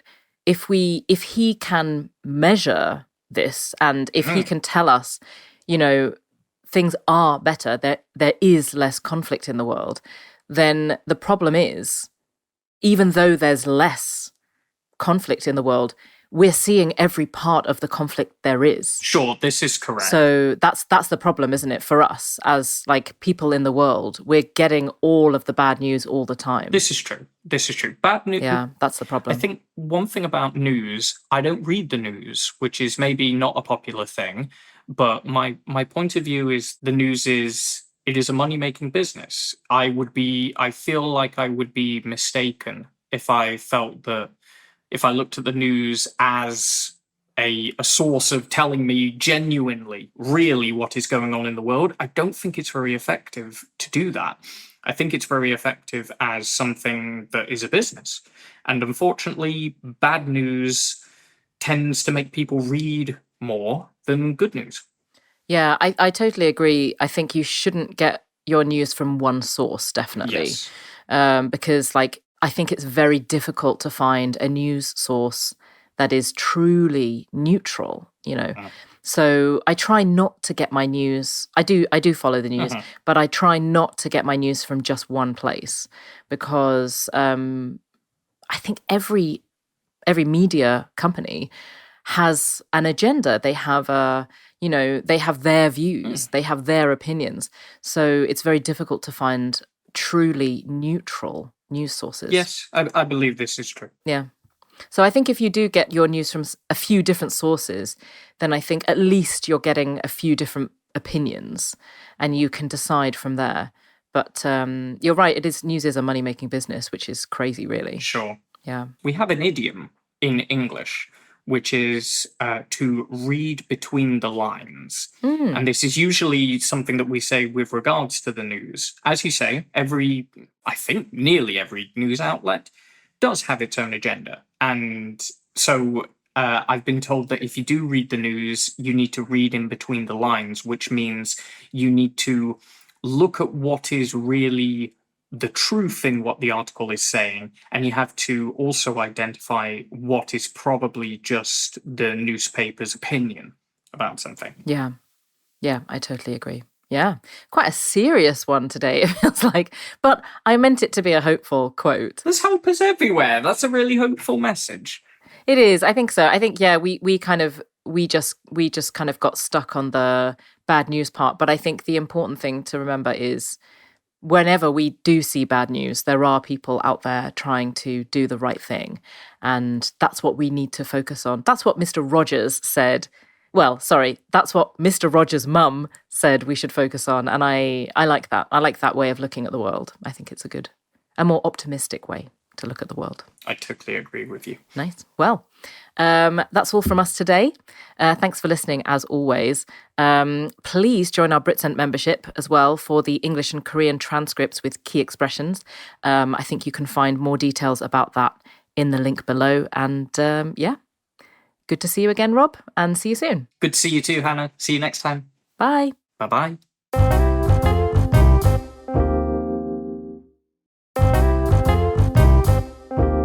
Hello, everyone, and welcome back to another episode of my One Quote podcast with me, Rob. And me, Hannah. Hi, Hannah. How are you doing? I'm not bad, thanks. Yeah, it's been a quiet week for me. How about you? Kind of quiet as well. I'm so lame. And I'm so lame. For our listeners, the hardest part about doing this podcast is coming up with something interesting to say I've done recently. That's the hardest. Oh, really? Yeah, I'm just not interesting. You absolutely are interesting, but I guess you just lead a quieter life than maybe than me, I guess. I probably live a lot quieter life than most of our students. They always seem busy doing lots of stuff. Oh, do you? So I had dinner with friends. I went and had some sushi. Oh, lovely. With some friends. And it was lovely. It was very nice. And got to... So... Oh, sorry, go ahead. Sorry, I was going to say, who are these like friends of yours? Are they like uni friends or? So it's a girl that my wife used to work with in a previous job and her husband. Oh, nice. So that's how we know them. And they had just got back from going to Rome in Italy for a holiday. Oh, wow. So they had lots of very lovely stuff to tell us. And we hadn't seen them since we went to Japan. So we had lots of stuff to update them on as well. And they have had a really bad time recently. They have been redoing their kitchen. And as we would say in England, it's been a nightmare for them. Oh, gosh. So I understand when these kind of things happen, you just need to tell someone. So I sat there for about 2 hours just going, and then what happened? Yeah. Oh, this gosh. kind of thing. But I did enjoy it because I know they needed that. You know. Oh, Rob, you're a good friend. Oh, okay. Well, they've had to do it for me for so many different things. I think it's only fair. Aww. So, but it was lovely. I really enjoyed it. Oh, that's nice. And what did you have? Oh, goodness. Oh. Sorry, I'm always interested in what people, whenever my students are like, I went to a restaurant, I'm like, what did you eat? That's the important thing. It was a sushi buffet. Ooh. And I didn't order it, and I don't really know the Japanese names for any of the things. I know we had like a lot of tempura, prawns and stuff like that. We had nigiri. We had lots and lots of just kind of standard, rolled up sushi. And I don't really remember the name of any of it, but it was all very delicious, and I was very happy and fat at the end of it. Oh, I'm glad to hear that. I'm glad. Yeah, that sounds like a really nice meal. Yeah, it was lovely. How about you? You say not too much? I mean, there must be something. Yeah, I mean, well, for me, it was quite a quiet week. It's okay. I did meet up with a friend, though. That was nice. I know sometimes my Korean students are surprised when I say, I met up with my friend who's 65. Because I guess friend means someone who's the same age as you in Korean. But for us, that's kind of peer, right? We would say my peers. Yes. And in England, a friend can be anyone at any age. And it just means someone you like and spend time with. So because I spent so much time working in this pub years ago, I have a lot of friends who are much younger than me and a lot of friends who are much older than me. And there's a guy called Nigel, who's a good friend of mine, and he hasn't been very well recently. And he's, in his 60s, and we often go for coffee and catch up. And I hadn't seen him for a few weeks, so we went for coffee. He bought me breakfast, which was nice. And it was his turn, I guess. And we had a really nice catch up. We had a good time. We walked through the city centre. So we had a good walk and a nice breakfast. That was lovely. Yeah, it was really nice to see him. That's perfect. I said this to my wife the other day because one of her best friends is in her 60s and my wife is 30 years old. But I said to her that if you have a good time with a person, age doesn't really have to have anything to do with it. Absolutely. One of my best friends is 14 years younger than me. Sure. I have a lot of close friends, actually, but my kind of York bestie, Hannah, Hannah 2, I've talked about her before. Yes. I'm Hannah 1, she's Hannah 2, only because I'm older. She's 7 years younger than me. And my other good friend, Holly, is 14 years younger than me. But the three of us just get on really well. Age doesn't really matter that much. I think, they're much more mature than me anyway. Okay. I'm like in maturity level, I'm definitely the youngest. But yeah. I joke with my wife, I kind of have two different personalities. One is completely childish, and the other is like, oh yes, we need to think about the mortgage, and I think we should do this with the finances. And old man Rob. Absolutely. There is a young Rob and an old man Rob, and they both live inside my head. So, well, old man Rob, do you have a quote for us today? Most certainly do. I have a quote from a movie that maybe some of our students know. The movie is called Breakfast at Tiffany's. It's quite famous. A classic. Very classic indeed. And in this movie, there is a quote that says the following: anyone who ever gave you confidence, you owe them a lot. Yeah. And I love this quote. I think it's wonderful. The reason I picked it is Because I think it's true that confidence is so important, and it's kind of like magic a bit. If you're very confident or someone else is very confident, somehow it seems like you can achieve things that you didn't think were possible simply because you are confident. I totally agree. And do you know what the best thing about confidence is? I don't. Please tell me. You don't actually need to have it. You can pretend to have it, and that works just as well as actually having it. We have that phrase, don't we, that is fake it until you make it. Yeah, fake it till you make it. Yeah, and it's a really great phrase because, you know, every time I play with my band, if we play a gig, you know, or something with any of my bands, and I say afterwards, oh, I was so nervous. Everyone says, all of my friends say, oh, we couldn't tell. You looked so confident. Yeah. You know, so if you pretend to be confident, people will just accept that. They'll say, oh, this person is very confident. And then you get all the benefits of being confident, even if you don't feel it. Yeah, so fake it till you make it is a great quote to go along with that, I think.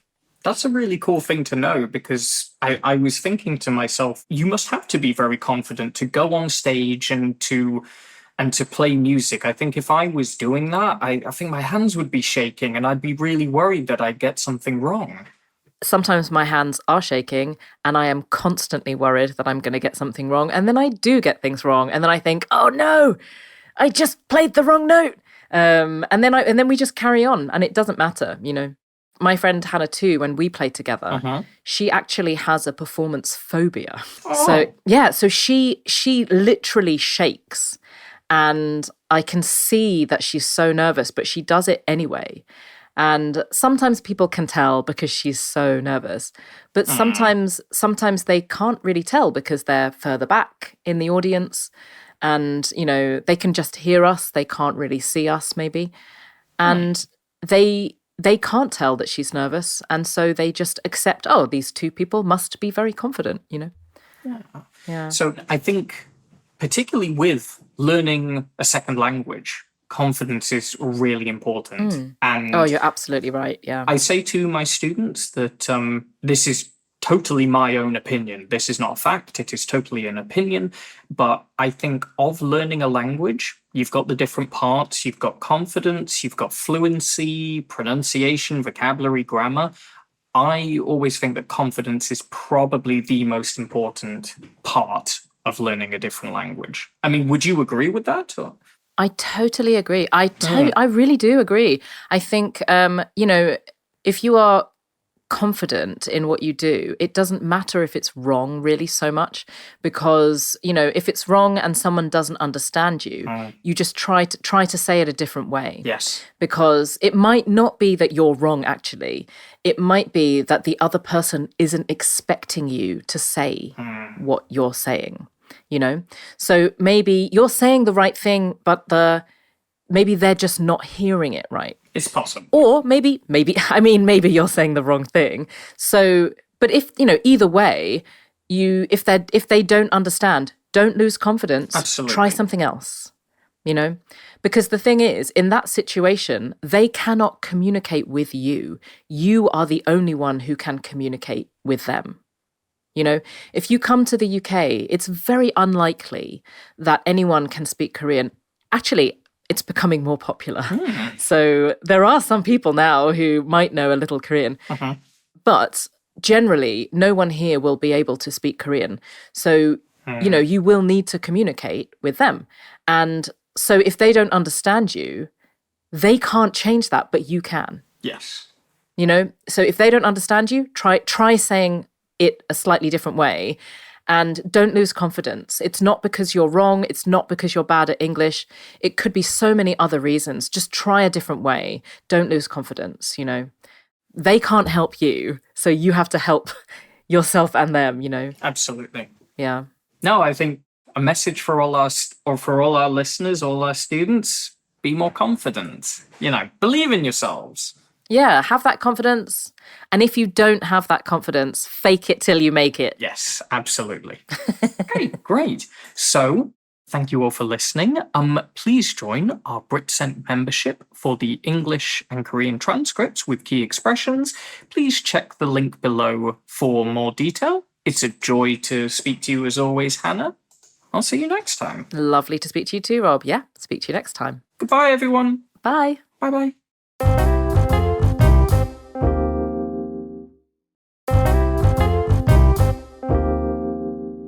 Hello, everyone. Welcome back to My One Quote, the podcast with me, Hannah. And me, Rob.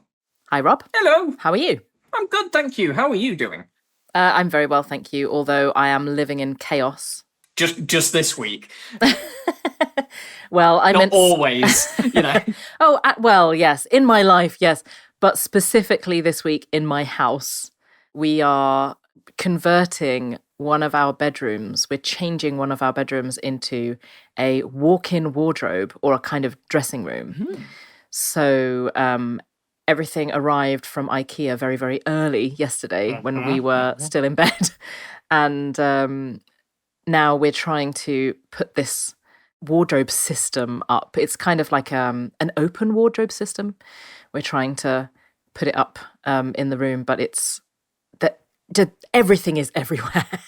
It's like you can't see this, but behind me, in fact, let me remove my video background and I will show you, Rob, what's behind me right now. It's basically every single item of clothing that I own. Let me just remove my filter and I'll show you. I'm speechless. Whether the oh my goodness me! Oh God, she turned the camera and oh God, I wish she hadn't. Good Lord, there are clothes everywhere. We've just got God. So it's absolute chaos. How do you decide what to wear? It's not all my clothes; it's my husband's as well. But yeah, all right, yeah. But I just wanted to ask you, Rob, have you seen the TV show? Have you been watching the TV show Pluribus? I have. What is pluribus? Is that a Latin word? Actually, I don't know. I haven't looked it up. It sounds Latin, doesn't it? Yeah, like pluribus unum or something like that. I don't know. I have no idea, actually, but it's a new kind of sci-fi series. Cool. Did you watch Breaking Bad? I did, yeah. Like everyone else in the UK, I watched Breaking Bad. Yeah, it's by the same people, the same guy who wrote Breaking Bad. I think his name's Vince Gilligan, I think. He's written this new TV show. It's on Apple TV. And it stars a woman called Rhea Seehorn who was in... Did you watch Better Call Saul? I heard a lot about it. I didn't actually see it. Yeah, Breaking Bad, for our viewers, it's a Breaking Bad spin-off. So some of the characters from Breaking Bad were also in this new series called Better Call Saul, which was really good. And it's one of the main actors from that is in Pluribus. And I'm only on episode 4, but I'm really enjoying it. I highly recommend it. It's a very, very, very interesting idea. Give us what we would call the synopsis. I don't want to give you too much, but I'll tell you the quote I saw online, which was, the most miserable person in the world must save humanity from happiness. Great, isn't it? Oh, that's going to go great in the UK. Like that's everyone in the UK. What, because we're so miserable? Yeah, we're all working to get people away from happiness in the UK. Yeah, it's a really, really interesting TV series. It's very interesting, like in terms of the questions it raises, and also it's quite funny.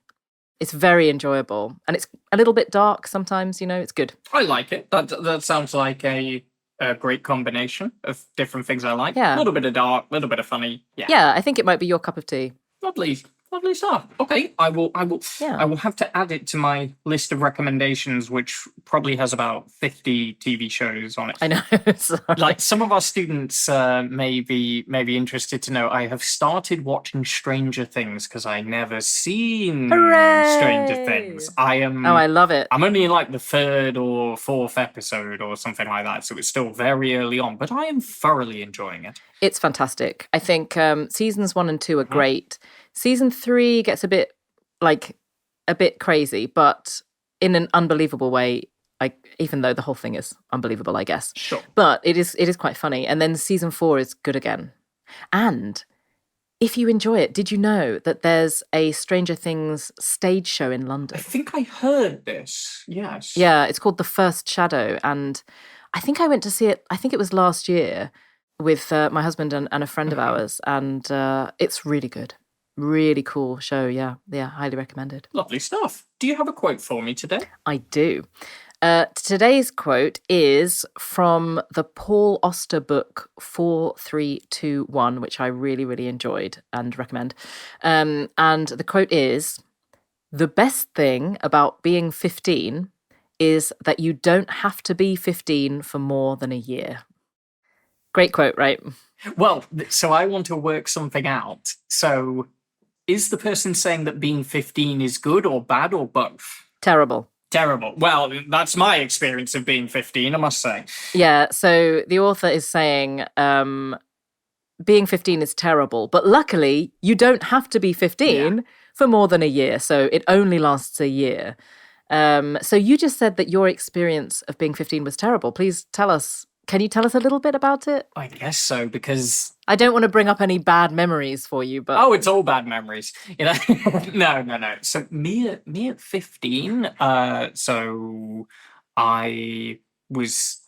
Strange thing, I'm going to use a very British word here. At school, I was an in-betweener, if you know what that means. Oh.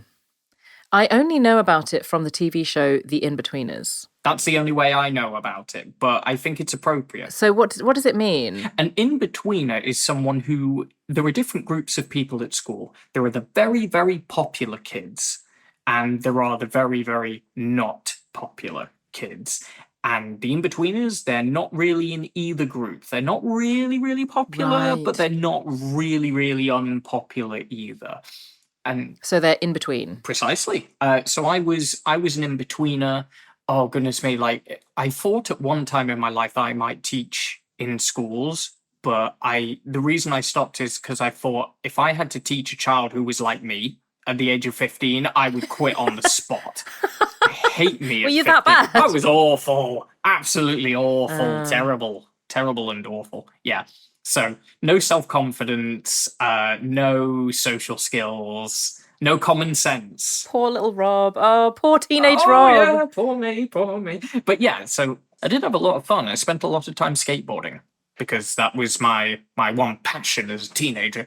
So that was my experience of being 15, not being, having some friends, not being particularly successful with girls and stuff like that. So that's my experience of being 15.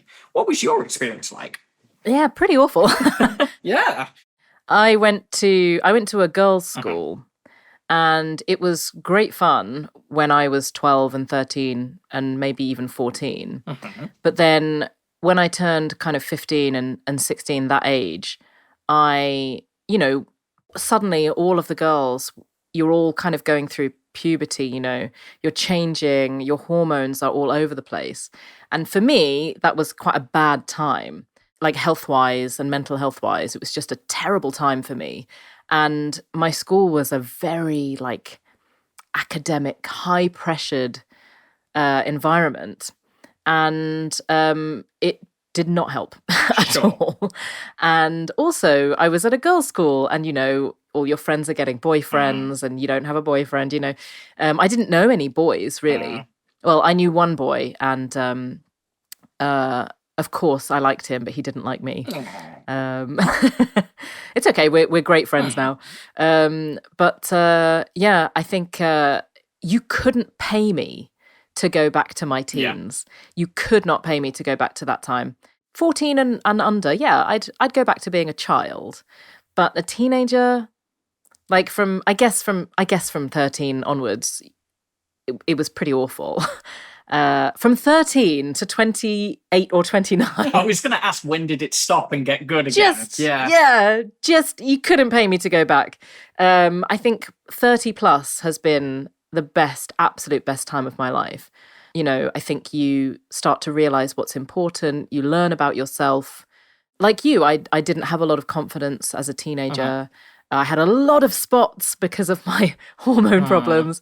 I had braces on my teeth. Yeah. I had free NHS glasses. They were absolutely disgusting glasses, plastic, I had like awful hair, massive eyebrows. Like I was such a, I look back at myself at 15 and I think, oh, you poor kid. Yeah. I was such an ugly teenager and it was just, I didn't know who I was and the world is confusing, And I cringe when I think about the things I used to say, that I thought were really clever. Yeah. So, yeah, I'm so glad that I'm never going to be 15 again. I think we can all say the same. We're pretty glad we don't. Do you think so? Well, I don't know. I don't know. Some people, we do have a phrase in English that says something like being at high school is like the best years of your lives. But I've also heard when some people say that, other people will turn around and say, no, high school's horrible. Yeah. It's really bad. Yeah, I think if you enjoy school, I think that's wonderful. Yeah. And I guess maybe because they're, you've got homework to do and stuff, but you don't have to pay any bills or, worry about your mortgage or whatever. But personally, like my life only improved, after I left school. Yes. And it has just been improving like year after year, or maybe every couple of years. Sure. But yeah, I think I can't wait to keep getting older, really, because I hope I get to keep getting older. I hope I'm able to, because I just love it. I love like every opportunity. I love like, I'm getting loads of grey hairs now, and I love them. And yeah, I think at 15, you don't know what you don't know. As we talked about before, something we've said that before, haven't we? Yeah, and when you are 15, at the same time, you feel like I know how everything works, and nobody can tell me anything new because I'm 15 years old, so I have real experience now. But you only know what you know at that age, and now it's the same now. Like I only know what I know now, but at least I know that I don't know anything. Just like we said, like a couple of podcasts ago, I think. Yes. At least now I know that I don't know anything. Absolutely. I mean, would you ever go back to being 15? I mean, probably not. I mean, there were parts of being 15 that I really enjoyed, but the overall experience, I'm much happier now. Which age would you go back to if you could? Oh, that's a really good question. Oh, wow, that was really hard. University was really hard work, so maybe not then. I probably should say university because I worked a lot at university and I didn't spend enough time, socializing and having fun. So I should do that again, but I didn't really like university because it was hard work. I think I don't know, maybe like last year. I mean, these last few years have honestly been like the best of my life because I think I have a similar experience to you in that way. Oh, fantastic. Same question. Well, when would you go back to?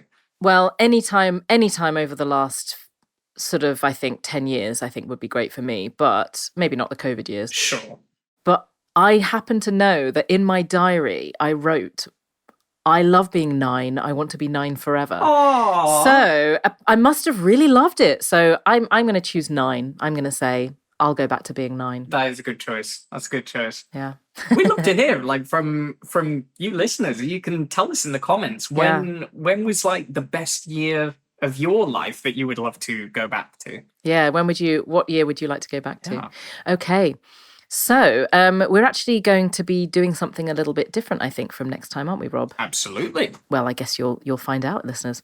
So thank you again for joining us on a wonderful expedition of podcasts. A wonderful journey. Yeah. Well, it was great to speak to you as always, Rob, and thanks to our listeners.